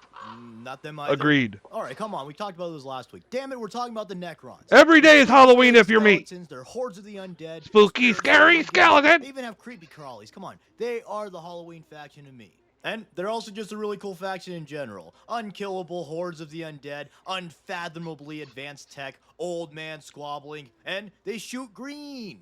What's there not Green! I'm partial to red. I am partial to red. A humble little thing called the War in Heaven. And the history of the War in Heaven started with a little How thing many called wars in heaven are there? and There's the always a history war of in the fucking Necrons heaven. here started with a little thing called constantly dying to solar winds of death. That and sounds shitty. Deadly radiation of death. Of death? And such. The Necrons here were one of the oldest xenospecies in the galaxy, and they're long plagued by the aforementioned solar winds of death. Of death? Deadly radiation of death. Everything sounds better if you put of This death created at a the end. culture of death. Behold my poodles! Elaborate Of death! Struggled to keep their species alive. Who ordered all this fucking anime titty? Damn right! Extremely advanced technology. Using their mega tech, the Necrons here expanded their empire across the galaxy in hopes of better conditions. However, no matter where they went, their species remained sickly. Some say this was a curse, others say it was warp-related, but a headcanon Sounds I actually sucks really to be like you. from a biological perspective is that since they evolved in such poor conditions, they evolved to not be able to repair cell breakdown as well, since it didn't really matter to them anyways. So, That sounds from this shit-tacular. perspective, they kind of evolved super cancer. Super cancer! Oh, but father, Pokemon said evolution would give me wings or something badass. Nope, sorry, Nope. son. Just Stop it! cancer. It couldn't be at least Digimon evolution where I evolve gun hands or something? You'll get gun hands soon enough, kid. Who are you? Oh, wait, I'm not supposed to appear yet. Sorry, guys. Go away. Perplexing. Another Wispy, funny would you theory is that stop? they actually lived relatively long Would you stop, lifespans, baby but girl? they were still angry about not living as long as they wanted to, and Why? or believed they deserved to. This Shenanigans. Is because another trait of the Necrontyr culture is that they were extremely ambitious and entitled. Along with And seeking entitled, new you have hopes to of add that prospering, part. The Necrontyr conquered many alien races, and they didn't conquer diplomatically. That's boring. Nope, Diplomats they used are their boring. mega death rays and other tech to Yay! wage war. Mega death rays! From a franchise called Warhammer, I know. War But hammer. anyways, eventually the Necrons came across the old ones. They're basically just magic space lizards who were the first Magic sentient life space forms of the lizards. Milky Way Wonderful. galaxy. The Necrontyr asked the old ones to share their secrets of immortality, but they were refused. Be it because the old ones couldn't grant the Necrontyr their wish, or simply because they didn't want to. The They got all Necrontyr butthurt. shed some Necron tears. Whisper, of would you fucking rage stop? And declared war on the godlike. You're being an ass. And thus began the War in Heaven. Again? United the once feuding dynasties, and with their great tech, new War in heaven, war in heaven. powerful sense of purpose, the Necrontyr Would got you? I love you absolutely too, Wispy. curb I love you, and in baby. a few centuries were almost Would you completely stop? destroyed. But luckily, Wow. the Necrontyr came across some Whisper, nice fellows would called you the stop? Catan, You are another nuts. godlike species that could rival the old ones. Catan. The Catan spokesperson, a lovely guy called the Deceiver, which, to The- be fair, he wasn't called the that until Deceiver. later on, but Mr. Deceiver talked to the leader of the Necrons, Sazarek, the Silent King. Sazarek, the Silent By King. the way, cool Silent King. Silent fact, the but position is deadly. called as such since the Necron race was governed by the Triarch, Essentially, the Silent King would have Triarch. two little Okay. buddies, and whenever the king would make a decree, he would need to tell it to his little pals. Then the pals would judge if it was a just decree, and they would Probably have the not. ability to ignore it, alter it, or whatever as long as the other one agreed. So it was kind of like a mini checks and balances system. That All sounds that to say, shit-tacular. He's called the Silent King because he's only allowed to talk to his Payrons. But Bullshit. anyways, the Deceiver promised immortality for the Necron tier if they were to ally with the Catan against the Old Ones. The Triarch discussed this matter, and the Necron Royal Court also voiced their opinions, and in the end... So we're all butthurt because they didn't give us what we wanted. So let's team up with these guys and fuck their shit up. Deception at play, and to this day, still brings it up in I told you so fashion, which, to be fair, he did. So, I told too you bad no. for Nerdikin the Dorkhiner, the Silent King was just too excited to get immortality and to destroy the Old Ones once and for all. So, he sold his soul to the Deceiver. Quite literally, that is. Since after joining the K-Team, the Necron tier underwent the biotransference. Wonderful. Well, it's a deal then. Excellent. Domo arigato, Excellent. Mr. Roboto. Really? Wait, what? Nothing? Did you say robot? The Silent King was the first to undergo this process and had his Necron tier flesh replaced with the living metal in the bio furnaces. Wonderful. But immediately after doing this, the now soulless Silent King learned a funky new word called regret. Unfortunately, he already had his subjects undergo the biotransference right after him, so R.I.P. soul. Ooh, my well. old Hammer simp brain wants to make a joke so bad right now. Make the joke. I won't. It's too Do it. obvious and lame. Do it. And it's not even fully true. Do it. Looks Make like the the 40K joke. model range went through the biotransference. Am I right, boys? Haha, get it because the new models have no soul. Damn it. The new Necron models also look pretty cool anyway, so this is just a bad joke. Old models are better. But yeah, anyway, the biotransference granted the Necron tier immortal metal bodies, but robbed them of their souls. Why? And thus, the Necrons were born. Named as such since the race collectively shed some tears upon their grave mistake. 2 puns in one sentence. Man, I'm good. Along Keep with it up. losing their souls, most of the Necron tier also lost their sentience. Only the most powerful and high-ranking Necron tier retained their autonomy, and they led the soulless legions of Necrons. But why? The biggest comeback in the Milky Way galaxy. Yeah! With shiny metal asses and funky god allies, the Necrons turned the tide of the war. No more and pooping as a for response, you! The old ones began making new warrior species like the Orks and the Eldar. Eventually, the war got so or kooky corks. crazy style that the Immaterium, which mirrors the Materium, became extremely violent and spawned warp horrors that helped eradicate the old ones. With the old ones gone, the Necrons had won the war in heaven, and all it costed them was most of their species, their literal souls, and I don't know, it took a pretty long time to do. They could have probably painted at least one 40K army in that time, I feel. But after the war, the Necrons weren't done yet. Soon after the war, the Silent King betrayed the Catan, and at this point, they were so strong that they were actually able to shatter and enslave the Catan. So after vanquishing 2 Somebody else learned regret. and waging the craziest war the galaxy has ever seen, Seems like a good idea at the time. out. The Silent King knew that the Eldar would defeat the remaining Necrons and gain dominion of the galaxy if something wasn't done. So he created great stasis tombs and ordered EP chamber. great sleep. He believed that the immortal Necrons could simply outlast the Eldar by sleeping past their wonder years. So the Great Sleep began, and the Silent King exiled himself out of the galaxy. So then, a cool 60 million years later, the Necron tombs began to reawaken. Some Necrons reactivated earlier than others and established the Awakened Council in order to keep the peace with the Necrons that would awaken. And in Robot the coffee. 41st millennium, a large amount of tomb worlds are beginning to wake up and reestablish themselves as a major threat in the galaxy. The Great Sleep was not without faults, however. The calculations were wrong, and there were a number of other issues. Firstly, the galaxy was still in turmoil, so the easy sweep that the Necrons had hoped for wasn't going to be an easy task. Well, also, oops. a lot of the tomb worlds decayed, and either made the Necrons within insane, or just outright killed them. That latter oopsie leading to many millions of Necrons perishing. So then, in the present time, the Necrons are mostly trying to reunite their species and retake the galaxy, and hopefully reverse a biotransference.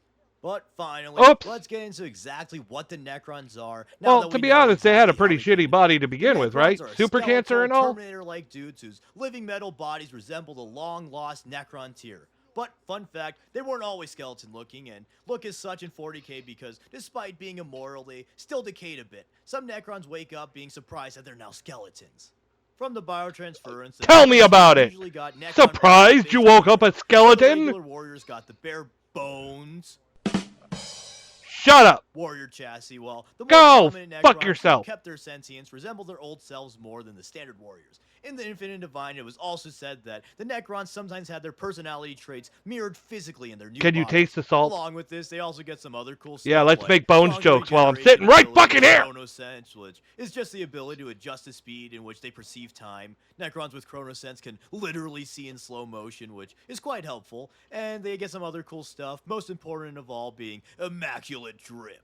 But in order of importance, give me the drip! Has the most advanced body, it being described as elegant and lively, unlike the other Necrons who are often Elegant about and like lively. zombies. Also, he's not supposed to look skeletal, unlike the other Necrons. His model looks cool, but they really dropped the ball by literally having him just look like a big Necron, in my opinion.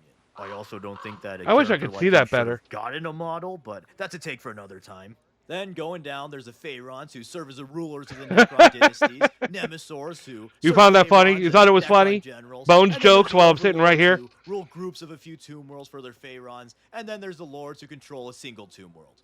And then, serving the aforementioned ruling Necrons, there are the Immortals, who were once the Necron tier veterans and elite. I thought the undead were all immortal. Dudes have a bit of autonomy to make battlefield decisions without a lord, but they're still quite limited, and they can be predictable since they cannot make new tactics. But these guys are still deadly warriors. They have a stronger repair mechanism than the warriors, and they have beefier weapons like Tesla carbines and Gauss blasters. I'll talk about the That sounds reanimation fun. protocol and weapons. Tesla carbine! And finally, there are the lowly warriors. These dudes can only perform basic tasks on their own, and need some type of leader to guide them in battle. Otherwise, They're like the minions I summoned.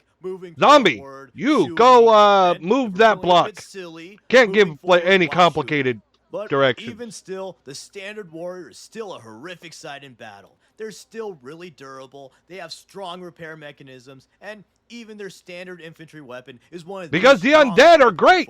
They don't feel any pain. They don't get tired. Just send waves of them at the By enemy. the way, there's some other Necron specialists like Cryptex and Death Marks, but that's the basic hierarchy. Did you So, say to Death the Marks? weapons. Sounds an Necrons awful lot have like some of hit marks. The craziest, if not the craziest tech in the universe. Wait, no, scratch that. Necrons flat out have the craziest tech in the 40k universe. And keep in mind, before the Great Sleep, the Necrons chose to destroy their most crazy, dangerous weapons so that no one else could find it. I felt a bang. So everything mentioned here are just like their B-grade. Probably my dog jumping The off most the common couch. Necron weapon are their Gauss weapons. These funky things are theoretically magnet-based if their name is to be believed. They are depicted as shooting green lasers a lot, but that could also just be like the huge amount of energy or some other sci-fi thing. This gun's projectile breaks down whatever it hits on a molecular level. This means that it's effective against pretty much any target, Interesting. atomizing guardsmen and easily eating through Space Marine armor. And remember, Yeah! this is just the bare bones loser Wait, what the fuck? infantry gun for What these the guys. fuck?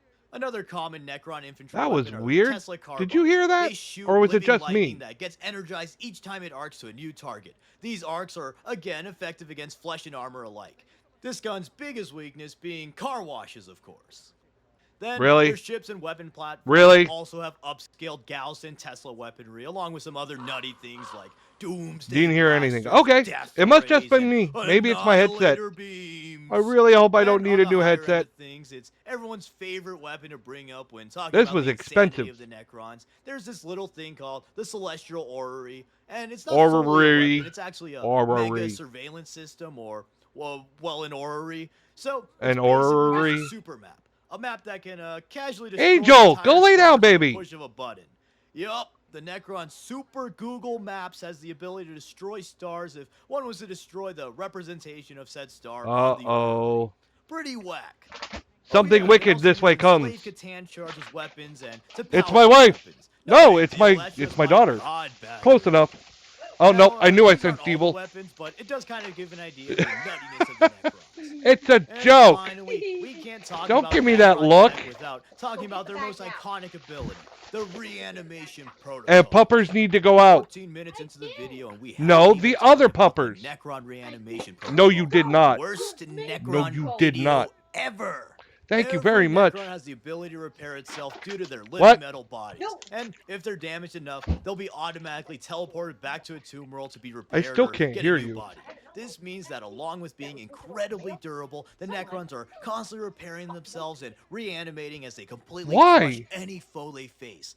However, each time a Necron is reanimated, they lose a bit of themselves until they're eventually permanently killed. The higher-ranking Necrons are Great. able to reanimate more than the standard warrior, but they're still susceptible to going insane. You or know that losing that's themselves illegal, if they right? do it too much. Finally, let's close this off with the Necron dynasties. As Alright. previously mentioned, the Pharaohs What? ruled dynasties made up of many tomb worlds. Each dynasty... Fuck, I keep on switching between dynasty and dynasty. God damn it. But anyways, each dynasty has its own... Fuck, I just did it again! Okay, I just looked and I was right the first time. It's supposed to be dynasty, but I'm not gonna fix it. Each dynasty... Each group has their own goals and beliefs, and they often feud with each other since the overlords try to undermine their peers in order to gain Fine, more but this is for an extra There's day. also some Necron sub-factions that are usually Okay. somewhat shunned from normal Necron society, but they're still useful in war. The most prominent of these I'm being doing Destroyer something. cults. Necrons who joined the Destroyer No, it cult can't. despise all organic life and believe that the biotransference was actually beneficial. They wholly embrace their mechanical bodies, and they heavily modify themselves to be the ultimate war machines so that they can eradicate all organic life. These dudes are considered crazy weirdos by most Necrons, but most overlords realize that these dudes with 6 gun arms or a literal dump truck ass might be useful in battle, so they're still commonly used in Necron armies. And finally, we're at the last sub-faction I'll talk about today. And what better way to close off the Halloween episode than to talk about the Flayed Ones. The Flayed Ones are Necrons who fell victim to the Flayer virus created by one of the Catan that the Necrons were actually able to truly kill. The Flayer virus makes the afflicted Necrons insane, warps their bodies to have horrible, horrible talons, and makes them crave flesh and blood just like I crave canes and cane sauce. Just like me downing a delectable chicken meal, the Flayed Ones will flay their victims and then desperately try to eat them. Which proves to be quite the challenge since they have no mouth or stomach. But anyways, these poor fellas are often shunned by most other Necrons since they fear getting the Flayer virus themselves. Often Flayed Ones are killed by their peers, but luckily for them they have a special Flayer dimension they can retreat to, so they're nearly impossible to truly eradicate. In battle, they're also useful for their ferocity and killer instincts, but they're often hunted out afterwards once their usefulness expires. But despite going feral and going a bit crazy, the Flayed Ones do sometimes keep their minds and lament the fact that they're shunned by their former friends. Ugh. They're also said to Sorry, communicate had to with talk clicks with of the their wife. claws. Wait a minute. Probably Damn it, gonna these jump guys on are just Star like Wars: shitty The Old Japanese Republic after this. creepypasta Get my girls. hotbars, hotkeys, But Squirtle. yeah, that's the Necrons. They're really nutty, and they're only really What haunted happened? by most of them being really sleepy. Why? Sleepy. The ones that are awake are Oh, constantly you're a bickering goof. with each other, and of course the I'm madness calling that you comes with Goofy living Gooberson. forever. Plus, hordes of What- undead what? Egyptian Terminators Oh. with insane technology. That's just super cool, man. They also have some pretty dense lore, so writing this was a bit challenging on what I should include. But in the future, I want to make a video I told you I don't going like more those in-depth ones. on their units, talk about characters. We and were at make the a store dedicated looking at 'em. I Warhammer told you- vid. But anyways, thanks for watching, and thank you Well. to all my patrons who support the channel. What? No, I flat out was with you and said I don't like those shirts. Huh? Well, no, I need something to wear tomorrow, so now I'm gonna have to wear it.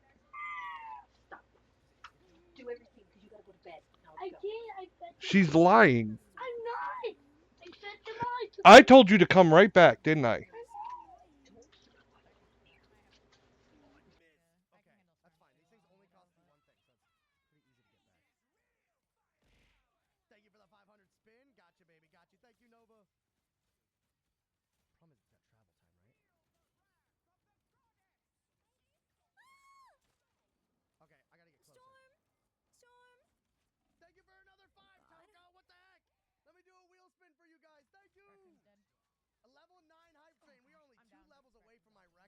I'm tired. Sorry about that. Let's see. What else we got? Let's see. Is there more on Necrons? Well, wait. There was that one I saw earlier. Necron characters. Okay.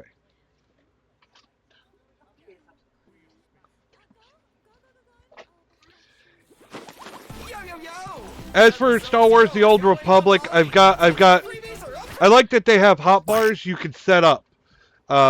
Like if you already have them set up, you can save a profile, and then when you play a new character, you can go, I want that set up, and I can just import it from my other character and just already have my stuff squared away when I come in.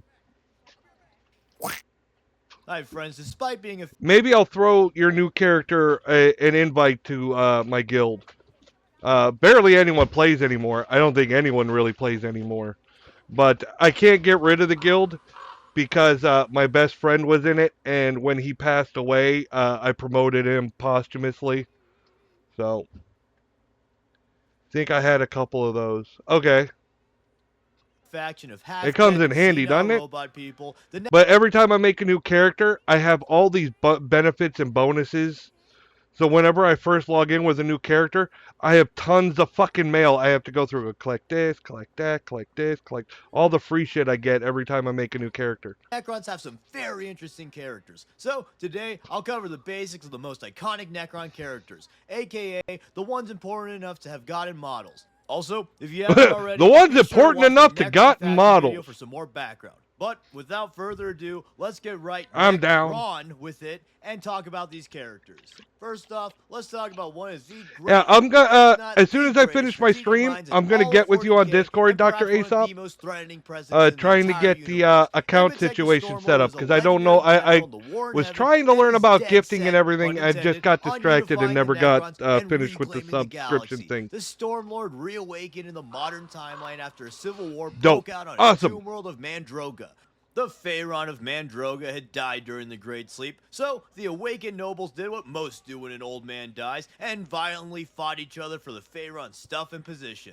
Yep. After a bit of a bone bash, Gotta one fill noble that had the power brilliant void. idea to wake up Imhotep the Stormlord in order to enlist the legendary Nemesis to Imhotep? his side. And this would have been a great idea. If not for Imhotep thinking that all the surviving nobles were dumb doo-doo heads and decided to take over Mandroga for himself.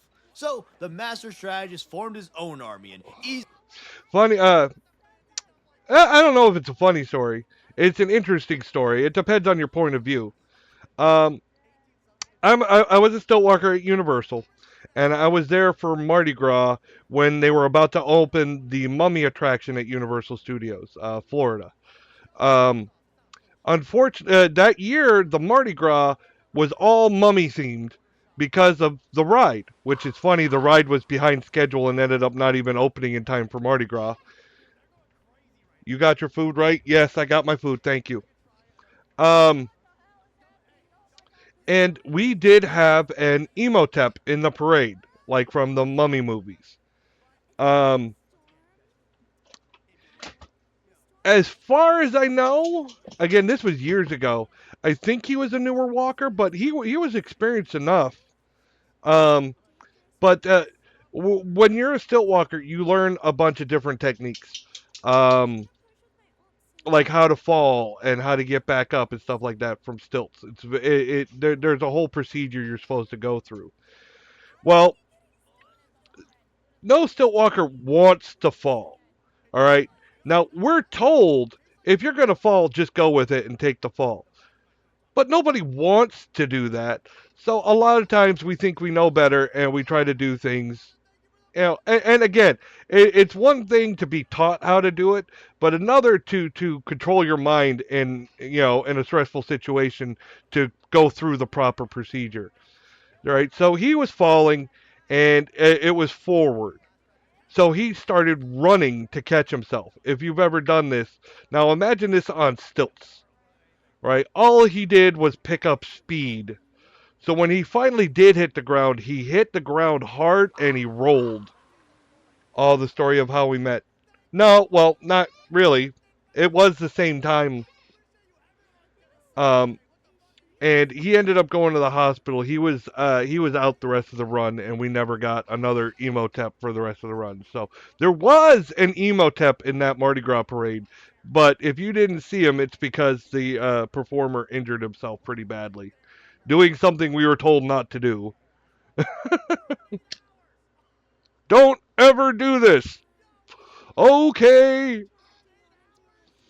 Oh, I just had a thought. Give me just a moment. I would like to share something with all of you. If you'll bear with me while I look it up. It's going to take just a moment. Don't play. Don't play. Don't you dare. I said pause. I said pause. Alright. Crazy. Yeah. My good friend, may he rest in peace, was one of the walk-around characters when they were promoting the movie. Yeah. I almost got to be there for the opening of the ride. They had The Rock there. Okay, I'm looking for something specific.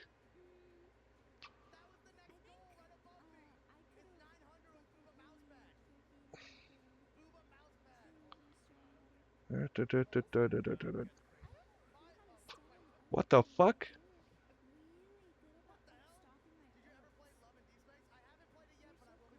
This is not... Did they give me the wrong playlist? Damn it, that's frustrating. He would sit there and they would show how they would do some of the mummy prosthetics to Arnold, and they walk around in the whole black and gold robe outfit. Oh yeah. Oh yeah. Fun shit, you know. I'm trying to find a video of when I performed.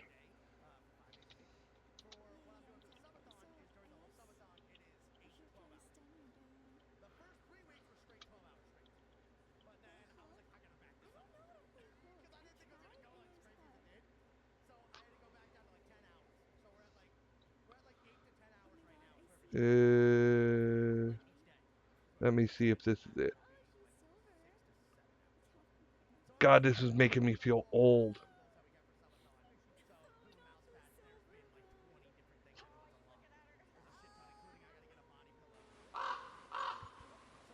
But that parade is what got us to first meet. Yeah, it was that specific mummy-themed parade. I was wearing a 70-pound camel.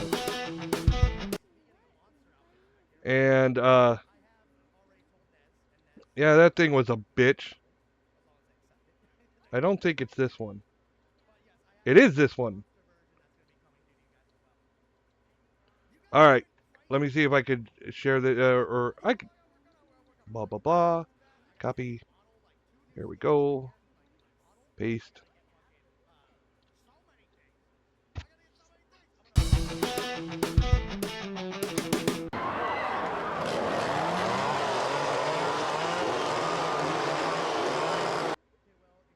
Halloween Horror Nights 11, 1996. Festival of the Dead Parade at Universal Studios, Florida. This was the last year of the Festival of the Dead Parade.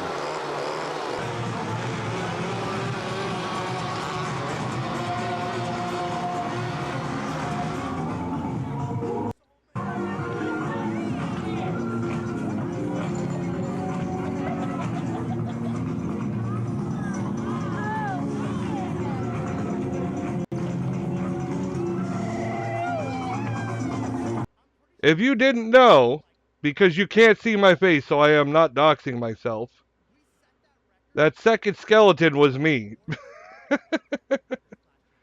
The one talking shit, basically. Oh, goddamn. Fuck you, YouTube. Yep. Oh, fuck you! YouTube, you're a pain in my ass. I thought I'd share that with everyone. This is one of the few recorded instances of me performing. I can't show the other ones, they show my face, but this one, my face is covered.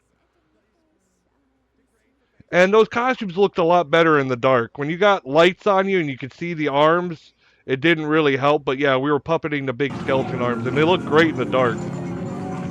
And that guy was a big goof.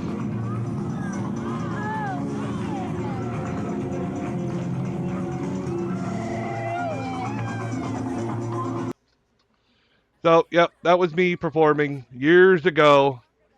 God, that makes me feel old. Holy shit. What year? 1996. Oh, fucking old. Wish you could show my videos. I know, we can't dox ourselves. Can't show the face. Took over the Tomb World. Once he established his rule, he began his conquest of the galaxy. As I've said before, Imhotep is perhaps the greatest strategist in the entire setting. He coordinates his vast military campaign across many star systems, and he's always 4 million steps ahead of his enemies. 4 million steps? Supreme logic, and that's a he lot knows of steps. exactly I guess how they his got their enemies steps think. in, huh? These two in tandem make it almost appear as though he could predict the future, since his Almost. plans almost always go exactly how he anticipated. It is Exactly as I planned. Truly lost the war. The only battles he has lost were the ones that were outside of his master plans, Apparently or ones that were have mere lost, but distractions whatever. employs as per his master plan. Oh, and also against the Orks. Imhotep absolutely hates Imhotep. Orks, even more so than the other lesser species he wants to crush. Remember Fork how he said he was you. a being of supreme logic? Well, to logic, Orks say, logic? More like, you make me sick with your cringe, metal man. So, the Orks are literally too stupid for Imhotep to comprehend, and they're the only ones who can regularly best him. Also, Yes! power scalar logic, this would mean that the Orks are the greatest Yes, I strategists got in the my entire food. setting. How many times are you going to ask? typical Yes, I got my 3W, food. It's in the bag along here with next to me. Imhotep's immense armies, As he long as also you didn't mix it utilizes up with fear hers. tactics to force his enemies to surrender before any battle has ever begun. The Stormlord knows that the Necron forces are finite and outnumbered by the other races, so, along with his undying legions, he often conjures great storms and releases blood-swarm nanoscarabs and flayed ones to sow fear into all who oppose Didn't hear him. you say you got it. Also, Yes, I one got it. funny I bit got it. showing I got how it. I scary got it. Imhotep is that one time he shivered an Imperial Governor's timbers so hard that the dude had a heart attack and literally died just from seeing the Stormlord. They weren't even fighting. He just saw him at dinner and said, "Abracadac, I cast self-heart attack." And if you want to know why Imhotep was at dinner with some random governor, well, stay tuned. We'll get to that later. But finally, Hey, Lady the Stormlord's Taker. only real weakness Just so you is that know. he's very prideful, and after beating his enemies, he likes to flex on them by teleporting before them and You engaging and your in a pride duel. and your After ego. winning, he Yeah. doesn't kill his opponents, since There's he nothing thinks it's wrong with fun pride and and more ego. pathetic for them to live with their defeat. However, he does take a little souvenir from those he bested in the form of a severed hand. One notable opponent he bested was High Marshal Helbrecht. Does he wear them of on the a Black necklace? Templars. Imhotep was one of the few characters Helbrecht ever lost to in combat, and he was left humiliated. You know, until he decided that losing a hand was actually pretty cool, since Daddy... Could you imagine that? Could you imagine that? The only battle you lost was to this dude. And this dude regularly loses to the Orks. Dorn also lost a hand, so the Emperor must have willed it that way. The Emperor said I must do it. I will train. Morning. I want to see more Eminence and Shadow. Other characters can match God tactical damn it, YouTube. I am so frustrated. Every time I click on the screen to press play does not mean put it to full screen. That is fucking pissing me off. Alright. As I was saying, I really want to see more Eminence and Shadow, and I would love to do reactions to anime on here, but obviously I can't because they're fucking copyright happy. Watch-alongs would be great. I know some people do reactions to anime, and I don't know how they would get away with it. Maybe they're just friggin' taking the risk every fucking time. We're like, let's do it, whatever. I would love to do it, but the risk is too high, and it sucks. It sucks. Whereas it comes to like reacting to television shows and stuff like that, most of it is garbage nowadays. The good stuff, usually I've already seen the good stuff, so reacting to it is going to be difficult. I don't know. Maybe I'll find something I can start reacting to as a regular series for everybody. Movies is another problem. Movies are going to get copyrighted. So I'll find something. I know a lot of people do Hell's Kitchen. I don't know why. But it is what it is. Fucking goddamn YouTube. Martial prowess are the Silent King, Brendan Fraser, and Nemesis Brendan Fraser. Speaking of Xandrek, let's go to him now. Nemazor Xandrek is another one of the greatest generals of the Necron race and works under Imatech in the Sawtek dynasty. But why? Sawtek dynasty? More like Sock on D's nuts. Yeah! Now, Nemazor Xandrek is a funny fellow since he's a bit of a Why? schizo. During the Great Sleep, he sustained brain damage, and now he believes that he's still a Necron tier rather than the soulless robot man Necron that he really is. Well, In addition to this, okay. he believes that his opponents, be it Imperial, Xeno, Chaos, or whatever else, are all fellow Necron tier rebelling against his rule. This That's madness weird. makes him essentially a robot space skeleton Don Quixote. Since he believes that he's battling fellow Necron tier, he actually abides by the ancient rules of war and ensures that he's fighting honorably. Because Unlike skeletons his are boss Imatech, awesome! He avoids committing space war crimes, doesn't use dishonorable units like death marks and flayed ones, and he tries to capture his enemy leaders and treat them to a feast to celebrate his own victory. And this can lead to some funny moments where Xandrek's royal court is pissed off that he brought a random alien to the dinner table and is treating it like a friend that he beat in a weekend golf match. The governor I mentioned earlier was actually one such opponent that Xandrek invited to a feast. And since Xandrek is an actual crazy, insane person, many other Necron lords think he's He's annoying crazy, and but he's want to strong, usurp but he's his crazy. position. However, even though Xandrek is an actual crazy, insane person, he's also an insanely good strategist. So Exactly. defeating him is no easy task. Like, sometimes you just have to ignore the crazy because he's too good at what he does. And is one of the greatest threats in the galaxy is Imatech's Nemazor. For example, this literal madman completely annihilated a third of the Imperial Fist and a crap ton of Catachan in a single battle. Well, And shit. this was after he gave the Imperials an entire month to prepare or retreat as per Necron tier honor code and otherwise hindered himself by said code. In addition to his strategic genius making it hard to overthrow, Wow. he also has his stalwart bodyguard, Vargard Oberyn. Oberyn knows that Xandrek is insane, but he is extremely loyal and he tries his darndest to make sure Xandrek's delusions are appeased and that he fixes any issues they may cause. He executes Xandrek's That's a alien good prisoners buddy. as well as any rival lords that threaten Xandrek. He's crazy, Oberyn's but just biggest let it go. strengths are his sharp political skills and his skills with sharp pole arms. He is also one of the most skilled duelists of the Necrons, and his combat skills, in conjunction with Xandrek's tactical might, make them a powerful force. Besties! The friendship is also just very wholesome, since Oberyn and Xandrek both think the other one is delusional, but they both try to make sure that the other is happy in their conquests. Speaking of wholesome things, You're crazy. No, you're I think that it would crazy. be very Okay, cool we'll and just deal wholesome with it. if you were to join my epic Patreon.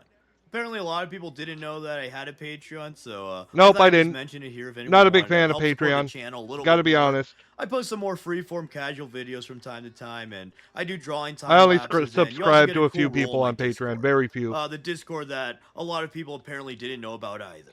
But anyways, Okay. back to the vid. Another interesting tidbit from the Necron book Severed is that Xandrek truly believes that the Necrons still have souls because of his powerful friendship with Oberyn. Their real souls were truly the friends we made along the way. Oh, But wow. moving on to another I mean, iconic pair. it's hard to we've got argue everyone's that. favorite old men, Trazen the Infinite and Orokin the Diviner. Unlike other Necron characters, Trazen and Orokin aren't really known for their combat prowess. In fact, they're kind of nerds.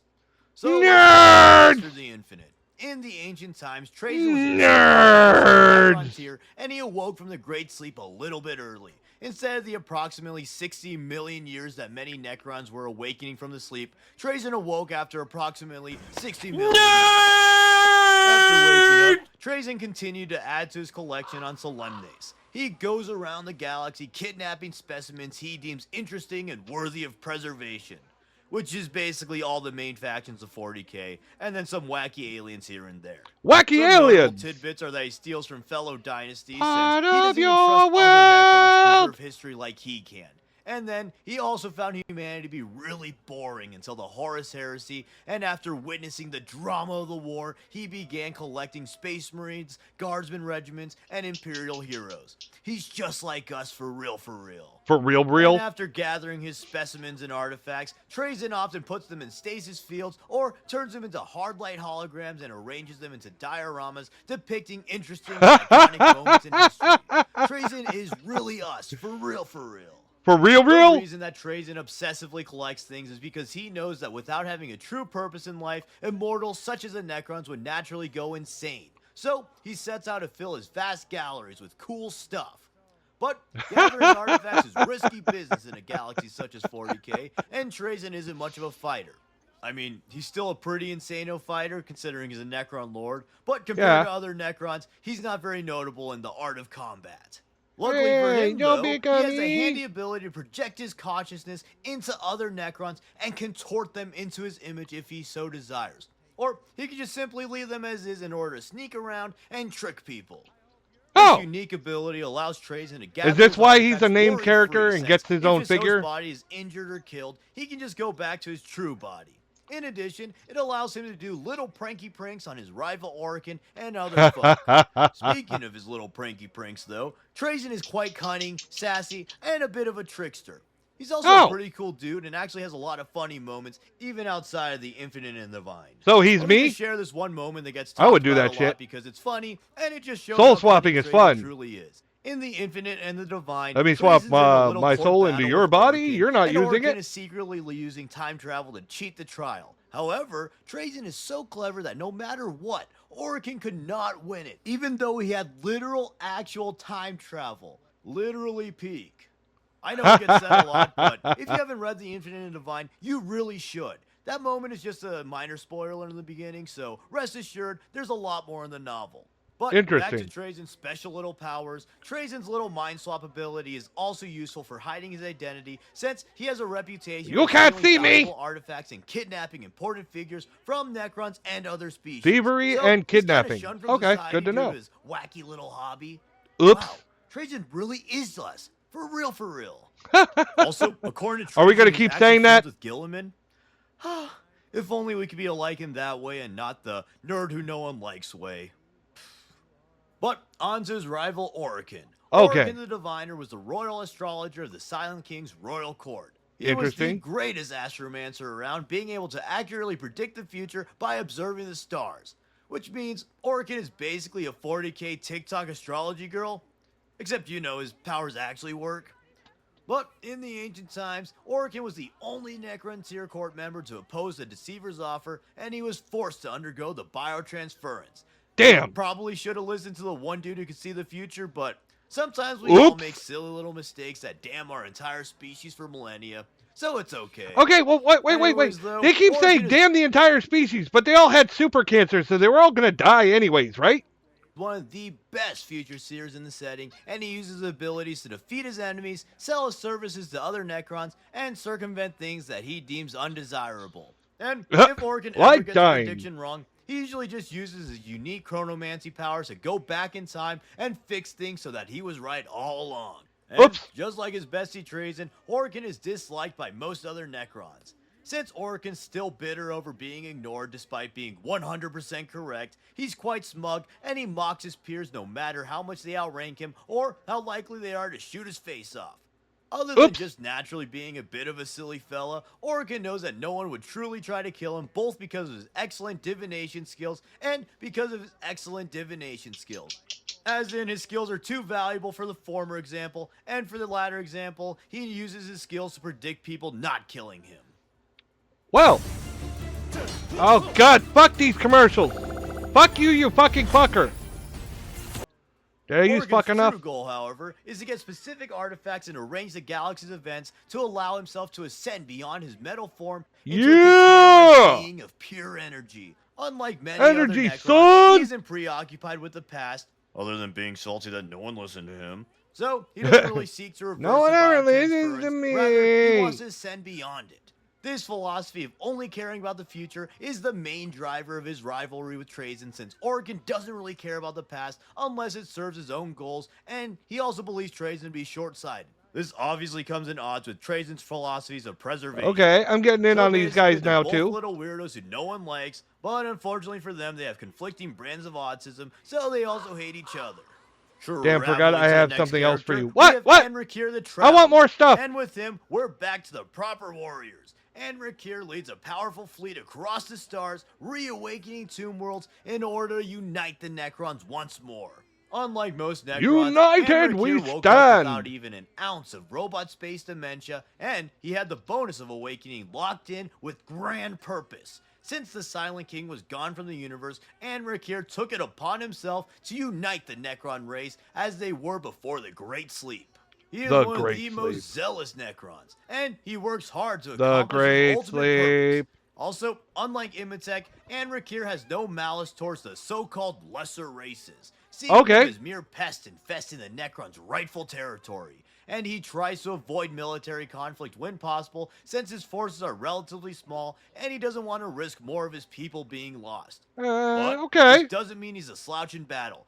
Enriquir has the unique ability to upload his consciousness into enemy machines, so he can turn his foes' weaponry against themselves for the ultimate "why are you hitting yourself" moment, as the ship's super heavy Nova Cannon does a 180 and blasts itself in its stupid ship face. My bad. But beyond this, Enriquir is also a very scary presence on the battlefield. Nice. He's a great warrior with his War Scythe and Tachyon Arrow. War Scythe. The Tachyon Arrow being especially It's nutty, from work. as it tends to be able to Ooh, a one-shot candle? titans and fell great mountains. Then, if all else fails, he also has a legion of his ultra-elite immortals called the Ultra-elite. Eternals. Interesting. Next up, we have something a little bit that's different it? with this very unique character. We have Illuminor Caesarus. Unlike Interesting. most other Necrons, Caesarus cares little for glory or conquest. Rather, he seeks to fully understand life. And by understanding life, I don't mean the silly hippie nonsense of, oh yes, I'm one. I want to with hug life." trees. No, he believes that he can achieve the pinnacle of the biotransference in order to become a god.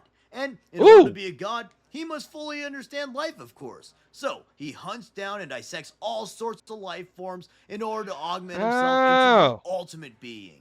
Caesarus is also probably the most monsters of the Necron characters, as he stalks the battlefields, mercilessly killing and gathering subjects. That He heavily sounds augments fucked his up. destroyer I like body it. and uses his findings to create Parts a and more parts. optimal form. For example, he modeled his armor off of ambuls, and he uses spider-like ocular arrangements. And he probably modeled his wee-wee after mine. Am I right, fellas? Bum.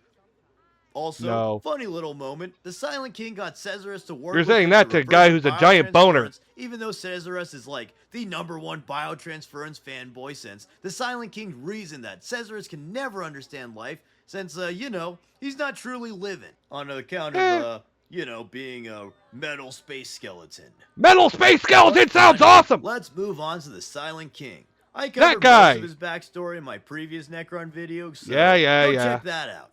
But basically, he's literally the strongest dude in 40K. Literally the strongest. He made a deal with the Deceiver, led the Necrons in the War in Heaven, enslaved the Catan, initiated the Great Sleep after relinquishing the command protocols, and then he self-exiled himself to explore the universe. In the current And how'd that times, he work out for returned to ya? 40K to help against the Tyranid menace, since they threaten his plans and species. So he strives to unite. Alright, the y'all Necrons, made me and come he back. hopes to You reverse pissed the me off. I'm gonna come biotransference, fuck since you up. He still feels a bit guilty for that one. My Anyways, bad. He's also been building Blackstone pylons in the Pariah Nexus in hopes of weakening Chaos for a Necron takeover. Woo! Despite his immense power and influence, the Silent King's ambitions are not without Behold my opposition. power and Notably, Imhotep influence. the Stormlord sees Sazerac as a failure and unworthy of leading the Necrons. Fail! Imhotep feels the Silent King both failed in ancient times and is now foolishly trying to reverse the biotransference that made the Necrons the powerful race they are today. What? Both Imhotep and the Silent King are gathering forces to their Like, side yo, don't to you see we further fucked their up? goals, and at times have clashed with each other. Some other fun Silent King facts are that he was apparently friends with Sanguinius and sometimes wears a mask of him. It's also hinted that the Silent King has some sort of mind control / memory erasing / submission aura due to lingering command protocols. And finally, he has an ultra elite lynch guard that he augmented to be warrior philosophers made of gold and blackstone. badass. Yay! Well, with that, those are the basics on the most notable Necron characters. The warrior Necrons are some poets of like the most Scottish. powerful and threatening characters in the entire setting, and it's quite interesting how almost all of them have their Whispy, own you agendas are that a sometimes little clash with psycho each other. today. What I is think that it's also a gotten good way to into you, explain why the little girl? Necrons don't just absolutely stomp the other factions. I also hope that more Necron characters get the Trajan and Orkin treatment with the Great Book. There are also some other interesting characters that I didn't cover. Wait, what the like fuck? What the fuck? Old Ticks or other random minor characters, but they don't have a model, so who even cares about them? Oh! In the future, I'm also considering doing more in-depth videos for single characters, Necrons or otherwise, so let me know if you think that might be Did you do any good ones? But anyways, thank you everyone for watching. Let me know your favorite Necron character and why they're your favorite, or let me know some cool moments I might have skipped in this video. Thank you to all the patrons who... Okay, did he do more? Domiciles Crusades. Death of Corpse of Krieg. Death Corpse of Krieg. I hate you. Ooh! Ooh! Ooh, ooh, ooh, ooh, ooh! Hi, friends. Alright, there it is. The dead corpse of Craig. He was a good dude. R.I.P. Craig. Oh, wait, oops. I read that wrong. Today we're going to talk about everyone's favorite guard regiment, the Death Corps of Krieg. The Death Corps of Krieg are excellent warriors and are one of the best, if not the best guard regiments in the entire galaxy. Alright, not what I thought it was. Damn. I should have known better. It's in the image. It's in the fucking image. You should have fucking known better. Space Wolves. The most overhated faction ever. Canadian Shock Trooper. What? Cadian. I saw Canadian. Oops. Sisters of Battle! Okay, we're going to have to save this for another time. There's just a lot of lore to get through. Ugh. Ultramarines! Alright. I think... You know what I think? I think we should wrap up stream, and I should try to do a raid. However, it seems that some of my viewers have dwindled just slightly, ever so slightly. Oops. I accidentally made myself vanish. Ah, the boner's grown! And it was pretty quick. Alright, let's see. What have we got? Oh, interesting. I need to find... Let's see, who... Oh. Tatiana Crawford. I might just have to do that one again. But I don't have anyone to raid with. Where did everybody go? I know I've got people. It says 2. I'm like, I know I have more than 2 because they all came up in... Queen of Lies. I haven't seen her in forever. I hope she's doing okay.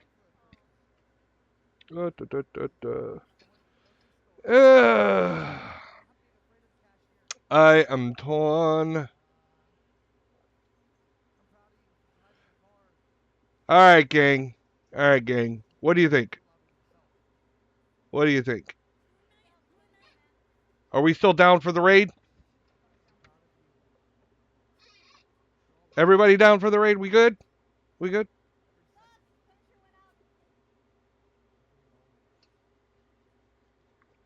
Where did everybody go? Alright, it's fine. I'm just going to wrap up for the night. Thank you all for coming. Thank you for those who stuck around. Thank you for our lurkers that are still lurking. Oh, wait. Raid. But I'm going to jump off Twitch after this. Okay, that's fine. Like I said, I'm going to hit you up on Discord and try to get that account thing settled.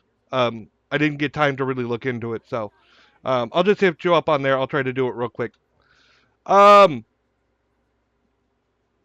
So yeah, I'm going to throw a raid. I think I'm going to throw it to Queen of Lies.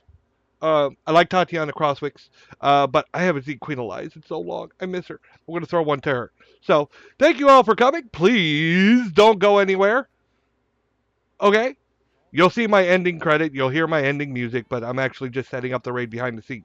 So, again, thank you all for coming. I appreciate y'all. Have a great evening, and I'll see you tomorrow night.